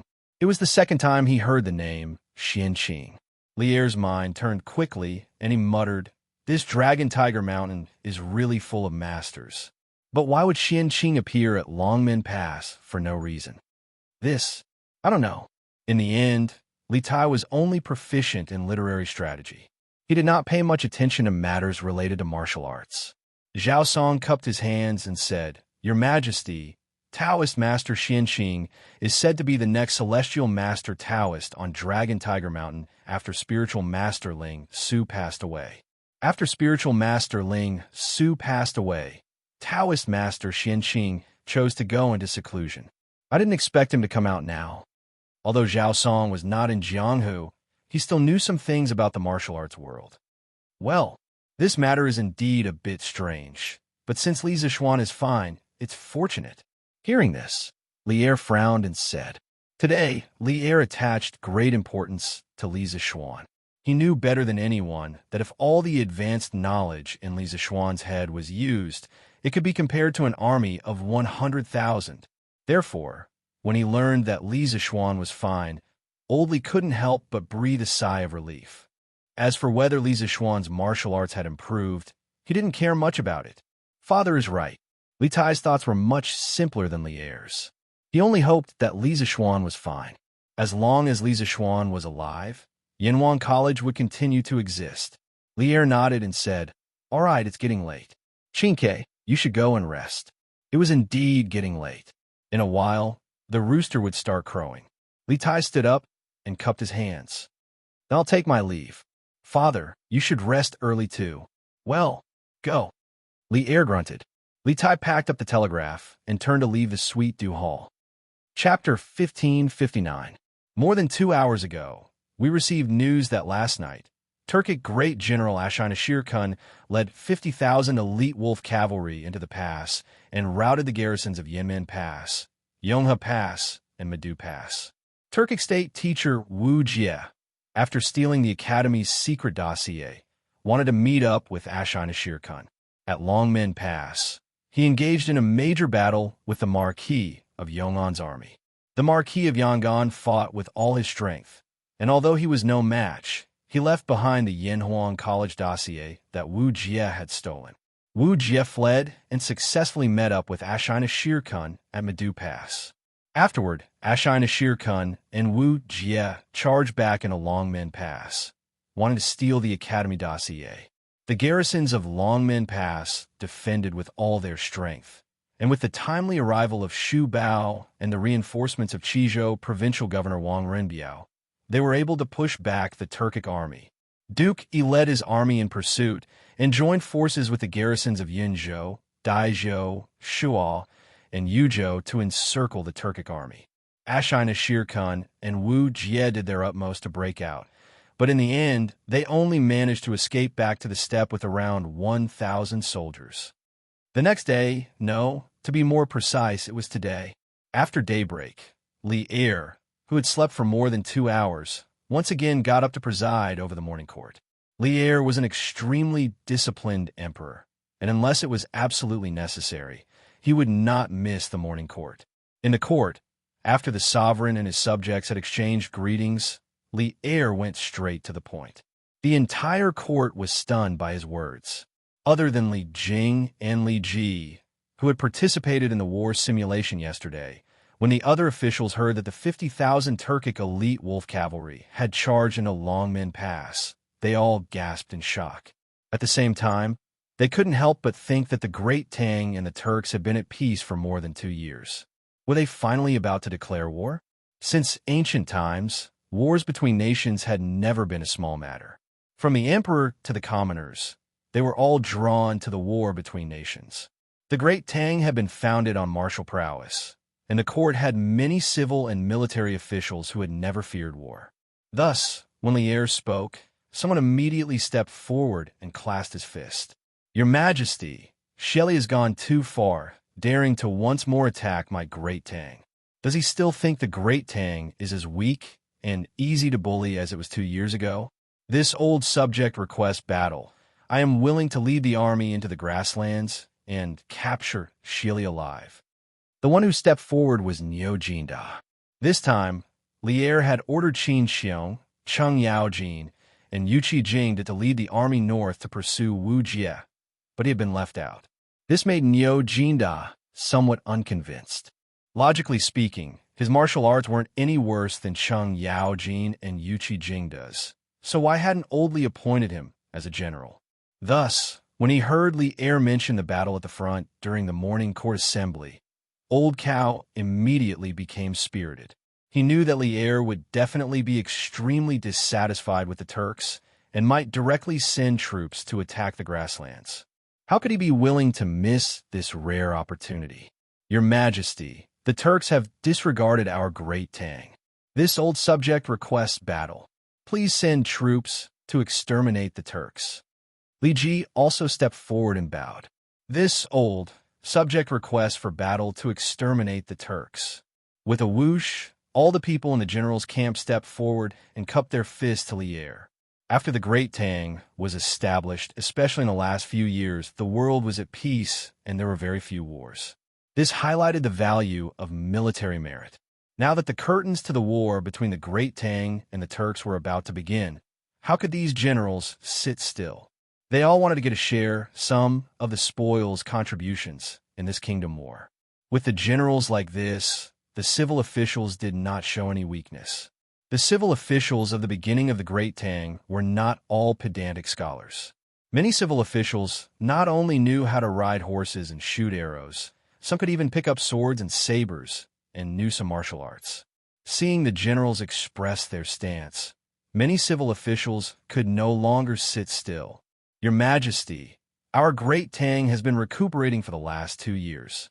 Not only is the people's livelihood flourishing, our national treasury is also growing by the day. Now, Shelley has sent an army to invade the borders of our Great Tang.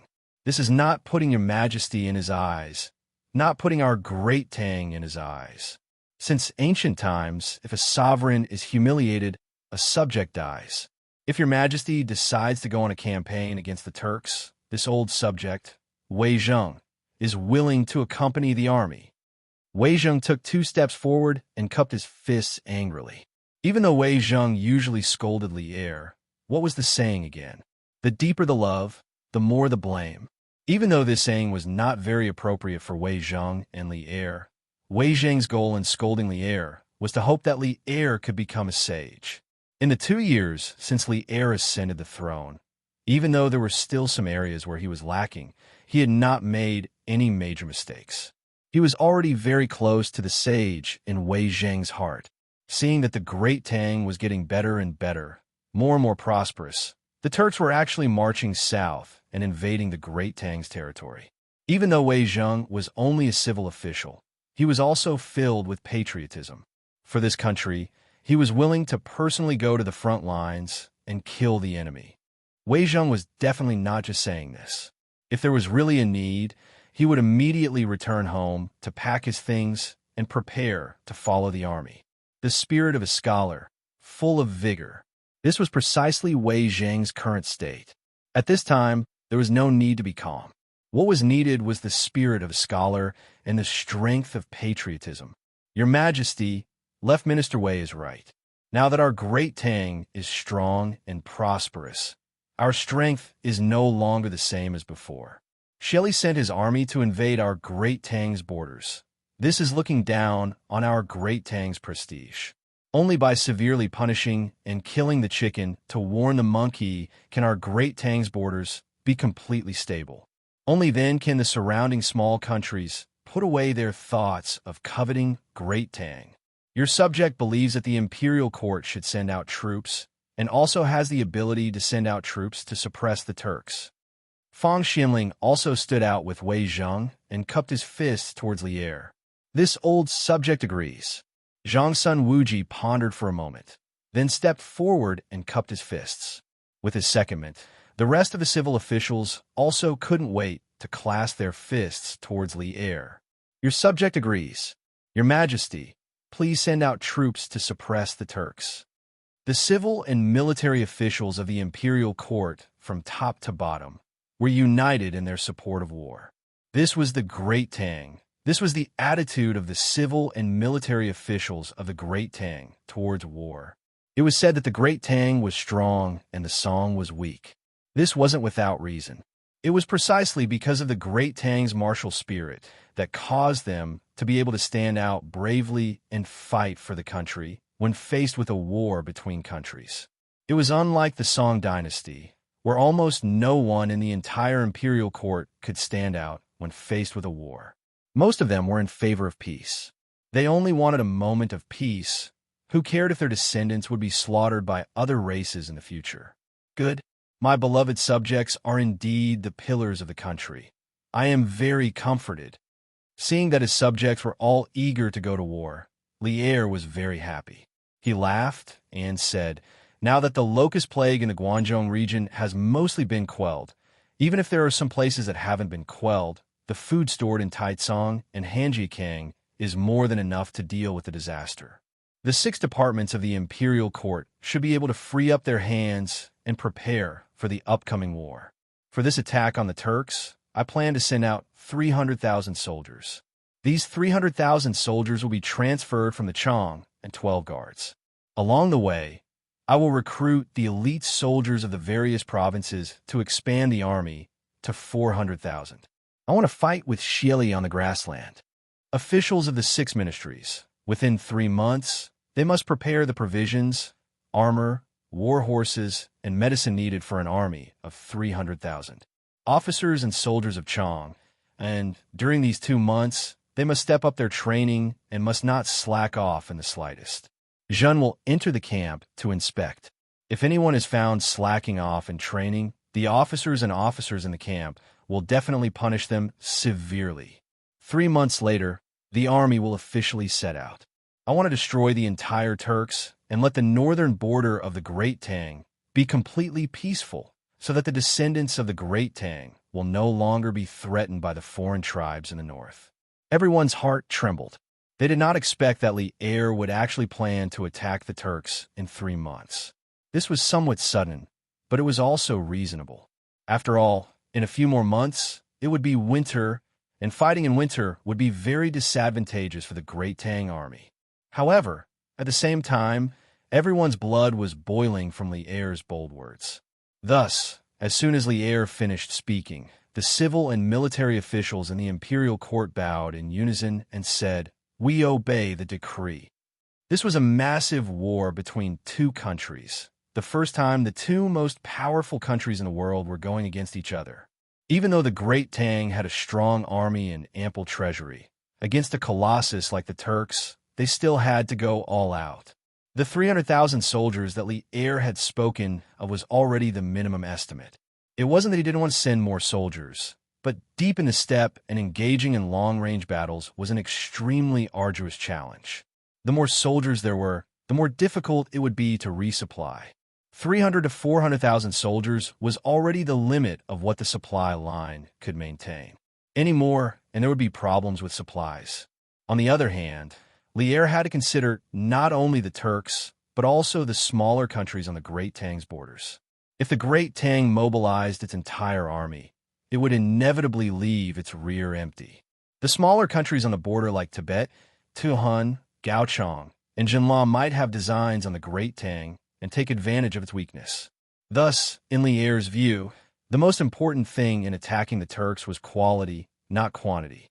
When the time came, with excellent armor and outstanding tactical command, an army of 400,000 might be able to shake the 1 million mighty soldiers of the Turks. Yushi, why is your complexion so poor? Are you sick? Lantian District, Yong, and Marquis residence. As usual, Han Yushi had woken up early to prepare breakfast for her parents-in-law. Although in this era, ordinary families only ate 2 meals a day without breakfast, a large clan like the Li clan naturally couldn't lack 3 meals a day. While eating, Madame Li saw that Han Yushi's complexion was haggard and couldn't help but worriedly ask. Han Yushi forced a smile. "Mother, I'm fine. Don't worry, I just didn't sleep well last night." "Haa, silly child, do you think that mother doesn't know you?" Madame Li stared at Han Yushi's face for a few moments before sighing and asking, "Are you worried about little Xian? So worried that you couldn't sleep last night?" "Mother, I'm not. Husband is highly skilled in martial arts, so there's nothing to worry about. He'll definitely be able to return safely in a few days." Han Yushi hurriedly shook her head and explained, "I'm just worried about the academy, so in a little while I want to go to the academy to take a look." Yanhuang College has always stood aloof from worldly affairs. This time, they've suffered a great calamity, and Xian is hundreds of miles away. "Yushi, you should go to the academy to take a look." This old man also heard that old Mr. Li Gang is bedridden. This old man will also visit him later.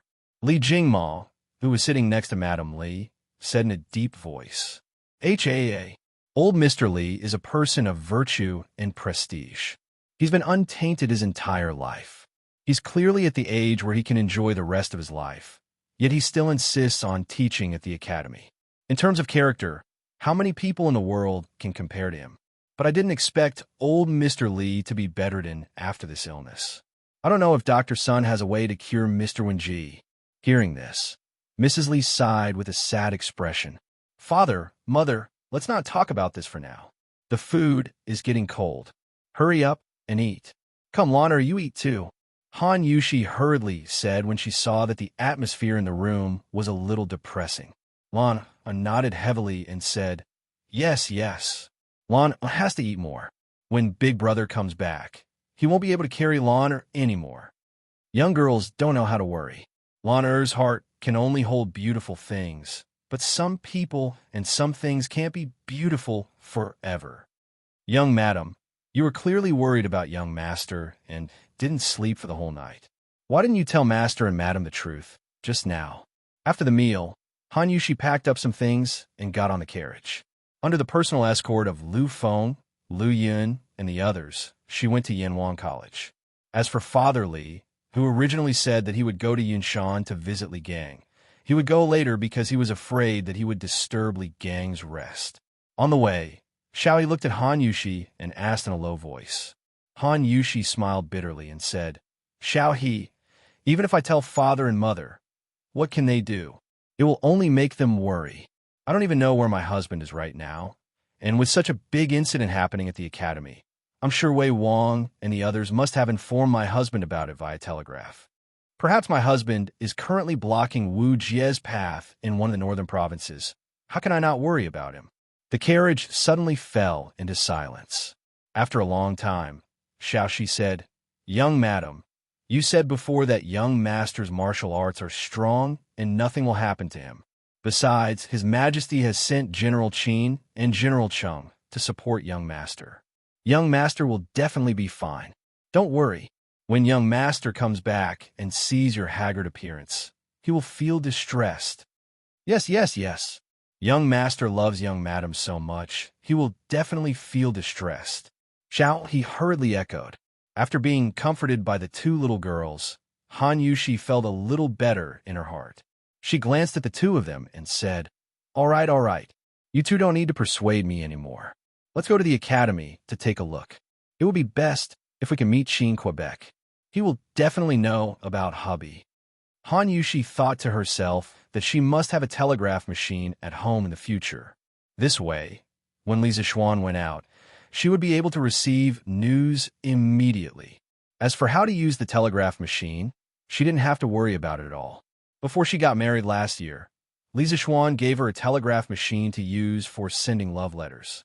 Therefore, she could be considered one of the first few people in the Tang Empire to use a telegraph machine.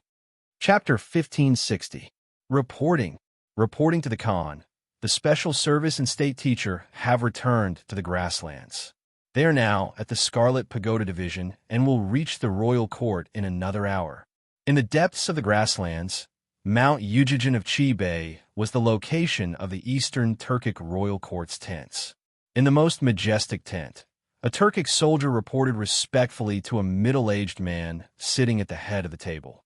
The so-called Special Service was a kind of official title on the Tujue side. The Book of Zhou, History of the Tujue, said, high officials have Yihu, secondary office, secondary office, secondary office, secondary office, all 28 ranks, all of them. However, the new Book of Tang said that the Special Service was a title for the Khan's descendants and not a noble title. It was not within the 28 ranks.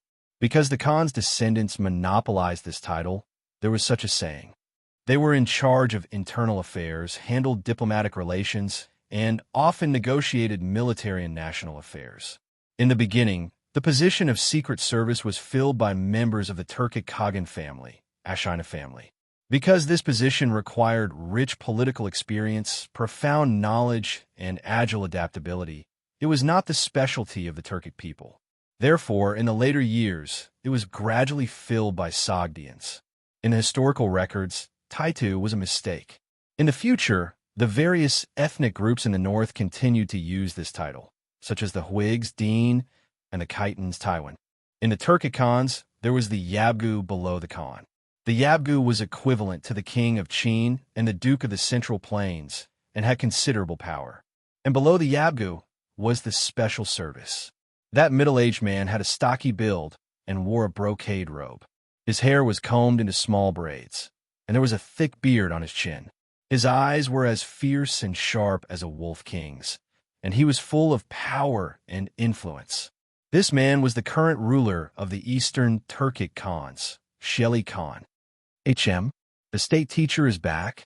Do you know if they brought back the confidential files of Yanhuang College on this trip? Hearing this, a glint flashed across Sheli's eyes. He leaned forward slightly and looked at the soldier below and asked in a deep voice, Khan, I don't know about this. However, only a little over 1,000 people came back with the state teacher. The soldier looked carefully at Sheli's expression and then said with a trembling fist and palm salute, What? Only a little more than 1,000 out of 50,000 came back. When he heard these words, Sheli suddenly stood up, his voice also raised by an octave. He walked down from his seat of honor and arrived one zhang in front of that soldier, continuing, Last night, this Khan even received news that the state preceptor has already obtained the secret dossier from Yanhuang College, that the Sure Secret Service led 50,000 elite wolf riders to receive the state preceptor. Why is it that in the short span of one night, only 1,000 or so of the 50,000 elite are left? It's said that It said that the state preceptor and the special service were ambushed by Li Zishuan at the Longmen Pass of the Great Tang. Later, they were surrounded by the combined forces of the northern provinces of the Great Tang and were almost completely wiped out. The messenger carefully reported to Xieli. Speaking of which, this kind of messenger soldier was considered a high-risk job. When they delivered bad news, they had to be prepared to be killed by their superiors to vent their anger. Li Zishuan again. A hint of surprise flashed through Xieli's eyes, but then he felt that this result was somewhat illogical. He said with a face of disbelief, "That's not right. Isn't it said that Li Zishuan is treating the plague of locusts in the Great Tang's Guangzhou provinces? Then why was he able to set up an ambush in advance on the state preceptor's way back to the grasslands?" The messenger soldier immediately had a troubled expression. This lowly one does not know. How could he know how Li Zishuan could set up an ambush in advance? He could only answer truthfully. Xieli's eyes were filled with anger. After a pause, he said in a deep voice, "Leave. When the state preceptor and the special service return, have them quickly come to see this Khan." Previously, Xieli had wanted to personally welcome Wuxia and Ashinasher's army's triumphant return. But now that he knew that Wuxia and the others were not triumphant, but fleeing in defeat, how could Xieli still go and welcome them? Right now, he even had the heart to kill. That was 40,000 elite wolf riders. Xieli's heart was bleeding. "Yes, Khan." The soldier cupped his fists and left after receiving the order. After the soldier left, Xieli snorted heavily and scolded angrily. "Trash. All of them are trash." A great Grandmaster expert and 50,000 elite troops actually fell at the hands of a small Li Zishuan. Could it be that this kid is really the nemesis of our Turks? "Great Khan, calm your anger." Seeing that Xieli was unable to calm down, a middle-aged man in luxurious clothes stepped forward and bowed to Xieli, saying, "Whether it is the state preceptor or the special service, they are both good ministers and fierce generals of our Turks. Although they were defeated in this battle, it is not to the extent of harming their muscles and bones. Moreover, after the state preceptor and the others return, and after the great Khan understands the details of this battle, we can then make a decision.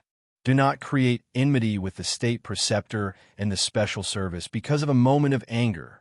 This person was Ashinasimo, who had gone to Chang and to ask the heir to hand over the Khitan chieftain 2 months ago.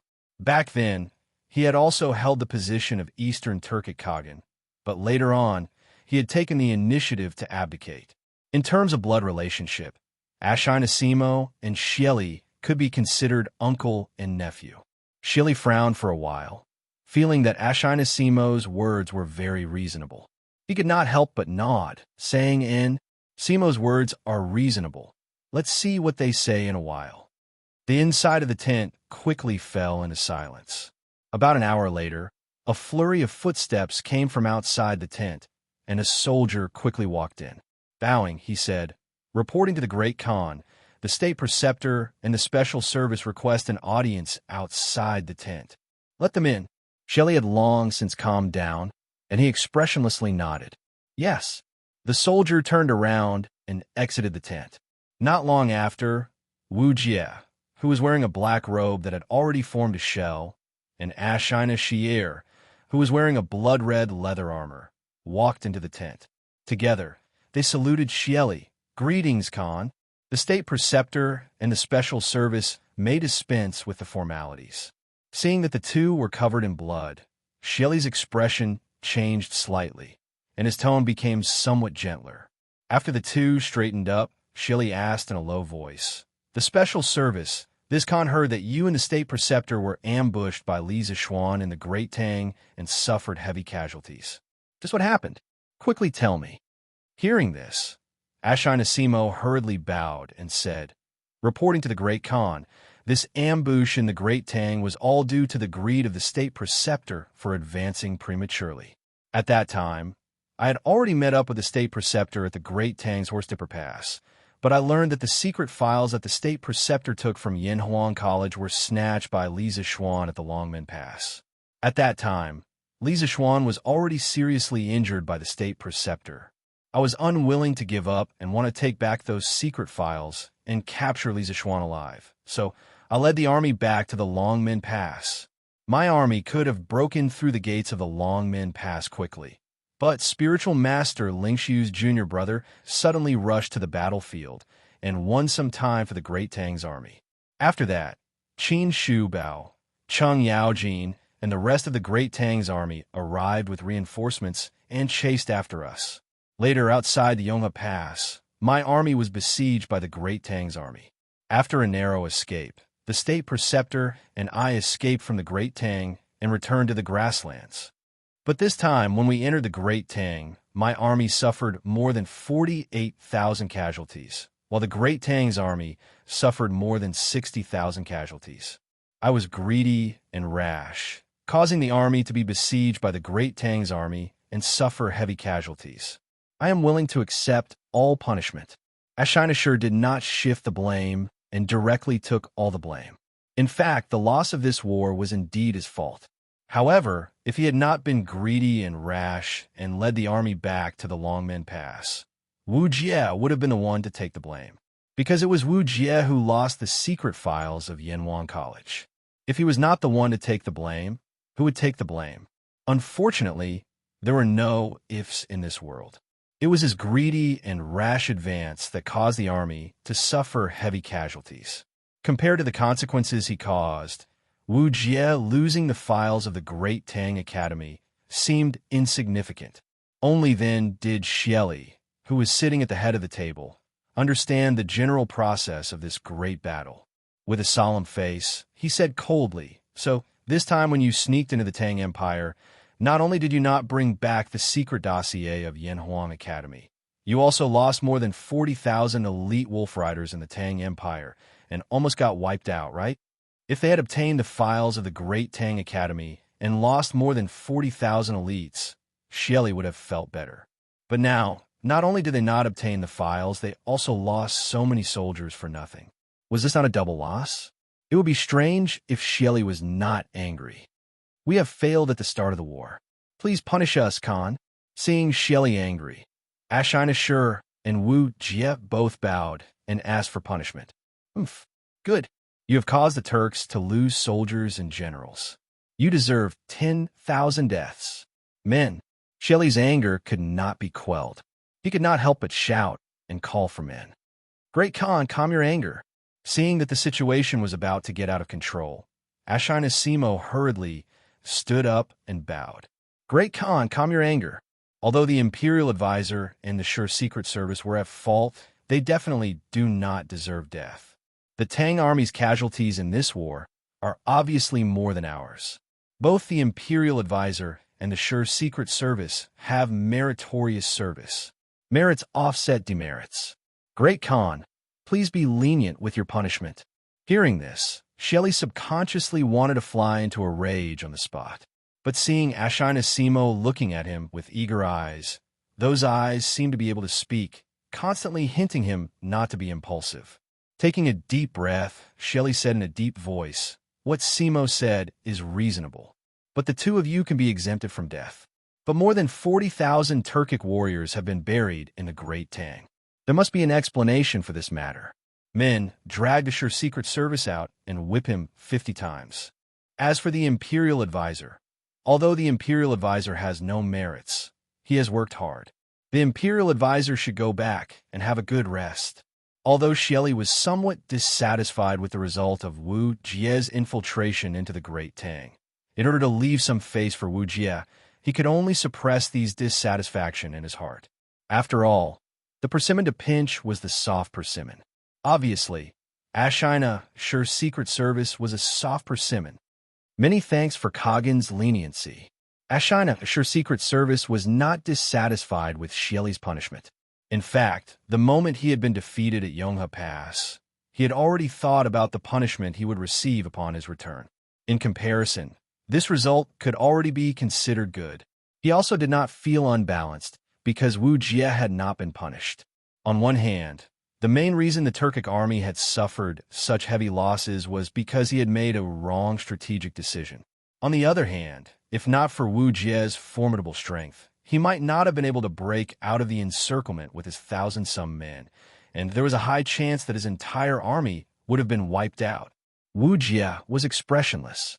He did not show the joy of surviving a calamity or escaping punishment, nor did he show the dejection of defeat.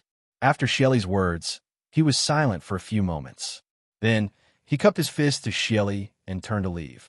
His departure was very confident, and his departure was also very domineering. He was truly worthy of being the Turkic imperial advisor, second only to one and above all. But even so, Xieli did not say anything. Ashina Simo and Ashina Shu's Secret Service were also not surprised. It was clear that they had often seen this sort of situation before. Wuxia, you're finally back? I heard that the army had a bad start. Did Father Khan blame you? After leaving Xieli's tent, Wuxia headed west to a relatively large tent. He opened the flap and walked in, where a beautiful Turkic woman hurriedly came up and asked with concern. No, Wuxia indifferently replied, and then he stepped forward and hugged the woman's body, asking, Yen'er, while I was gone, did your illness relapse? His voice was unexpectedly filled with tenderness. In the eyes of outsiders, Wuxia was a murderous demon, but in front of a woman, he had transformed into an infatuated man. If anyone were to see this scene, their jaws would have dropped to the ground. The woman gently smiled and said, Don't worry, I'm fine. While you were gone, my first time didn't hurt even once. It's just that I often missed you and was very worried about you. I was afraid that you would encounter danger in the Great Tang. Ah, why is there so much blood on your body? Were you hurt? Does it hurt? I'll have someone called the Kashi shaman. The so-called shaman was the primitive religion of the northern tribes. It originated from a very early time, and in a matriarchal society, it was already very developed and mature. Shamans were almost all clan leaders, and the deified Queen Mother of the West was both a shaman and a tribal chief. Historians did not use the term shaman, but only referred to them as Wu. In the Xiongnu era, shamans played a certain role in politics and military affairs. In any war or other indecisive matters, the final decision was made by shamans. The shamans of the northern tribes were very different from the Wu of the Central Plains. Shamans needed to have a lot of common sense and knowledge to be able to expel diseases, to be able to observe the development of things, to predict the future, and to predict good and bad luck. Yen'er, don't worry, this blood isn't mine. Wuxia looked at the thick layer of blood on his body and hurriedly comforted the woman. The woman breathed a sigh of relief, but then she frowned and worriedly asked, So much blood. Did you encounter danger in the Great Tang? Huh, it's not dangerous. No one in the Great Tang can hurt me. Wujia's lips curled into a smile, and then he lifted the black hood on his head, intending to take off his blood-stained robe. But as soon as he lifted the hood, his face hidden in the darkness was revealed. It was a resolute and thin face, not very handsome, but very pleasing to the eye. On the right side of his cheek, there was a very terrifying scar, as if it had been burned by fire. It was a shocking sight. Chapter 1561. Yen'er, I saw a girl in the Central Plains, and the jade bracelet she was wearing was exactly the same as yours. Inside the tent, Wuxia took off his blood-stained black robe and casually placed it on the table next to him. He then sat down across from the Turkic woman, his upper body bared, and suddenly said, Because of his years of cultivation, Wuxia's muscles were well-proportioned, and there were some large and small scars all over his body. But these were all old injuries, at least 10 years old. In other words, in the past 10 years, he had barely suffered any injuries. Previously, in the Dragon Gate Pass, Wuxia had fought with Xianxia, and Xianxia's 9 Tai Xian Sword 7 style had only caused Wuxia to suffer some internal injuries. Wuxia's words caused the Turk woman opposite him to be stunned for a moment, and then her expression changed as she looked at Wuxia with a complicated expression and asked, You said you saw a girl in the Great Tang who was also wearing a blue carp bracelet? After saying that, the woman took off the jade bracelet on her wrist. The jade bracelet was sparkling and translucent, with a faint green color, like a clear lake. What was amazing was that there were 3 cyan patterns on the inside of the bracelet. These patterns had a very regular shape. At first glance, it looked like there were 3 cyan fish swimming inside the bracelet. It was really vivid and unimaginable. Priceless. This jade bracelet could be called priceless. That's right. Exactly the same. Wuxia stared at the beautiful woman in front of him and said word by word. After hearing Wuxia's affirmation, the woman's expression changed several times before returning to normal a moment later. Brushing her hair back from her forehead, she pretended to be calm and said, "Ah, how could there be such a coincidence in this world? Wuxia, what was that little girl's name?" After asking this question, a trace of hope flashed across the woman's eyes, but she quickly concealed it. Wuxia shook his head and said, "I don't know. At that time, I only heard someone call her Little Yuer. Yin. Do you know this little girl?" A trace of panic flashed across the woman's eyes as she hurriedly said, "How? How is that possible? I've never met her before. How could I know her?" Wuxia frowned and asked, "If that little girl has nothing to do with you, why is she wearing the same jade bracelet as you?" The woman's expression froze, but she still argued, "This should be a coincidence, right?" Coincidence? Wuxia's eyes couldn't help flashing a trace of anger as he glared directly at the woman in front of him.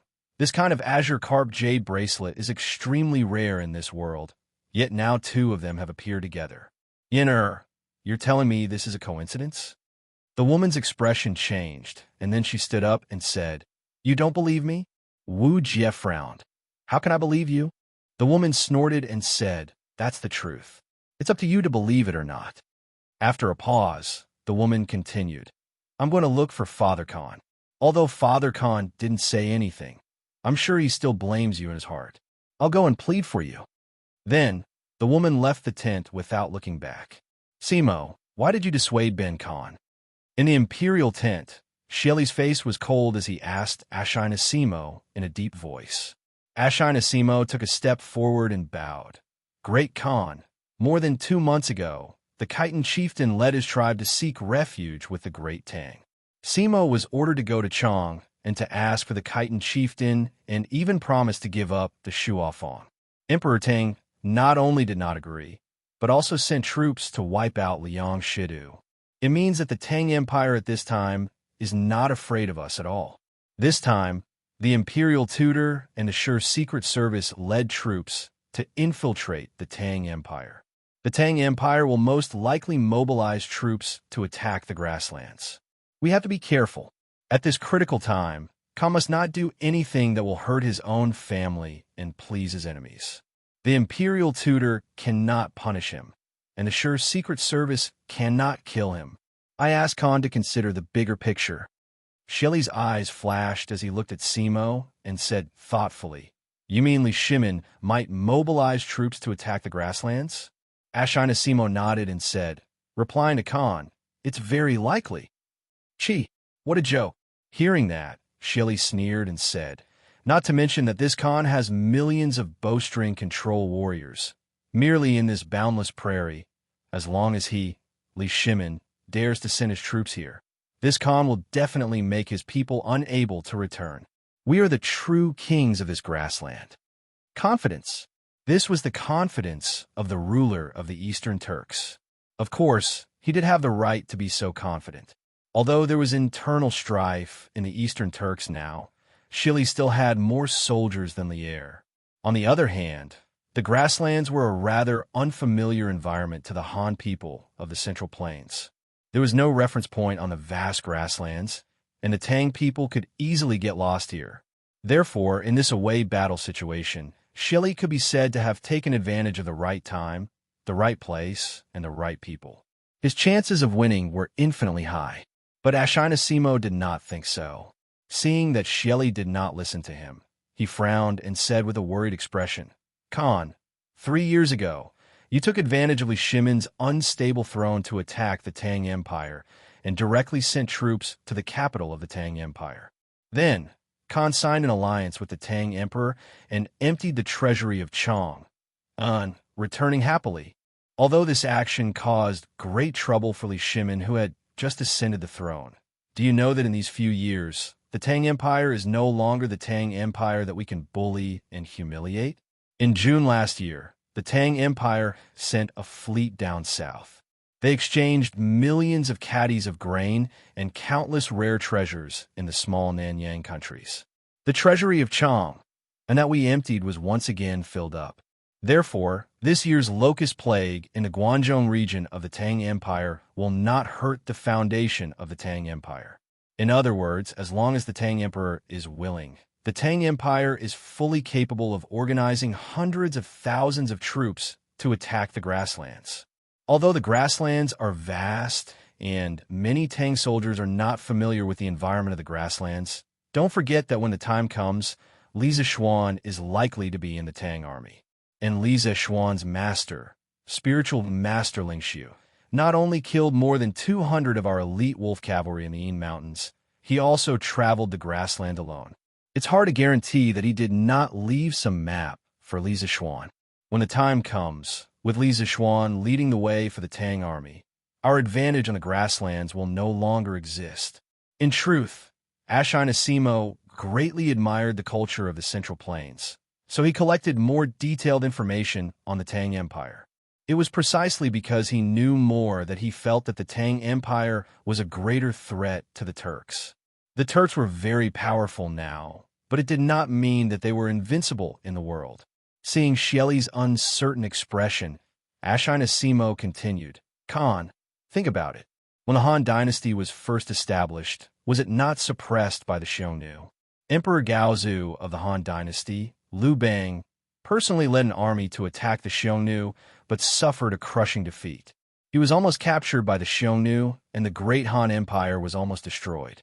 One must know that when the Han dynasty was first established, there were many strategists and generals.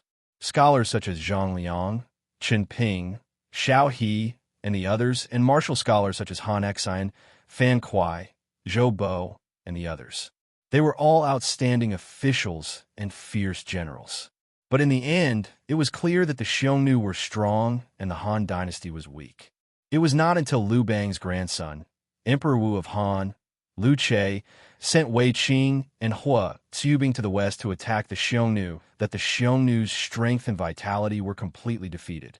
In the future, they were slowly unable to contend with the Han Empire. Simo felt that the current Eastern Turks were like the Xiongnu of the past. They were extremely powerful in the early stages, but once we let down our guard and allow the Central Plains to recuperate, we will definitely follow in the footsteps of the Xiongnu. In the early stages of the Han Empire's establishment, after the siege of Baidang, Liu Bang had no choice but to marry the Xiongnu. But after only a few decades, the great Han Empire's army was able to kill their way to the Hushi corridor and kill the Xiongnu like stray dogs.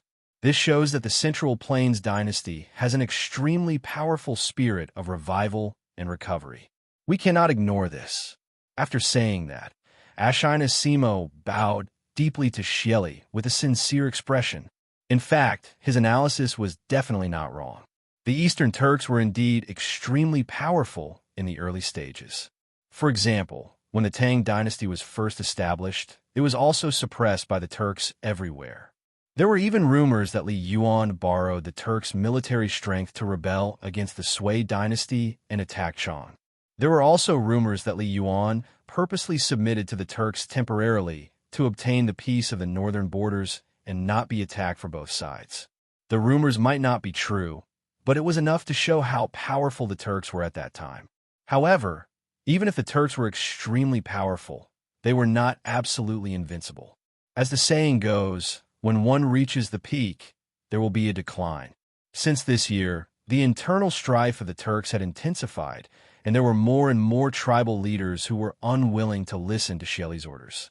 The Khitan chieftain was a classic example, and the Turks' little Khan, Tuli Khan, was the most typical representative of the forces opposing Xieli. In truth, the incomparably powerful Eastern Turks were already in danger.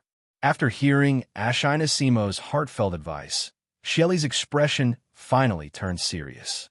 He stood up, his hands behind his back, and his brows furrowed as he paced around the tent. After a while, his eyes were like lightning as he looked at Xianxia and said, "Simo, what you said just now is not without reason. The Great Tang is developing too quickly. Humph. If this Khan had known earlier, he would have directly attacked Chong and killed Li Shimin. Then, today's calamity would not have occurred. These words were not wrong. Back then, there was a great opportunity in front of Xieli, but Xieli did not cherish it, giving Li heir and the Great Tang a precious chance to recuperate. Now, the Great Tang's national strength was rising with each passing day, and it was no longer something that Xieli could casually control. If this continued, what awaited the Turks was only destruction. Great Khan, there is no point in bringing up the matter of the past. The urgent matter at hand is to think of a plan to deal with the Tang army. Xianxia sternly said. Xieli nodded and said, you are right. Pass down the order. All the Yabgu special agents, Burke, Berg, and all the tribal chiefs are to come to the tent for a meeting this afternoon.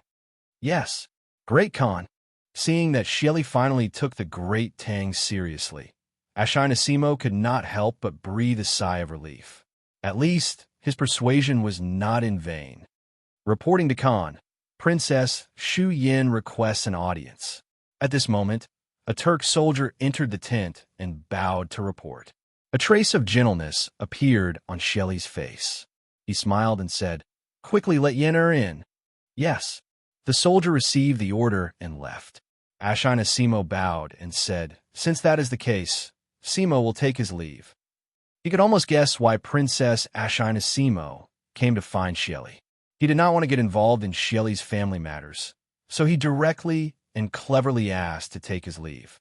Go. Xieli nodded and said, "Madam, we have arrived at the academy." Along the way, Han Yushi and the others finally arrived at the Yanwang Academy after listening to the sound of rolling wheels. After the carriage heard the news, Lu Yun stood guard by the side with his saber, while Lu Feng shouted into the carriage to remind them. Don't look at how Xiao He and Xiao Shi address Han Yushi as young madam. That was because these two girls had followed Li Zixuan for a long time. They had always called him young master, young master. Wasn't this young master's wife called young madam? But Lu Feng and his brother were different.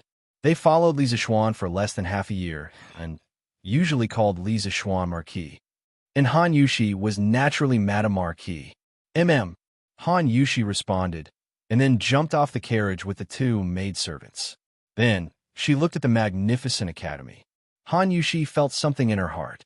She thought to herself that the academy was still the same academy from before, but some of the people from back then were no longer in the academy. Leave the carriage here. Let's go directly to Dr. Sun's courtyard to visit teacher Wenji. After recovering from her contemplation, Han Yushi instructed softly. Yes, madam.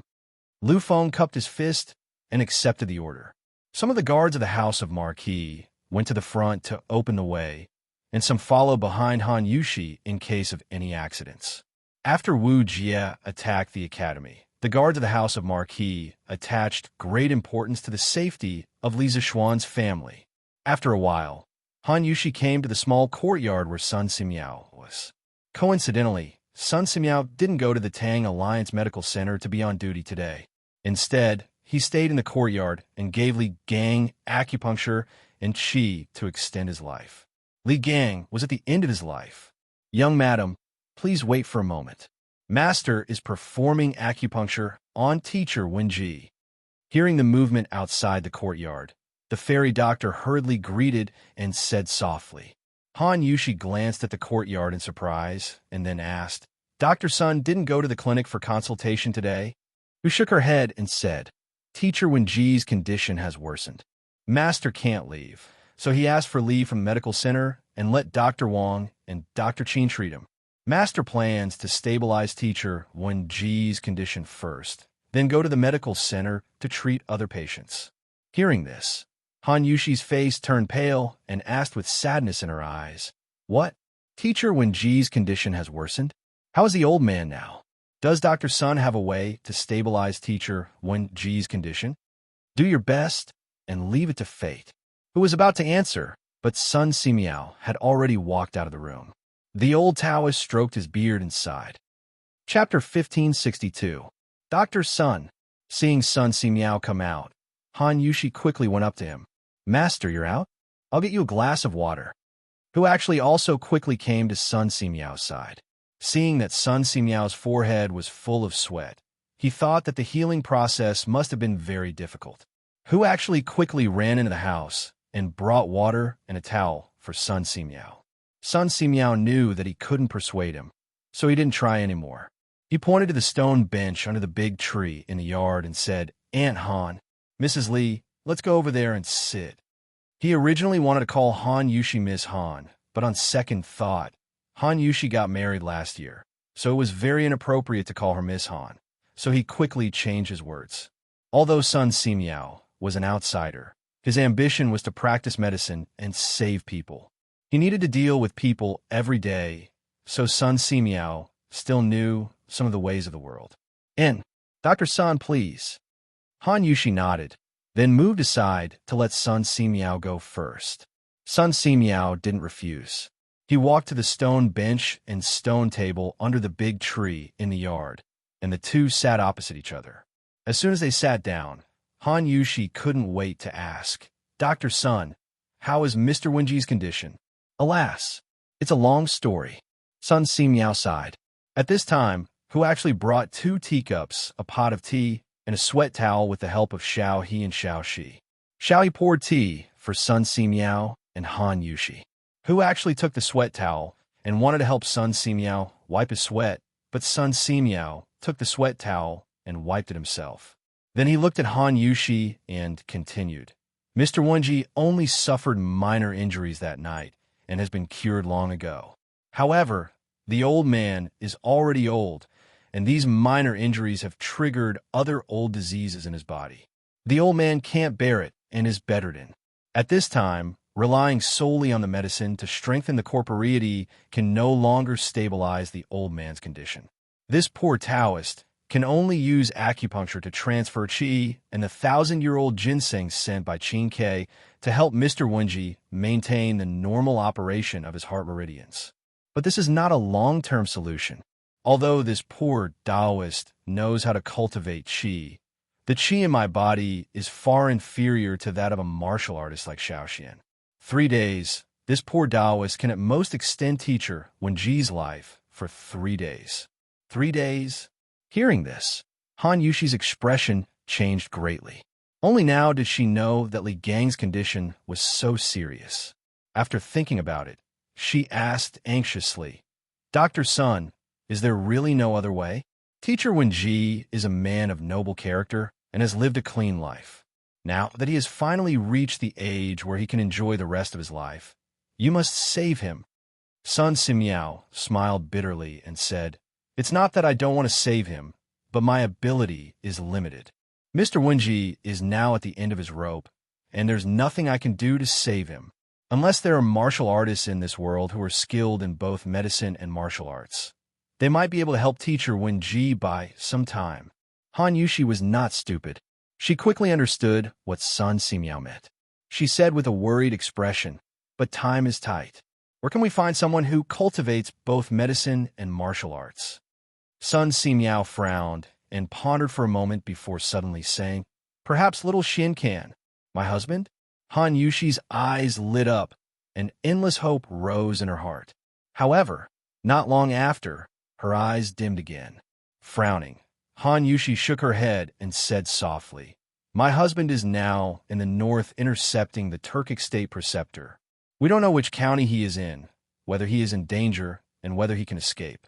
Teacher Wenji can only hold on for 3 days. My husband might not be able to make it in time. That kid is doing very well now. He is not in danger. Call him back. Just as Han Yushi finished speaking, a vigorous voice suddenly came from the gate of the courtyard. Everyone looked towards the source of the voice and was shocked. Who else could it be but Lier? Greetings, Your Majesty. Han Yushi quickly got up and bowed to Lier with Xiao He, Xiao Shi, Hu Jing, and the others. Sun Simiao stood up and cupped his hands to Lier, saying, Greetings, Your Majesty. Lier waved his hand and said, No need to be so polite. I came here today to visit teacher Wenji. I didn't expect to hear your conversation outside the courtyard. Sit down. Previously, when he learned from Li Tai that Li Gang was seriously ill and bedridden, Li Er had thought of visiting him. Although Li Gang used to be Li Jianqing's teacher, the old man had a noble character. He only cared about teaching and educating people all his life. He never got involved in those political struggles and enjoyed a very high reputation in the literary world. Li Shimin could tolerate Wei Zheng, who repeatedly suggested to Li Jiansheng to kill the king of Qin. How could he not tolerate Li Gang? Therefore, when the morning court session ended, Li Er quickly ordered Zhao Song to prepare a carriage and went directly to Sun Simiao's courtyard on Yunshan Mountain. "Thank you, Your Majesty." Under Li Er's signal, everyone sat down. At this time, Han Yushi remembered what Li Er said just now and couldn't help but ask, "Your Majesty, you said that my husband is doing very well now. Is that true?" Li Er nodded slightly and said, "Of course it's true. This morning, Qin Ke received an urgent battle report from Meng Wenhao. Last night, Li Zishuan blocked Wuxia at Longmen Pass and stole the secret files of Yanwan College. Although he was seriously injured, Taoist Master Xianxia of Longhu Mountain suddenly arrived. Not only did he defeat the enemy, but he also cured all of Li Zishuan's internal injuries. If I need someone who is skilled in both medicine and martial arts, I can ask Li Zishuan to hurry back." Sun Simiao cupped his hands and said, "If Xiaoxian can come back, that would be great. If I remember correctly, Xiaoxian also knows how to perform acupuncture. Oh, by the way, Your Majesty just said that Taoist Master Xianxia of Longhu Mountain is also at Longmen Pass. That's great. If Taoist Master Xianxia can come back with Xiaoxian, Teacher Wenji might be saved." Li Er's face lit up and said, "Good. I will send someone to ask Qin Ke to immediately send a telegram to Li Zishuan and urgently summon him and Taoist Master Xianxia to return to the capital." Speaking of which, Li Tai was still crazily sleeping in his bed. In the wee hours of the morning, he was waiting for news from the front line and almost fainted. "Your Majesty is wise." Sun Simiao breathed a sigh of relief in his heart. It wasn't that his medical skills weren't good, but that Li Gang was now at the end of his life. Forcefully extending his life was against the heavens. Sun Simiao's medical skills were indisputable, but sometimes medical skills weren't omnipotent. "I will go and see Teacher Wenji." After handing over the matter to the eunuch beside him, Li Er stood up and said, Chapter 1563.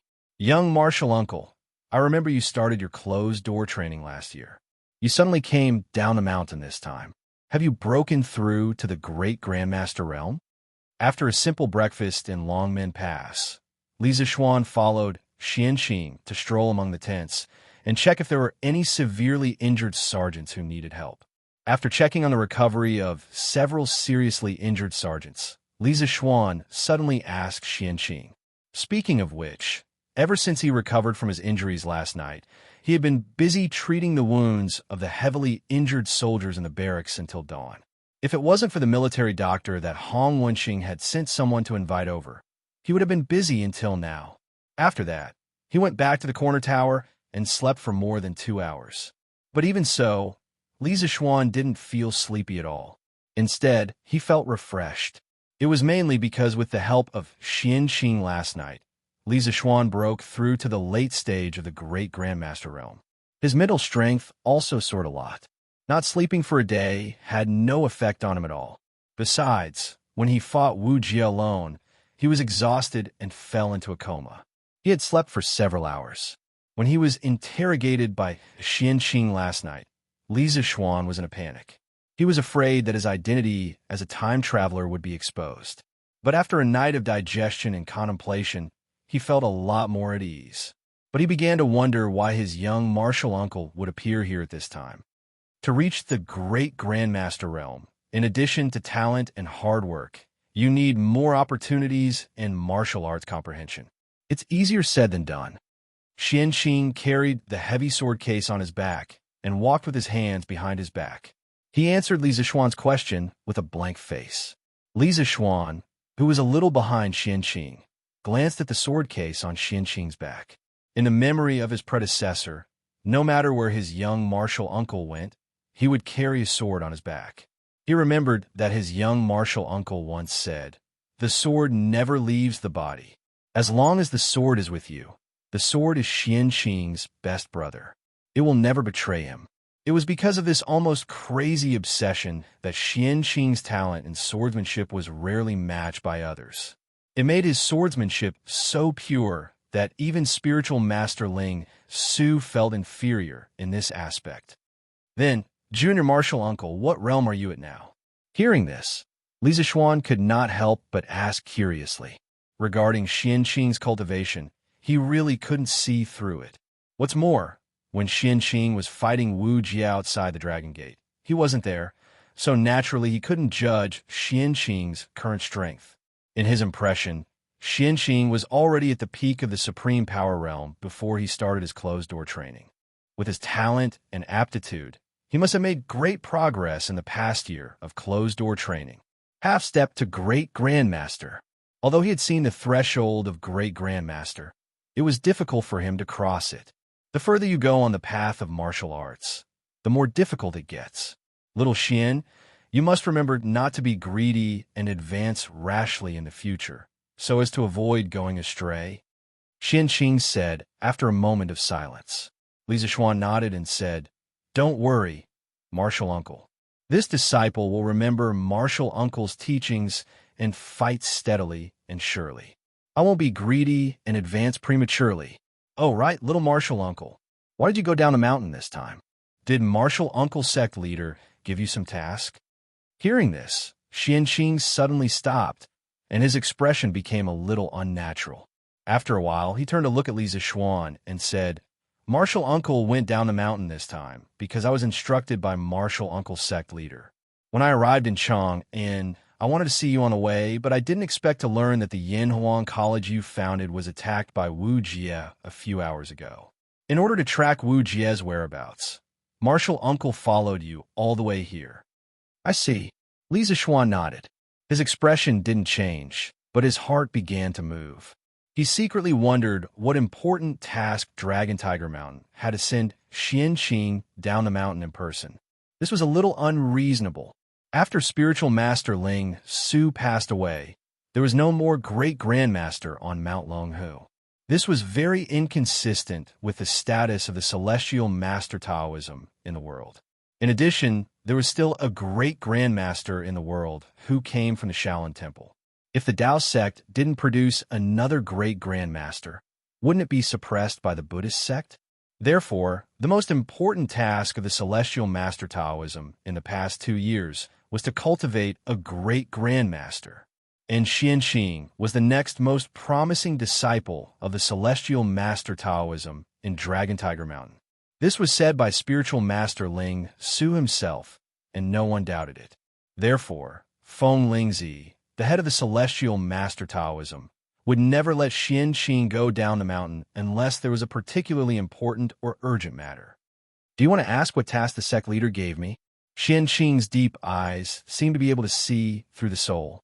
He fixed his gaze on Li Zixuan and asked after a while, Martial uncle, if it's inconvenient for you to say, then forget it." Li Zixuan was stunned at first, and then he said unexpectedly. The implication was that he really wanted to know what task the sect leader of the Celestial Master Taoism had given Xianxi. Xianxi was silent for a moment. Then he turned and said as he walked, "Previously, when your sect leader learned that you were now the Marquis of the Tang Empire, he sent me down the mountain to visit the Emperor through your recommendation. But it happened that you were killing locusts in the northern provinces and counties, and Wuxia attacked Yanhuang College. So I came here to solve your problem first." Xianxi's temperament was destined to be a straightforward person. He would not beat around the bush and said whatever he wanted to say. Li Zixuan next to him was stunned. After being surprised for a long time, Li Zixuan couldn't help but ask, Little martial uncle, is the sect leader planning to let the celestial master Taoism enter the secular world?"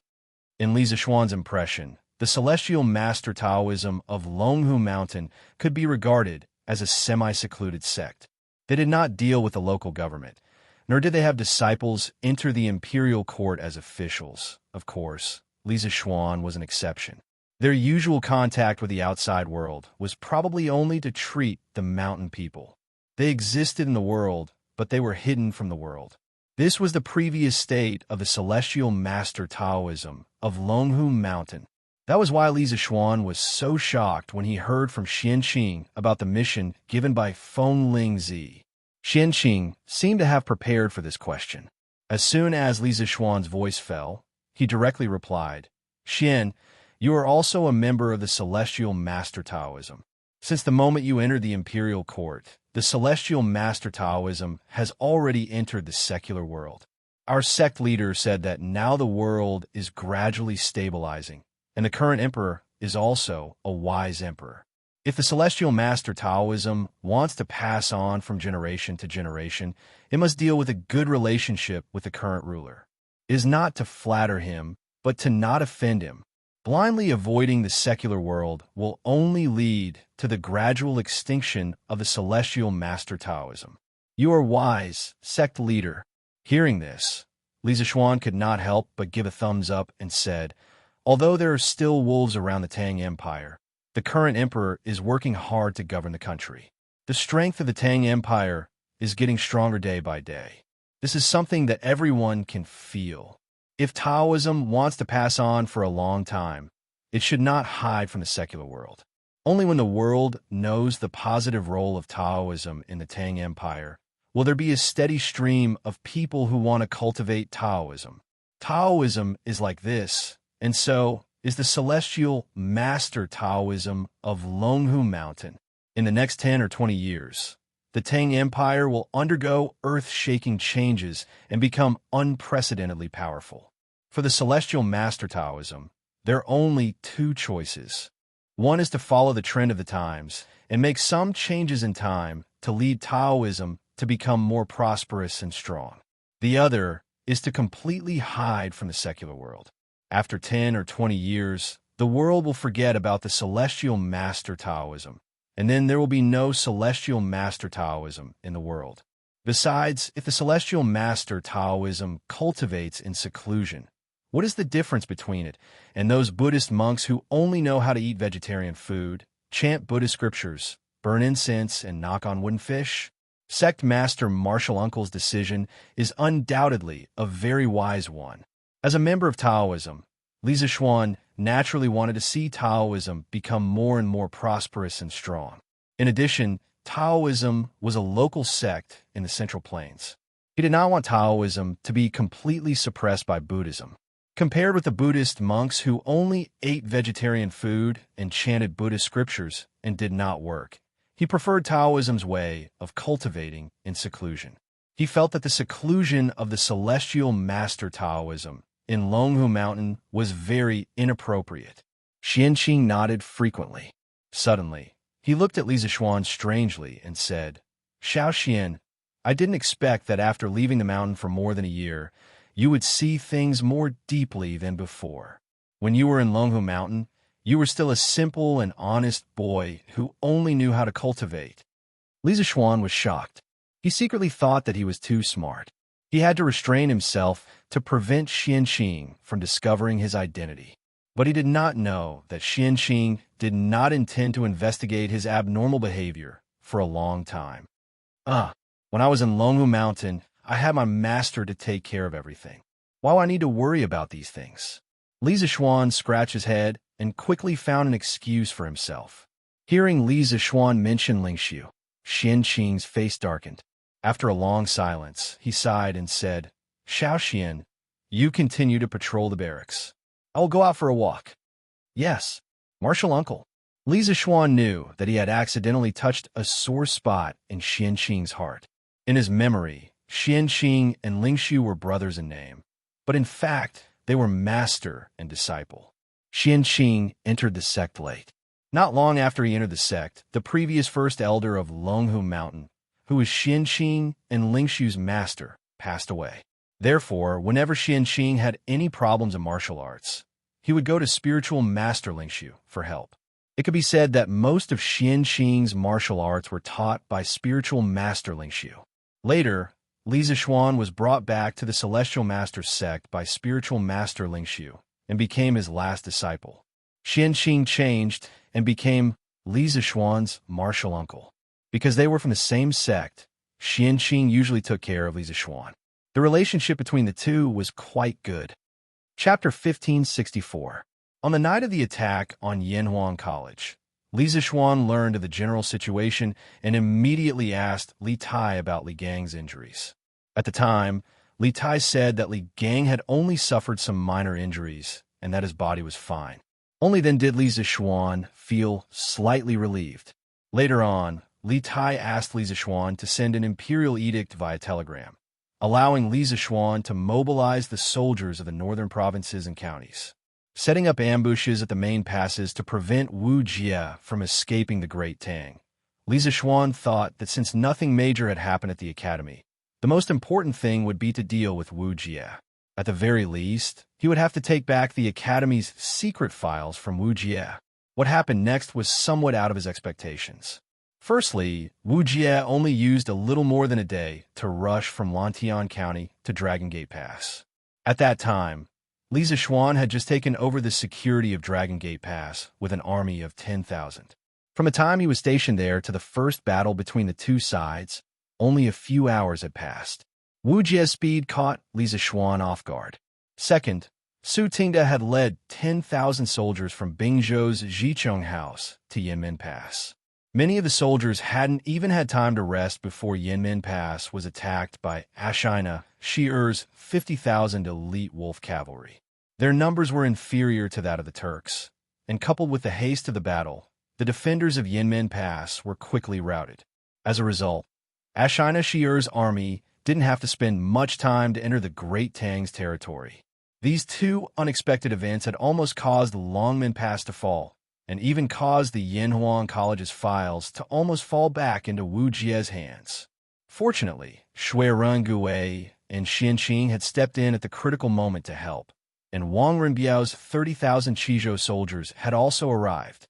Last night, when Li Zishuan woke up from his coma and learned of what had happened at Longmen Pass, he couldn't help but sigh in his heart. Could this be the protagonist of Heaven's blessing? Little Xian, His Highness King of Wei, probably replied to you like that because he didn't want you to be distracted while dealing with Wu Jie in the north. Don't blame him. Li Zishuan found it difficult to accept this sudden news. Right at this moment, Qin Xiong walked over from somewhere and said in a low voice, "Before the army left, this old man made a trip to Yanhuang College. According to Mr. Kong Gui, Mr. Wenji's condition is indeed very serious. Now that the matter here has been settled, little Xian, you should quickly return to Cloud Mountain to take a look." Li Zishuan's expression was a little sluggish as he nodded and said, "Yes, Uncle Qin, I'll pack my luggage and hurry back to Cloud Mountain." Li Gang's serious illness was a huge blow to Li Zishuan. According to the original history, Li Gang died 5 years after Zhengguan, which meant that Li Gang still had at least 3 years to live. But now, because he had temporarily handed the academy over to Li Gang, Cloud Mountain had coincidentally been attacked by Wu Jie, causing Li Gang to be injured and bedridden. His life could even be at risk at any time. If not for Sun Si Miao's superb medical skills, Li Gang would have already passed away. Li Zishuan couldn't help but sigh. He had changed history, but he had also changed the fate of many people. For example, Su Tingda and the 10,000 Tang soldiers who died at Yanmen Pass. If not for his existence, they would still be living well in Bing Province's subjugation residence. They were all brave and fearless soldiers of the Tang Empire, but because of his appearance, they died prematurely on the battlefield. There was also Li Gang.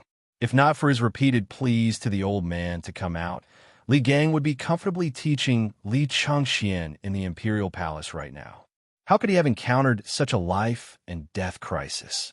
All of this made Li Zishuan feel guilty, and at the same time, a trace of confusion appeared in his heart. He felt that on his path to making the Great Tang even more prosperous, he had inadvertently taken the lives of many innocents, even though he had done it unintentionally. The truth was that he was shouldering more and more lives. Li Zishuan suddenly felt that his shoulders were very, very heavy. Remember to call Taoist Xianxia. Qin Xiong saw Li Zixuan's brow furrowed in pain, and he couldn't help but feel somewhat distressed, but he still loudly reminded him. I know, Uncle Qin. Li Zixuan didn't turn his head, only responded in a low voice. Haa, this child is good at everything, but sometimes his heart is too soft. Qin Xiong stared at Li Zixuan's back, and after a long while, he shook his head and sighed. Teacher Wenji? It's Li Gang, right? After leaving the camp, Li Zixuan went up the city gate tower. In the eastern corner tower, Li Zixuan found Xianxia, who was meditating cross-legged. He briefly told Xianxia about Li Gang's serious illness and how Sun Simiao needed their martial uncle and nephew to go back together to help. After hearing this, Xianxia frowned and said, Then let's go back to Lantian immediately. Without any hesitation, Xianxia agreed to Li Zixuan's request. Li Zixuan had spent so much effort before, but he didn't expect Xianxia to agree so easily. Li Zixuan couldn't get used to this super efficient communication method, so he was a little confused at this moment. What are you waiting for? You and I quickly pack our luggage and go back to Lantian. Seeing Li Zixuan standing there in a daze, Xianxia couldn't help but frown and urge him. Yes, little martial uncle. Li Zixuan came back to his senses and hurriedly cupped his hands in obeisance. He couldn't help but think in his heart, little martial uncle's personality really hasn't changed. Not only is he a man of few words, but he is also swift and decisive. He is simply a model of doing more and talking less. The bosses of modern big companies must like a real person, like little martial uncle. In fact, in Xianxia's opinion, Li Gang had been the imperial tutor of 2 princes and had a good reputation among the scholars. Now that he was injured and even bedridden because of Li Zixuan's Yanhuang College, he, as his martial uncle, had to go and help no matter what. Besides, the purpose of his trip down the mountain this time was to visit Li Heir in the imperial palace. Tracking Wuxia was just a side quest he had issued for himself. Now that the side quest had been completed, it was time for him to return to the main quest. Little Xian, Taoist Xianxia, where are you going? Martial uncle and nephew had finished packing their luggage and had just brought their mounts from the stables when they met Wang Renbiao.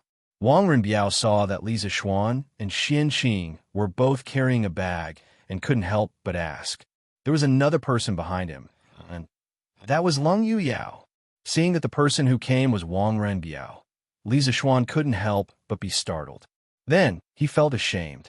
If it wasn't for Wang Renbiao leading the army in time yesterday, it was unknown whether or not Longmen Pass could be completely defended. Wang Renbiao was willing to take the risk of being suspected by his superiors and lead the army of Qizhou to support Longmen Pass 2 or 3 times. Li Zixuan didn't even have time to thank him and almost directly returned to Lantian County without saying anything. He really didn't do it properly and felt sorry for Wang Renbiao's deep friendship. It's Renbiao. You've come at the right time. I have something to tell you. Li Zixuan coughed awkwardly and then shamelessly said with some apology, I just received news from Qingke that teacher Wenji suffered some minor injuries in order to protect the academy that night. Due to his old age, he was bedridden and now his life is in danger. As the Yamacho of Yanhuang College and my youngest martial uncle is quite proficient in medical skills, we must return to Yinshan as soon as possible to save teacher Wenji's life. Wang Renbiao was shocked when he heard that. His expression was serious, and he said with some worry, Is there such a thing? Teacher Wenji is an upright person and has always been clean as an official. As a teacher, he has noble character and unquestionable integrity. He is one of the people I admire the most in my life. Since this is the case, little Xian, you and Taoist Xianxia should return to Yinshan as soon as possible. As for Longmen Pass, General Qin and I will take care of the aftermath. You don't have to worry. Li Zixuan heaved a sigh of relief and then said with a guilty expression, Renbiao, you led the army from hundreds of miles away to help us. As your brother, I wanted to host a banquet and drink with you to express my gratitude. However, now that teacher little Xian, you don't have to say any more. Wang Renbiao did not let Li Zixuan continue. Instead, he interrupted him. Little Xian, you and I are brothers. There's no need for formalities between us. Whether it's wine or food, they are all just external things. Since we are brothers, why should we care about such formalities? After such a big thing happened at Yinshan, you should indeed return to the academy. How can I not understand this? You can go with peace of mind. If it weren't for the fact that I can't leave here, I would also want to go back to Yinshan with you to visit teacher Wenji. Thank you for your understanding, Rinbiao. With a brother like this, what more can I, Li Zishuan, ask for? Li Zishuan was touched as he saluted Wang Rinbiao and said, Chapter 1565. There is no such thing as an impenetrable wall in this world. The news of Wang Renbiao and Li Jingchu's relationship had already reached the ears of the elders of the Wang family of Taiyuan a few days ago. Li Jingchu was just a merchant's daughter. In the eyes of these elders, who had very serious views on family status, Li Jingchu was far from being worthy of the eldest son of the Wang family. Therefore, there was almost no suspense. Almost everyone in the Wang family opposed this marriage. Some elders even threatened that if Wang Renbiao insisted on marrying Li Jingchu, he was no longer worthy of being the eldest son of the Wang family and had to be expelled from the family as a punishment. As Wang Renbiao's father and the current head of the Wang family of Taiyuan, Wang Yu naturally knew about this matter. On one side was his son, and on the other side was his family. Old Wang was actually in a difficult position. Li Zishuan's casual guess hit the nail on the head. Hearing this, Wang Renbiao couldn't help but be startled. He wanted to deny it, but facing Li Zishuan's aggressive gaze, he sighed and said, Xiaoxian, you guessed right. Little Xian, your guess is correct. Recently, the elders of the family have indeed expressed their dissatisfaction with my marriage with Jingchu. In 2 days, my mother will also personally come to Qizhou. If I insist on being with Jingchu, it's very likely that my name will be removed from the family. At that time, I should no longer be the provincial governor of Qizhou. Therefore, I have the heart, but not the ability to help Shui Ringue. Hearing this, Li Zishuan's heart sank.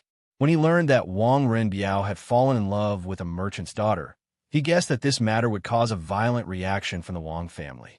This was because in history, Wang Renbiao's mother, Princess Tong, and didn't like Wang Renbiao's wife because of her low birth. As a result, after Wang Renbiao died of illness, his wife and son were directly expelled from the family and completely became an orphan and widow. Renbiao, I'll go back to Chang and to treat teacher Wenji first. As for the Wang family, I'll write a letter to your father and see if he can favor you for once. Besides, even if the Wang family wants to abolish your position as the eldest son of the Wang family, they can't take away your position as the provincial governor of Qizhou. This is an official position conferred upon you by the current emperor. If the emperor doesn't speak, you can't be removed. If the Wang clan sends someone to the palace, I will also plead for you in front of his majesty. You don't have to worry too much. After pondering for a moment, Li Zishuan said slowly, in Yinshan, Li Gang was critically ill, and this was an extremely urgent matter. Even if Li Zishuan wanted to help Wang Renbiao, he didn't have the time right now. In addition, this was a family matter of the Wang clan. He didn't want to and couldn't get too involved. The only thing he could do was act as an outsider and do what he could. For example, if the Wang clan wanted to use Princess Tong and Li Zishuan's relationship to remove Wang Renbiao from his position as governor of Qizhou, Li Zishuan would definitely speak up for him. Wang Renbiao smiled in relief. Regarding the position of governor of Qizhou, I don't really care about it. You don't have to worry about me, Xiaoxian. You should return to Yinshan to treat teacher Wenji. Even if I don't have the identity of the Wang family's eldest son and the position of Qizhou's provincial governor, I won't starve to death. Even if I'm really at my wit's end, I can still rely on you, right? Xiaoxian, you won't reject me, right? Of course not. Li Zishuan said seriously. We'll always be brothers. Brothers should share weal and woe together. The worst outcome of this is that not only will you lose the identity of the Wang family's eldest son, but you'll also lose the position of governor of Qizhou. But even so, what's the harm? You're still my brother, Li Zishuan. Ha! Xiaoxian, I'm already satisfied with your words. Wang Renbiao couldn't help but smile. Then, he looked at the son and said seriously to Li Zishuan, Xiaoxian, Teacher Wenji's condition is still more important. It's almost 9 in the morning. You should leave as soon as possible. Li Zishuan nodded and cupped his hands in farewell. All right. Rinbiao, we'll meet again. We'll meet again. Wang Rinbiao cupped his hands and said indifferently. Li Zishuan and Xianxia got on their horses and left Longmen Pass, heading south. Giddy up, Whitey, faster, faster. On the official road from Jiangzhou to Chang, and 2 men were galloping on horseback. The man in front was slightly younger. He was handsome and tall. As the horse was galloping, his hair was pulled back by the wind. The man in the back was slightly older. He was in his 20s or 30s. Although he was handsome, the expression on his face was rather cold. He gave off a feeling that strangers should not approach him. Xiao, where did you get this horse? It's even faster than a Fergana horse. Xianxia, who didn't like to talk, finally couldn't help but ask after seeing the speed of Whitey under Li Zishuan. The horse he was riding was a mount that had accompanied him for many years. It was one of the best horses, and he spent a lot of money on it. But now, compared to the big white horse under Li Zishuan, it suddenly paled in comparison. The big white horse seemed to have the energy to continue accelerating, but the big black horse he was riding was already running at full speed. How could Xianxia not be surprised? Hearing this, Li Zishuan turned around to look at Xianxia's position. He realized that the distance between the two of them was about 30 feet. Thus, he hurriedly slowed down the speed of the horse and replied, Junior Marshal Uncle, my father bought this horse from the Hu people 2 years ago. After returning home from Mount Longhu last year, I realized that I had some affinity with this horse, so I asked my father for it to be my mount. I see. Xianxia nodded and didn't ask further. He knew that Li Zishuan was anxious to go back to Chang and to visit Li Gang. So he said, Xiao, your horse doesn't seem to be running at full speed. Don't worry about me. Go back to Yinshan at full speed and check on Teacher Wenji's injuries first. I'll be there soon. Li Zishuan hesitated for a moment, but finally nodded and said, Okay, youngest uncle, I'll go first. You can go directly to Yinshan. I'll be waiting for you there. Okay, be careful, Xianxia said in a low voice. Li Zishuan turned his head to face the front, then patted Whitey's neck and said anxiously, Whitey, hurry up. Whitey seemed to be able to feel Li Zishuan's anxiety. As soon as Li Zishuan finished speaking, Whitey's speed suddenly increased by 20%, and it was still accelerating. The distance between Li Zishuan and Xianxia was getting farther and farther. Last year, when Han Yushi was kidnapped to Xiefeng Stockade, Li Zishuan felt Whitey's extreme speed when he went to save her. However, it was only a short distance back then, and the whole city was only about 40 miles away. This time it was different. The distance between Jiang Province and Chang was about 500 to 600 miles. Li Zishuan didn't know how long Whitey could last at full speed, but in order to save Li Gang, who was in critical condition, he could only take one step at a time. At worst, he could wait for Whitey to get tired and use his Qinggong to rush for a while. Whitey could follow behind him and rest while running. After resting, he could get back on the horse and continue to run. Brother Crown Prince, is Brother Xiao really okay now?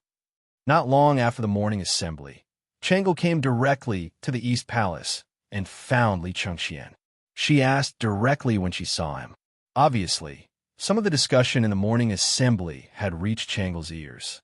Li Chengxian frowned and said, Changel, you've heard about the war in the north? Changel nodded and said, Yes. Previously, when I passed by Taiji Palace, the officials had just finished their morning assembly. Uncle and Minister Feng talked about it. Brother Crown Prince, quickly tell Changel whether Brother Xiao is okay or not. As she spoke, Changel's beautiful eyes revealed a trace of pleading as she looked at Li Chengxian. Li Chengxian couldn't bear Changel's pleading gaze and hurriedly replied, Don't worry, Changel. Although Xiao was injured when he fought with the Turkic state preceptor, his injuries have completely recovered with the help of Daoist Xianxia from Longhu Mountain. Thinking about it, he should be back after things are stabilized over there. Really? That's great. Hearing this, Changel was immediately overjoyed and her face lit up with joy. She stood up and said with a smile, Since that's the case, then I'm relieved. Oh, right, Brother Crown Prince, Imperial Mother's soaring meteor prosperity is almost finished. Should we go to the drunken immortal restaurant outside the palace to help Imperial Mother buy some more? Speaking of the locust plague that broke out in the Guangzhou area, Li Zixuan took the opportunity to purchase a lot of locusts. So not only did the supply of flying locusts of the drunken immortal restaurant soar, the price also dropped a lot. Many people knew that flying locusts was made from locusts, but those who had tasted the delicacy of flying locusts could not resist the temptation of this delicacy. Even if they knew that this thing was made from locusts, they still ate happily and fought to come to the drunken immortal restaurant to eat flying locusts. Empress Xianxia had heard from Li Zixuan a long time ago that locusts could be used to treat illnesses, especially for those with qi ailments. Locusts were very useful, so when the locust plague broke out this year, a batch of prepared locusts was quickly sent to the imperial palace. Although the imperial chefs in the imperial palace had tried to make soaring meteoric prosperity at the behest of Empress Xianxia, this thing might look the same on the outside, but clearly couldn't compare to the soaring meteoric prosperity at the drunken immortal restaurant. Many times, the soaring meteoric prosperity that Emperor Xianxia ate came from the drunken immortal restaurant, because only the soaring meteoric prosperity at the drunken immortal restaurant didn't have the earthy taste of locusts. Soaring meteoric prosperity? Hearing this, Li Changxian quickly shook his head and said, "This thing could be directly sent to the drunken immortal restaurant to buy some. Why do we need to personally make a trip?" Changle wrinkled her nose and said unhappily, "Brother Crown Prince, we haven't been out of the palace together for 2 months. Now that we finally have the opportunity, do you want to go out of the palace with Changle?" The imperial palace symbolized a life of luxury, but at the same time, for the princes and princesses, the imperial palace was almost equivalent to a cage. The people in the cage wanted to desperately get out, while the people outside wanted to enter and live a life of luxury. But no matter how hard they tried, they couldn't enter the cage. Changle was lively by nature and often liked to go out of the palace. Especially now that her qi ailment had completely recovered, she didn't need Li Er to worry about her health. Li Changxian thought for a moment and said, Okay, but I have other important things to do today. Tomorrow, I'll take you out of the palace and go to the drunken immortal restaurant in Chang'an City. Changle, what do you think? Tomorrow is fine too. Brother Crown Prince, remember to send someone to call me." Changle nodded and then left. Looking at her lively and lovely back, Li Changxian had a headache and rubbed his head, but his eyes were full of pampering. Yinshan residence. Previously, Li Honor went into the room with Li Er to see Li Gang, who was lying in bed. At this time, little Honorin's eyes were red and swollen from crying. He was hiding in his mother's arms and sobbing slightly. Li Er, after staying here for half an hour, had already set the carriage to return to the palace. "Sister Yushi, when will Brother Xiaoxian come back to save grandfather?" Li Honorin had received a good education since he was young, and he was more sensible than other children. Little Honorin had heard some of the conversation between Li Er, Sun Simiao, and Han Yushi, so he couldn't help but ask at this moment. He had a kind of blind trust in Li Zixuan. "Don't worry, Honorin. Your brother Xiaoxian should be on his way now. He should be back tonight." Han Yushi looked at little Honorin with eyes full of heartache and comforted him softly. Chapter 1566. Master, not good. Mr. Wenji's body is hot and his breath is getting weaker. His condition seems to be worsening. At noon, Sun Simiao had just finished his lunch when Hu ran over and said anxiously, "What? This poor Taoist will come right away." Hearing this, Sun Simiao's expression suddenly changed, and then he quickly walked towards Li Gang's room. "Master, look, Mr. Wenji is sweating a lot. Shall I get some medicine to reduce his fever?" Hu followed Sun Simiao to Li Gang's room. Seeing Li Gang sweating profusely, Hu hurriedly stepped forward and used a handkerchief to wipe Li Gang's sweat. After that, she turned to Sun Simiao and said, Sun Simiao had been observing Li Gang's complexion from the side. He frowned and said, "No need. Mr. Wenji is suffering from an internal deficiency and external heat. Yang deficiency is at the bottom and yang deficiency is at the top. It's hot at the top and cold at the bottom. You can't just use medicine to reduce his fever. Hu frowned and couldn't help but touch the back of Li Gang's foot with her hand. Sure enough, it was cold to the touch. She said in surprise, "It's hot on the inside and cold on the outside." "Master, teacher Wenji." Speaking of this, she couldn't say the rest of her words, and a trace of deep sadness flashed in her eyes. Sun Simiao sighed and said, "Alas, you guessed right. This is a sign that his condition is worsening and he is about to die. The remaining life source in Mr. Wenji's body is rapidly dissipating to maintain the circulation of life. Actually, you go out first. Master is going to perform acupuncture for Mr. Wenji." Who looked at the tired Sun Simiao with tears in her eyes. She shook her head and said, "No, Master, you haven't slept since last night and have been performing acupuncture for Mr. Wenji. If this goes on, you will definitely be exhausted." Sun Simiao said with a serious face, "Actually, saving the dying and healing the injured is the duty of us doctors. It is also the integrity that all doctors in the world have to practice for their whole lives. If I am afraid of difficulties and don't save people, how can this poor Taoist be worthy of the title of divine doctor? How can I face the hundreds of teachers and students on Yinshan? Quickly go and get the golden needles. Don't delay teacher Wenji's treatment." Who actually looked at Sun Simiao, who had a haggard face and white hair, but a resolute gaze. Endless respect grew in her heart. She knew that Sun Simiao could not be persuaded at this time, so she nodded and replied, "Yes, Master." After saying that, Who turned around and left. Soon, she returned to the room with an exquisite wooden box in her hands.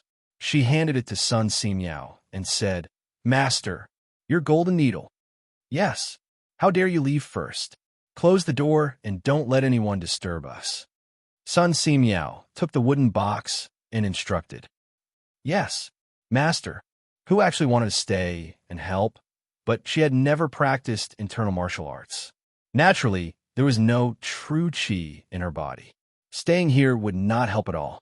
It was better to go out and help Sun Simiao, because Sun Simiao could not be disturbed when he was performing acupuncture. "Brother Wenji, hang in there. Little Xian will be back soon." In the room, Sun Simiao looked at Li Gang, who was lying on the bed with his eyes closed and a haggard face. He sighed worriedly and said, only a few days had passed, but Li Gang looked as if he had aged a few years. It was said that illness came like a landslide. For the 82-year-old Li Gang, this sudden accident was burning the last of his life force, and he could die at any time. In fact, just looking at age, Sun Simiao was older than Li Gang by 6 years. However, Sun Simiao paid attention to health and had been practicing Taoist true qi. Therefore, the quality of his body was much better than Li Gang's. The same injury on Li Gang might be fatal, but on Sun Simiao, it was estimated that he would be fine after 2 days of recuperation. After sighing with emotion, Sun Simiao went forward to help Li Gang up. Half lying on the bed, he removed his outer robe and took out the golden needles from the wooden box. With lightning speed, he pierced 3 golden needles into the Zhong Ting, Jiawei, and took acupoints on Li Gang's chest. These 3 acupoints were close to the heart, and if the strength was wrong or the position was off, it would be fatal.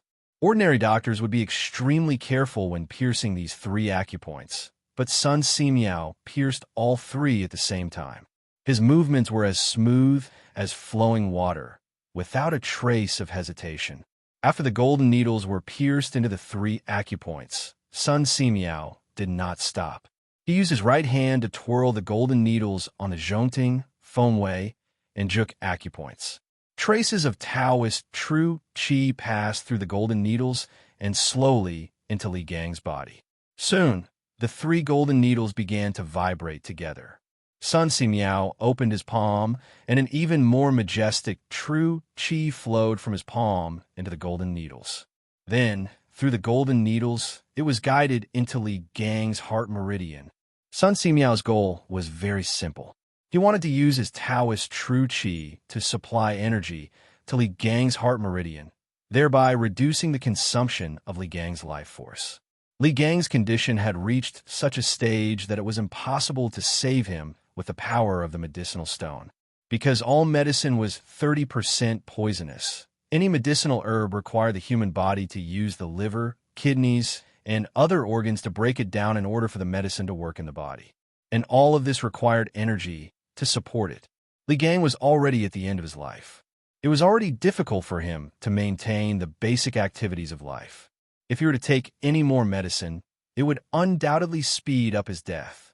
Because he understood this, Sun Simiao temporarily gave up on using medicine and switched to the method of transferring qi through the golden needles. It was just that this method of transferring qi through the golden needles consumed too much true qi. In less than 15 minutes, Sun Simiao's forehead was full of sweat. But Sun Simiao did not have any intention of stopping. He was still transferring qi through Li Gang with a serious face. Gradually, as time passed, Sun Simiao's face became paler and paler. However, Li Gang's face gradually became rosy. After some time, Sun Simiao finally could not hold on any longer. He lost his balance and almost fell onto the bed. Luckily, Old Sun's hands and feet were still agile. He held onto the beam of the bed in time and steadied himself. Taoist son, don't waste your energy. I know that my time is up. I can't drag you down with me. Unexpectedly, at this moment, Li Gang, who had been in a deep sleep all this time, opened his eyes and spoke softly. Brother Wenji, you're awake. Hearing Li Gang's voice, Sun Simiao finally heaved a sigh of relief. He stood up straight and looked at Li Gang with a face of joy and said, Wenji, what you said is wrong. What do you mean by wasting my energy? Before I treat a patient, I will never care if that person can be saved or not. Because no matter what kind of patient it is, I will try my best to save them. Until the last moment, life or death is uncertain. Li Gang used all his strength to move the corners of his mouth and smiled. Taoist Sun's medical ethics are noble and your medical skills are superb. Who doesn't know of this? Who doesn't know? But I'm already at the age where I have one foot in the grave. If I die, so be it. Letting Taoist Sun waste his energy and affect the treatment of other patients is a huge sin. Sun Simiao sighed and said, I only used up some true qi. After resting for a few days, I will recover. But Wenji, you must hold on. Xianxia received the news and is already on his way back. With his help, Wenji, there is hope that your illness can be controlled. Hearing this, Li Gang was shocked and said, Yamacho is coming back? What about the Tuju Estate Preceptor? Have the secret scrolls of the Academy been recovered? Sun Simiao replied, Don't worry. The Tuju Estate Preceptor has already escaped back to the grasslands. All the secret scrolls of the Academy have been recovered by Xianxia. He is now rushing back to Yunshan. So, Brother Wenji, you must hold on. Hearing this, Li Gang's face suddenly flushed red. He smiled and said, Good, good. I must hold on until Yamacho comes back. Seeing this, Sun Simiao secretly cursed in his heart. At this time, Li Gang's face was flushed red. It was not a good thing, because it was a bit like the final radiance of the setting sun. When a person was on the verge of death, under the control of the cerebral cortex, it would quickly instruct the adrenal cortex and medulla to secrete glucocorticoids, mineralocorticoids, adrenaline, and norepinephrine. They could all stimulate the heart, constrict the blood vessels, and raise blood pressure. This would mobilize all the positive factors in the body, causing the patient to wake up from a coma. From being unable to speak to being able to speak, from not being able to eat to being able to eat and drink. These were all endocrine hormones under the command of the central nervous system. The final radiance of the setting sun had certain benefits for the patient and his family. If the person the patient was anxious to see was still on the way, it could prolong the patient's life to fulfill his long-cherished wish. If the patient still had things to say, it could also prolong the patient's life for a period of time. However, terminal lucidity mobilized the last bit of vitality and potential left in the patient's body to help the patient overcome the pain in a short period of time. Once this bit of vitality and potential was exhausted, there was nothing that could be done to save the patient. Brother Wenji, don't get too excited. Xiaoxian came back from Longmen Pass. It's about 500 to 600 miles in between. Even if he rode a fast horse, he would only reach Yinshan late at night, at the earliest. Brother Wenji, you must hold on. Sun Simiao saw that Li Gang's face was getting redder and redder, so he hurriedly said. He had to stop Li Gang from using up his remaining vitality. Otherwise, it was very likely that he would not be able to hold on until Li Zishuan came back. Longmen Pass. Sure enough, when he heard Sun Simiao say that Li Zishuan was still 500 to 600 miles away, Li Gang's eyes instantly dimmed a lot, and the redness on his face gradually faded. Then he muttered, Longmen County is a good place. If I remember correctly, Mr. Wang also came from Longmen Pass. I must wait until Yamacho comes back. Faith. Sometimes, faith was a very magical thing. As long as there was a thought in one's heart, one would be able to persevere. Sun Simiao wanted to tell Li Gang about the time it would take for Li Zishuan to reach Yinshan.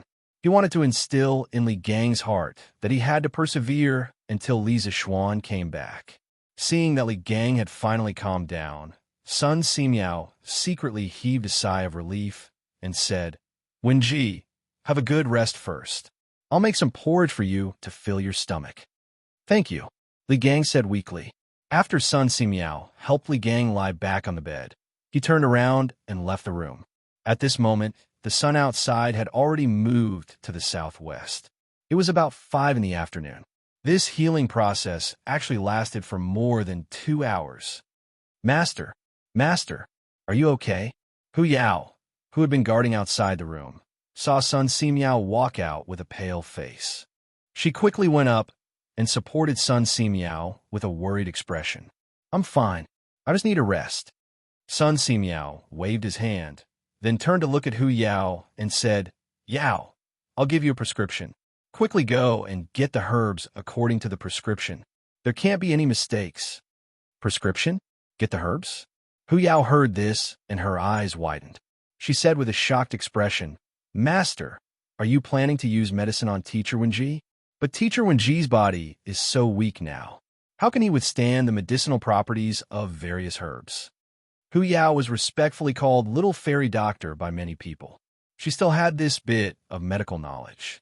Even if Sun Simiao did not say it, she knew that with Sun Simiao's current body, he would not be able to withstand the power of the medicinal stone no matter what. Sun Simiao sighed deeply and said, Teacher Wenji faintly showed signs of terminal lucidity just now, but I suppressed it. The speed of his deterioration is more serious than I thought. Now, even if Xiao Xian and Daoist Xianxia came to help, they might not be able to completely cure Wenji. So, the only thing we can do now is to take a risk. Master, why do we take a risk? Hu Yao asked curiously. Sun Simiao paused for a moment and opened his mouth to explain. Wenji is now completely relying on his will to support himself. Once Xiao Xian returns, this will dissipate and Wenji will also show signs of terminal lucidity. At this time, the functions of all the organs in his body will be normal. Although after this short period of normalcy, he will exhaust his life force and die. I can take advantage of this period of time when Wenji's body is normal to let the medicine enter his body and extend the time of terminal lucidity through the golden needle. As long as the medicine can take effect during this period of time, it can cure the symptoms and cure the root cause, fundamentally saving Teacher Wenji's life. And this terminal lucidity will become a revival from the dead. Chapter 1567. Ginseng nourishes the 5 viscera, calms the spirit, stabilizes the soul. Antler nourishes the kidney, generates the essence, strengthens the muscles and bones. Sanchi stops bleeding and removes blood stasis, unclogs the meridians and relieves pain. Amber calms the nerves and facilitates the water flow. Placenta nourishes the innate, nourishes the qi, and nourishes the blood.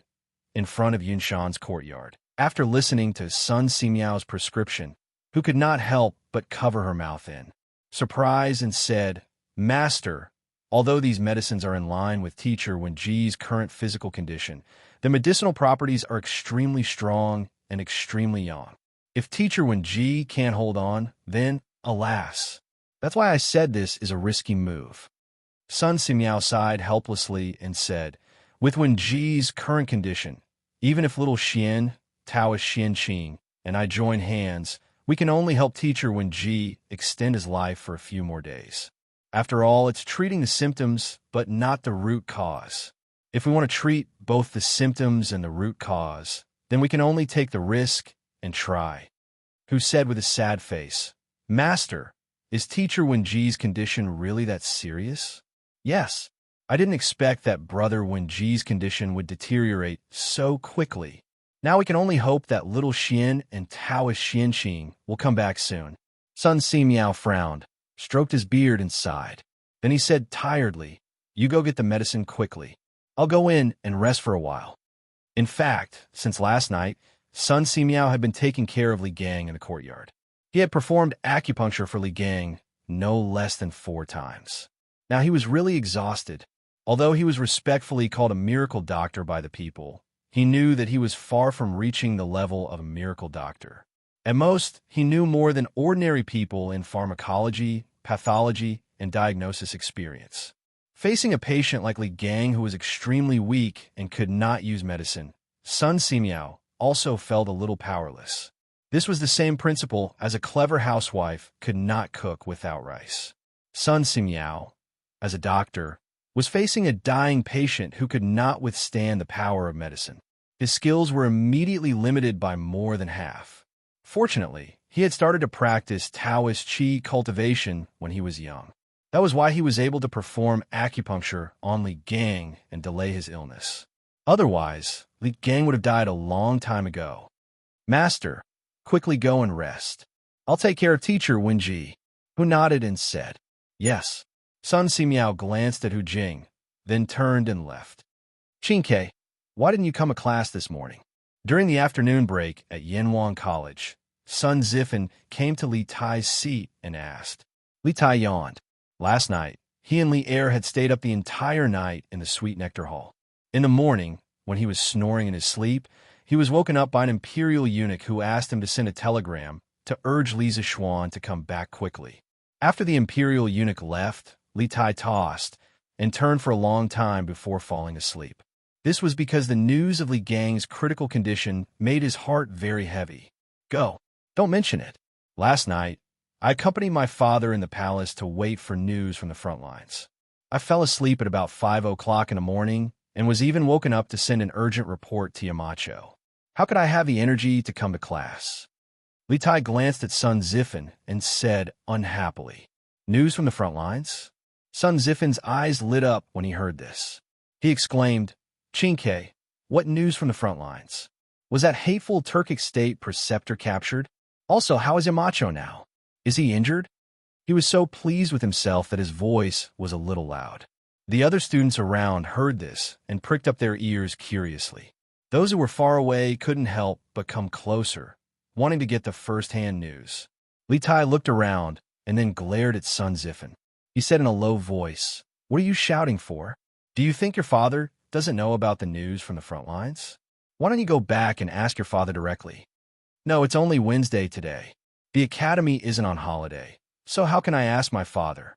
Go, what are you looking at? Class is about to start. Won't you all go back to your seats? Sun Zifan complained for a while, but then he realized that he had overreacted and hurriedly waved his hands at the surrounding students. No, Zifan, Qingke, how is Yamacho? Not only are you concerned about Yamacho, but so are we. Wang Ming retorted, unafraid of Sun Zifan's might. The other students immediately joined in the commotion. Wang Ming is right. We are all concerned about Yamacho's safety. Qingke, quickly tell us. That's right. Also, has the Turkic state preceptor who stole the academy's secret files been captured? Mr. Zhang San, Mr. M.O., and Mr. Wenji are all seriously injured. Nothing must happen to Yamacho. Since Yanwang College was attacked by Wuxia that night, all the secret files were stolen. In addition, the bearded guest and M.O. Huai were seriously injured, and the academy's acting Yamacho, Li Gang, was bedridden. For the newly established Yanwang College, this was undoubtedly a very painful blow. The academy was currently without a leader, and everyone was in a state of panic. All the students urgently wanted to hear some good news, especially the students in Class 1 who were closest to Li Zixuan. They were most concerned about Li Zixuan's current situation. "Everyone, listen to me." Li Tai's face darkened. He could feel the worry and anxiety in the students' voices. Thinking about it, last night's battle in the north wasn't considered secret. He pressed his hand down and said, "Last night, Wuxia fought with Yamacho at the Dragon Gate. Yamacho was seriously injured, but he was able to take the secret files that Wuxia stole from the academy. After Wuxia broke through the Dragon Gate, he successfully met up with the Ashina Serpent's army." "What? Yamacho was seriously injured by Wuxia? I already said that the Turkic state preceptor's martial arts are so high. Yamacho can't fight him alone. Now that Yamacho is also injured, what will the academy do?" Fortunately, the academy's files were taken back by Yamacho. What's the point of those files being taken back? For the academy, Yamacho is the most important. With Yamacho, what can Yanhuang College not create? When the students heard that Li Zixuan was seriously injured by Wuxia, they couldn't help but discuss loudly. To them, this news was no different from a bolt from the blue. After a while, the whole classroom was in chaos, and a feeling of panic quietly spread. This was because Li Zixuan was the sky of the Yanhuang Academy. All of them had resolutely joined the Yanhuang Academy because of Li Zixuan. If Li Zixuan fell, it would be tantamount to the collapse of the sky for them. How could this not make them panic? Silence. Everyone listen to me. I'm not done yet. Seeing the students in chaos, Li Tai hurriedly shouted, "Yamacho is fine. Let me finish."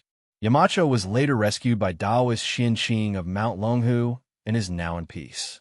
Ashina Shirchu's army of 50,000 was surrounded by General Qin's troops and the northern province's soldiers at Yonghe Pass. In the end, Ashina Shirchu and Wuxia were defeated and fled back to the grasslands with more than 1,000 soldiers. Hearing this, the students immediately cheered in surprise. "What? Yamacho is fine? That's great. Xianxia, is this news true? Is Yamacho really okay?" "Yes." "Xianxia, is this news reliable?" Hearing that some people doubted the authenticity of the news, Li Tai couldn't help but stare. This news is naturally true. This morning, Yamacho was urgently summoned back by my imperial father. They should arrive at Yinshan tonight. If you don't believe me, you'll know when the time comes. "What? Yamacho is already on the way back to Yinshan?" Sun Zifan was surprised. "That's right." Li Tai nodded. "Teacher Wenji is critically ill, and Divine Dr. Sun can't deal with it alone. Yamacho and Taoist Xianxia are both skilled in medicine. With their help, Teacher Wenji's illness can be cured."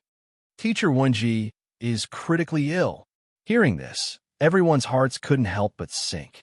Then, in their minds, the scene of Li Gang standing in front of the students and facing the peerless Master Wu Jia alone appeared, causing many of the students' eyes to turn red. "Xianxia, after school in the afternoon, let's go visit Teacher Wenji." Qin Huayu sighed and said, "Okay." Li Tai nodded. In fact, even without Qin Huayu's suggestion, he also planned to visit Li Gang in the courtyard. I want to go too." Sun Zifan hurriedly agreed. "I want to go too." Yuchi Baolin also spoke up. "I want to go too. I want to go too." Not long after, all the students in the classroom started shouting at the same time. The sun was setting in the west. On the official road outside Yongji City in Puzhou, Li Zixuan was riding alone. As for Xianxia, he had already been left far behind. Along the way, Big White's speed and endurance had greatly exceeded his expectations. Basically, after riding Big White for 40 to 50 kilometers and then using his Qin Gong to rush for another 3 to 4 kilometers, Big White would be able to recover more than half of its strength. After that, he would be able to ride Big White and gallop wildly again. For example, the Turkic cavalry rode on 2 horses. This kind of long-distance attack could greatly increase their speed. Li Zixuan didn't have 2 horses, so he could only use this method of riding alone. Overall, his speed wasn't any slower than the speed of a single person riding 2 horses. According to the imperial edict that Li Er had sent to him through the telegraph, he only needed to rush from Longmen Pass to Yinshan. There was no need for him to rush so desperately. However, Li Zixuan had a vague, ominous premonition in his heart. As he got closer to Chang, and the ominous premonition became stronger. Teacher Wenji, you must hold on. Although Li Zixuan didn't want this ominous premonition to be related to Li Gang, at this time, other than Li Gang's illness, he couldn't think of anything else that could make him feel so uneasy. Therefore, he could only pray silently as he ran. At Yinshan, after the afternoon classes, the students of Class 1 were led by Li Tai to Sun Simiao's courtyard to visit Li Gang. The students of the other classes also rushed over when they heard that Li Gang was critically ill. After a while, Sun Simiao's courtyard was filled with hundreds of students. It's actually a girl. Where's Teacher Wenji? The students all wanted to visit Teacher Wenji when they heard that he was critically ill. Li Tai, who was standing at the front of the group, asked Hu Jing, who had gone out to check on the situation. Li Gang usually treated the students of the academy very well. None of the students disrespected or disliked him. Although there were hundreds of people gathered outside the courtyard, no one made a fuss. Everyone was watching Li Tai and Hu Jing negotiate. They didn't dare to make a sound, for fear of disturbing Li Gang, who was recuperating in the room. It was precisely because the students did not kick up a fuss that Hu Jing's expression became slightly better. She looked at Li Tai, frowned, and said softly, "Your Highness Prince of Wei, Teacher Wenji is now critically ill. My master is currently administering acupuncture and transferring qi to Teacher Wenji. Both of them need to be quiet and should not be disturbed. Once my young master and Taoist priest Xianxia arrive at Yinshan, my master will work with them to save Teacher Wenji. Now, your highness and young masters should return." Although Li Tai was anxious, he knew that Hu Jing's words made sense. He nodded sadly and cupped his hands, saying, "All right then. Miss, if Teacher Wenji gets better, please come to the academy to inform us. Tai will be very grateful." Who actually nodded her head lightly and replied, Go back." Li Tai turned around and waved to the rest of the students. Although the students were unwilling in their hearts, they had no other choice in the current situation. They could only leave. Thus, the students reluctantly looked at the door of the courtyard as they moved their feet and turned to leave. Wait. Chapter 1568. Teacher Wenji, don't worry. We'll definitely do our best tomorrow. Teacher Wenji, don't worry. We'll definitely do our best tomorrow. Li Gang's words didn't sound out of place when spoken by Sun Simiao. Instead, Sun Simiao's low tone resonated with the students, especially when they thought about how Li Gang was bedridden and needed someone else to relay his words. The students couldn't help but feel sour in their hearts. Thus, under the leadership of Li Tai, the group of students spoke with determination. Finishing their words, the students bowed towards the direction of the courtyard before turning around and leaving. The academy had a self-study session at night. After listening to Li Gang's words, the students' hearts were filled with energy as they planned to shine in this final exam. At the very least, they couldn't disappoint Li Gang. Boyong, help me get a meal from the cafeteria later. I won't be going. I was just about to say that. Wenbo, why don't you help me get a meal? I suddenly remembered that I still haven't figured out the question that teacher Su taught yesterday. You only haven't figured out one question. I still have a few questions that I haven't figured out in the previous math exam. Hurry up and help me get a meal. I'm going back to the classroom to study. It's settled then. After the exam, I'll treat you to a big meal at the Drunken Immortal restaurant. No, I don't want to go to the Drunken Immortal restaurant. I want to study. After leaving the courtyard, the students hastened their footsteps and walked towards the academy. Many students didn't even bother to eat dinner in order to be able to cram before the exam. At this time, if anyone were to disturb their studies, that person would be their life and death enemy and would definitely not be forgiven. Master, are you hungry? I'll go and cook for you. After the students left, the courtyard instantly became quiet.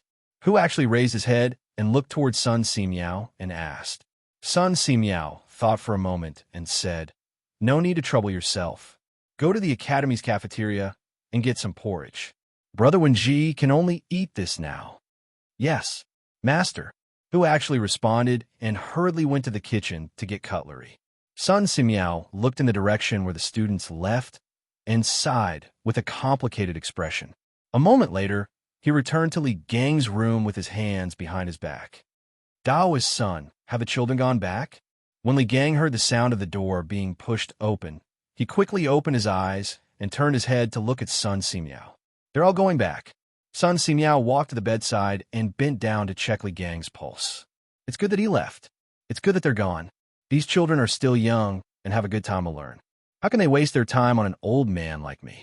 Hearing this, Li Gang's face relaxed as he muttered to himself. Sun Simiao frowned. After an entire afternoon, Li Gang's pulse had become even weaker. This meant that Li Gang's life was rapidly draining away.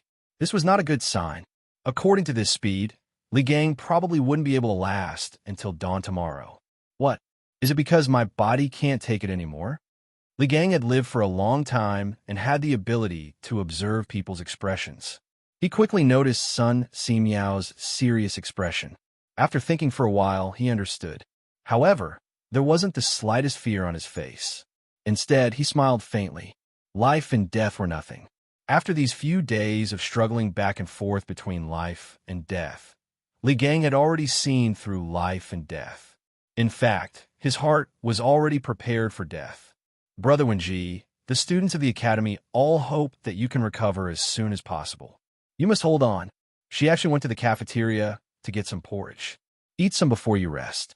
I estimate that Xianxia will be back in a few hours. Regarding Li Gang's illness, Sun Simiao chose to avoid talking about it. At this time, the most important thing was to stimulate Li Gang's desire for life. Yamacho, Li Gang murmured, and his eyes suddenly became deep. Then, he turned to look at Sun Simiao.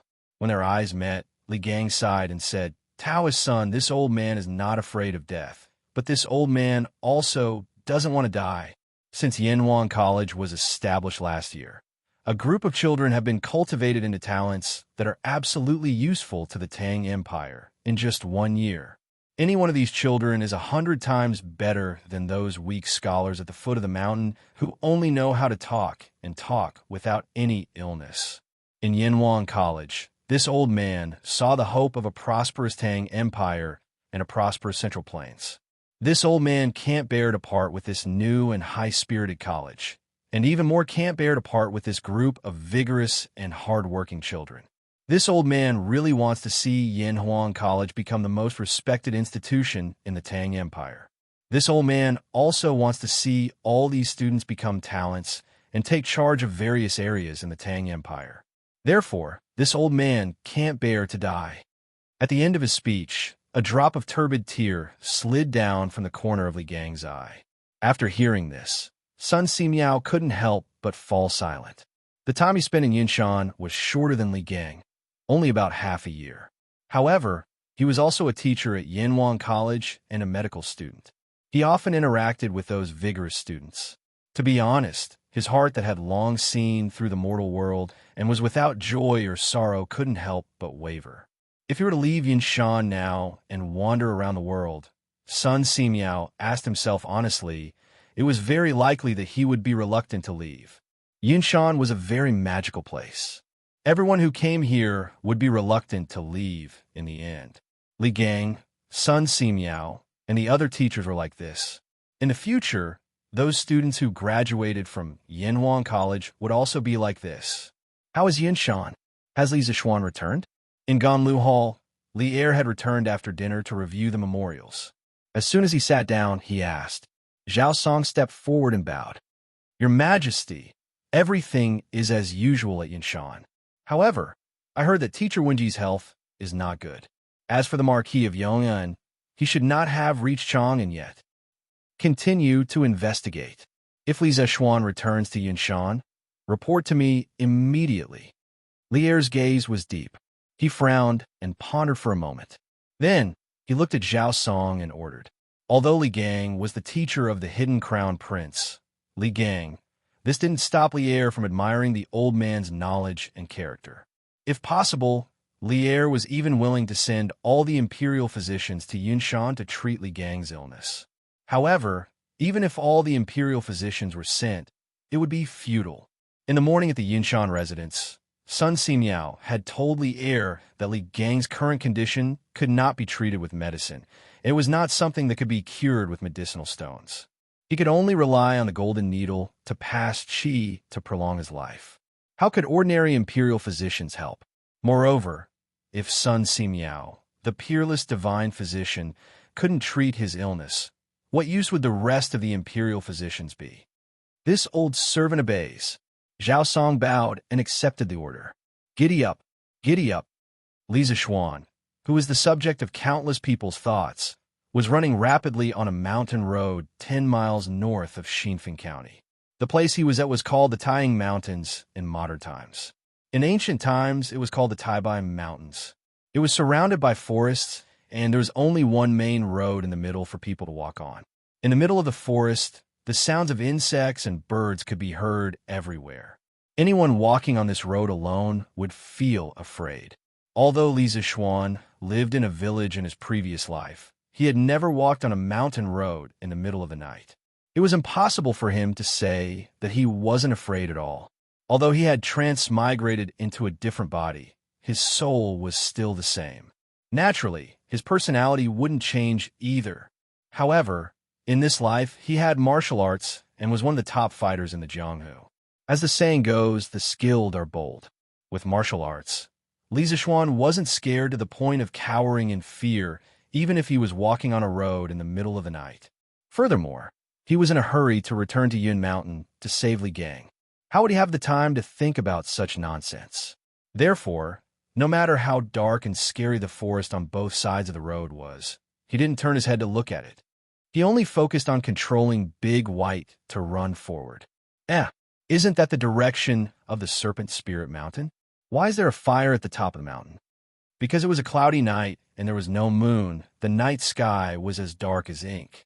Therefore, the fire at the top of a mountain 2 miles ahead of Li Zixuan was particularly eye-catching. Li Zixuan discovered the abnormality at the top of the mountain almost immediately. What surprised him wasn't the fire at the top of the mountain, but the location of the mountain. It was the Spirit Snake Mountain. Back then, Li Zixuan had driven the celestial lamp to the top of the Spirit Snake Mountain and bombed it from all directions. Therefore, he was very familiar with the location of the Spirit Snake Mountain. He was very sure that the mountain with the fire was the Spirit Snake Mountain. Strange. The 7 cultivators of true virtue has already been exterminated. Why is there still a fire at the Spirit Snake Mountain? Could it be that there are still remnants of the 7 cultivators of true virtue living there? Li Zixuan frowned and couldn't help but mutter to himself in a low voice. Although he had all kinds of doubts in his heart, he didn't have any intention of changing his route. After all, the most important thing right now was to return to Yun Mountain and save Li Gang. Li Junjian, you're crazy. The dragon head said that no lights are allowed on the Spirit Snake Mountain at night. Who told you to light a fire? On the Serpent Spirit Mountain, a burly man in gray clothes saw someone burning a bonfire on the edge of the cliff in the west. He hurriedly walked forward and recognized the identity of the man beside the bonfire. Then, the burly man in gray clothes sternly scolded. Lord Meng. The man sitting beside the fire was Li Junxian. When he heard someone coming from behind him, he quickly stood up and said, Lord Meng, my brothers went down the mountain today and caught a chicken. I happen to be good at roasting chicken, so I wanted to roast a chicken in the middle of the night to show my respect to Lord Meng. Lord Meng, please forgive me. Please don't report this to the dragon head. After saying that, Li Junxian waved the roasted chicken with a wooden stick in his hand. The rich and fragrant aroma of chicken immediately rushed toward the man in gray. The man in black's expression froze for a moment before he laughed heartily. Haha, since it's your kind intention, I won't be polite.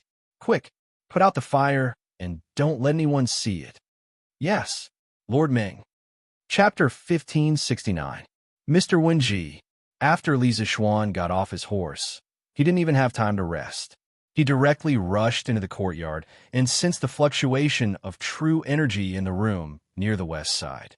Then, without thinking, He walked in that direction and pushed the door open. Li Zixuan's heart ached when he saw the haggardly gang lying on the hospital bed with his eyes closed. He felt both grief and self-reproach as he called out to Li Gang. "Xiaoxian, you're back." Sun Simiao's body trembled, which almost affected the acupuncture. After stabilizing his hands, Sun Simiao turned around and said excitedly. At the same time, his tensed heart finally relaxed. However, this relaxation caused his entire body to become unsteady. Taoist Sun, Li Zixuan saw Sun Simiao's excited face at first, but then he put his hand on his forehead and his body swayed. He quickly stepped forward and supported Sun Simiao. At the same time, a pure Taoist genuine qi, no, was Taoist true essence, followed Li Zixuan's palm and passed in his Sun Simiao's body from his back. "Taoist Sun, your internal breath is almost exhausted. You'd better have a good rest." It was when he was transmitting his Jin Qi to Sun Simiao to nurse his body that he found that Sun Simiao's meridians were dry.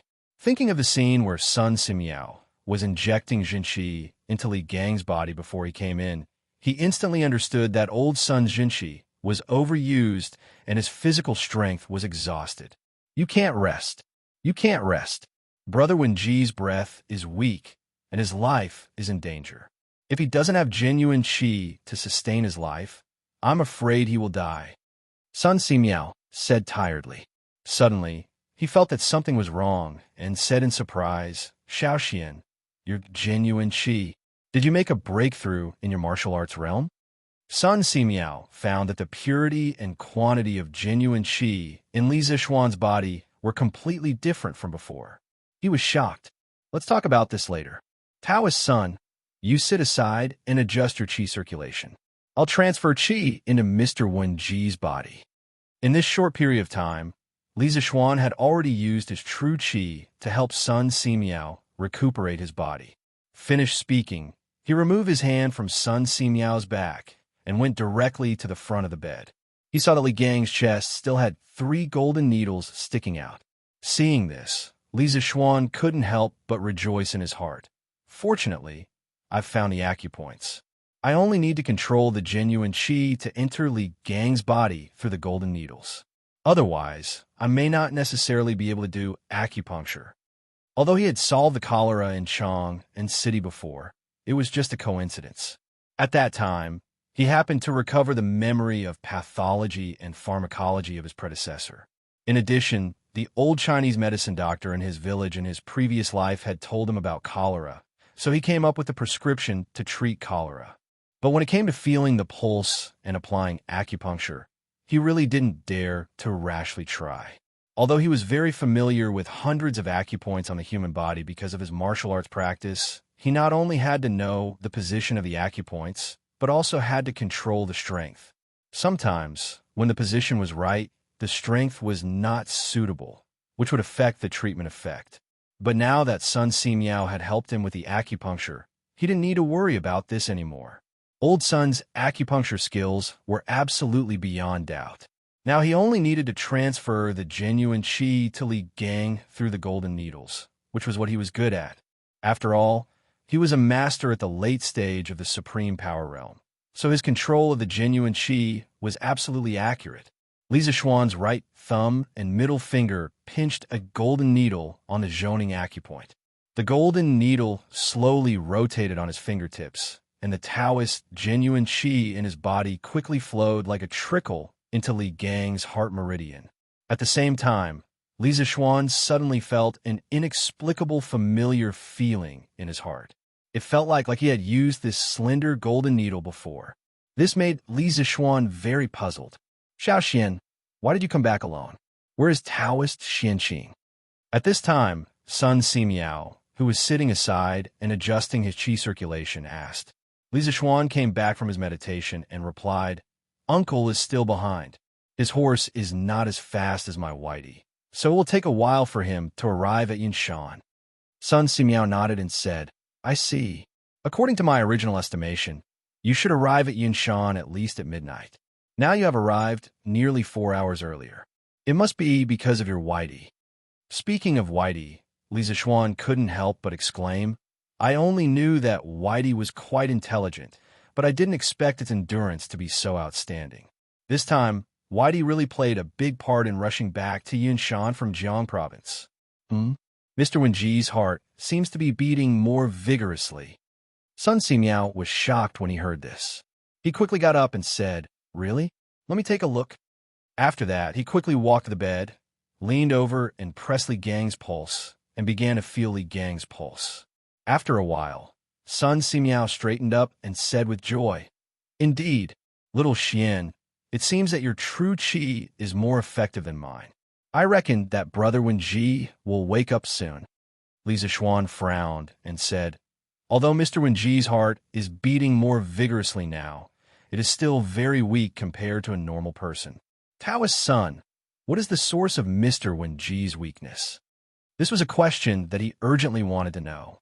Before returning to Yinshan, he roughly heard about the situation that night from Meng Wenhao. Logically speaking, Li Gang only suffered some superficial wounds at most. His life shouldn't be in danger. Sun Simiao sighed and said, "Little Xian, Wenji is already 82 years old this year. Once a person gets older, their limbs, bones, and internal organs become more fragile.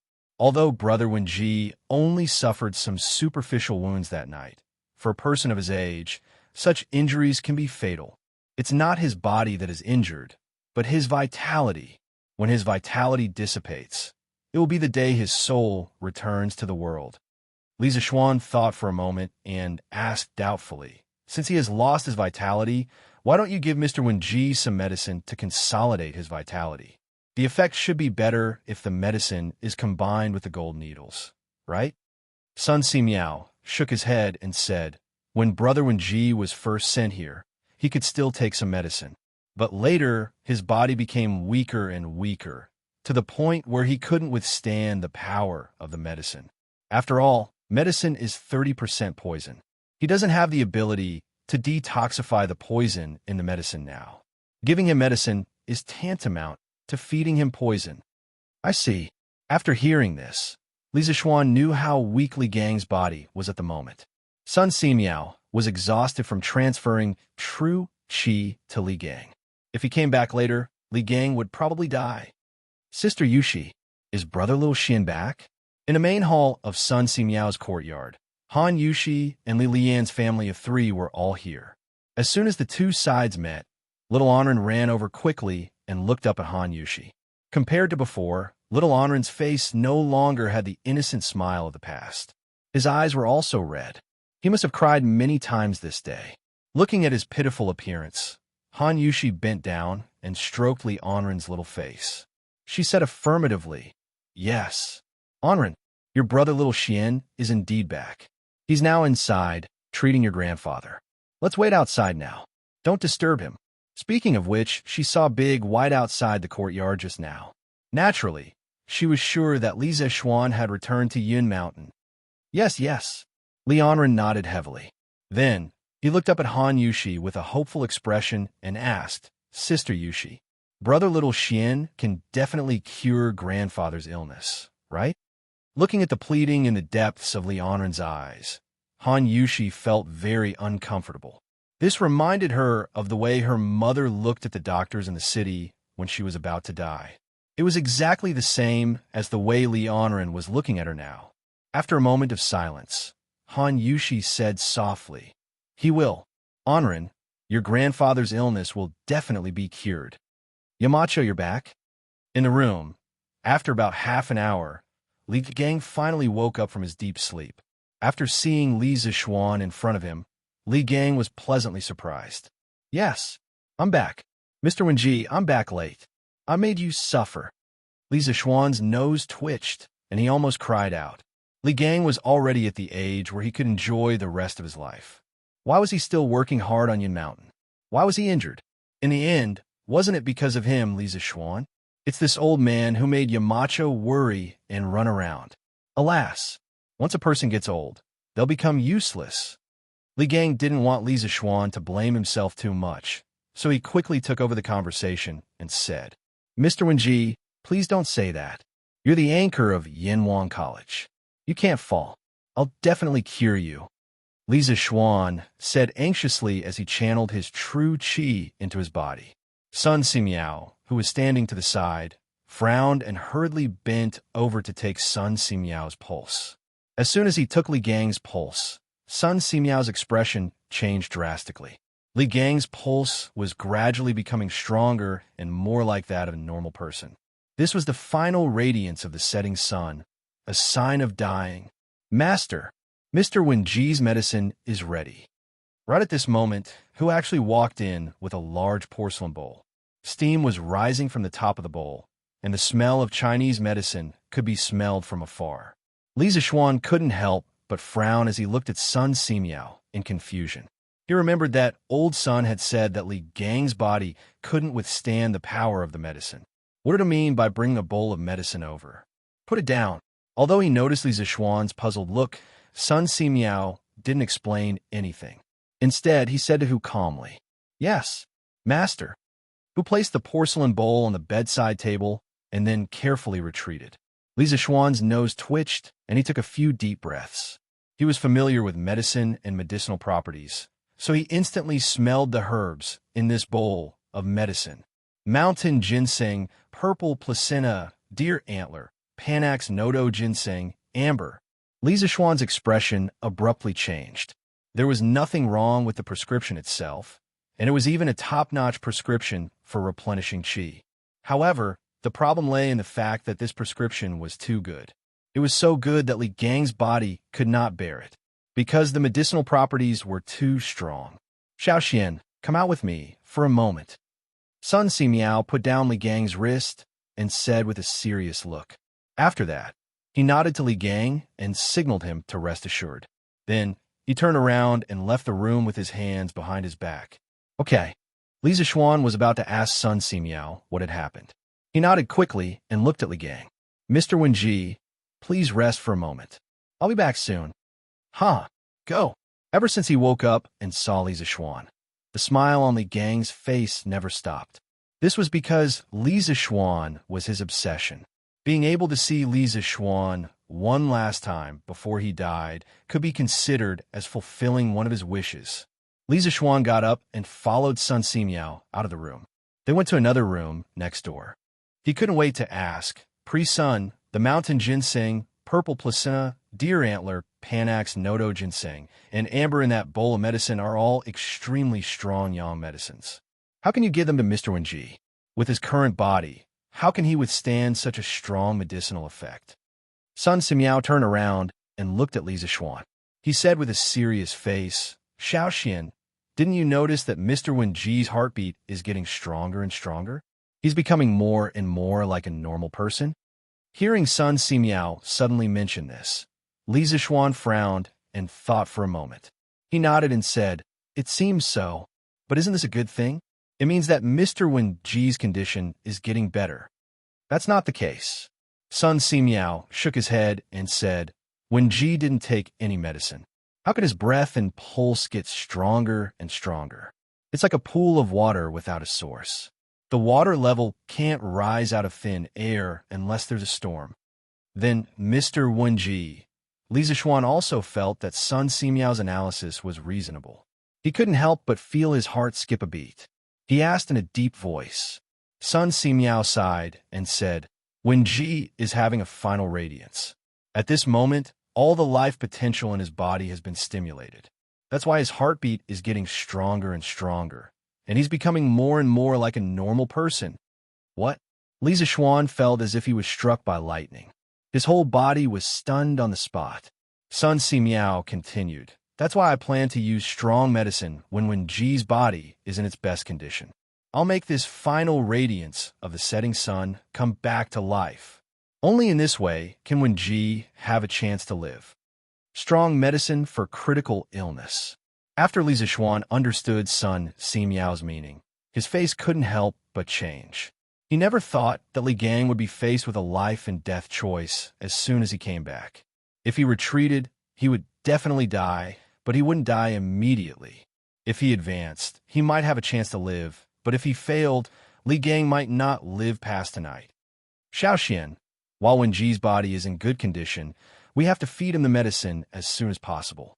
Then, You and I will use the golden needles to help him dissolve the medicine and prolong the final radiance of the setting sun. If Wen Ji can successfully absorb all the medicine, there's still hope for him to live. Sun Simiao's expression was solemn. He then stared into Li Zixuan's eyes and said in a deep voice, "Priest Sun, how confident are you?"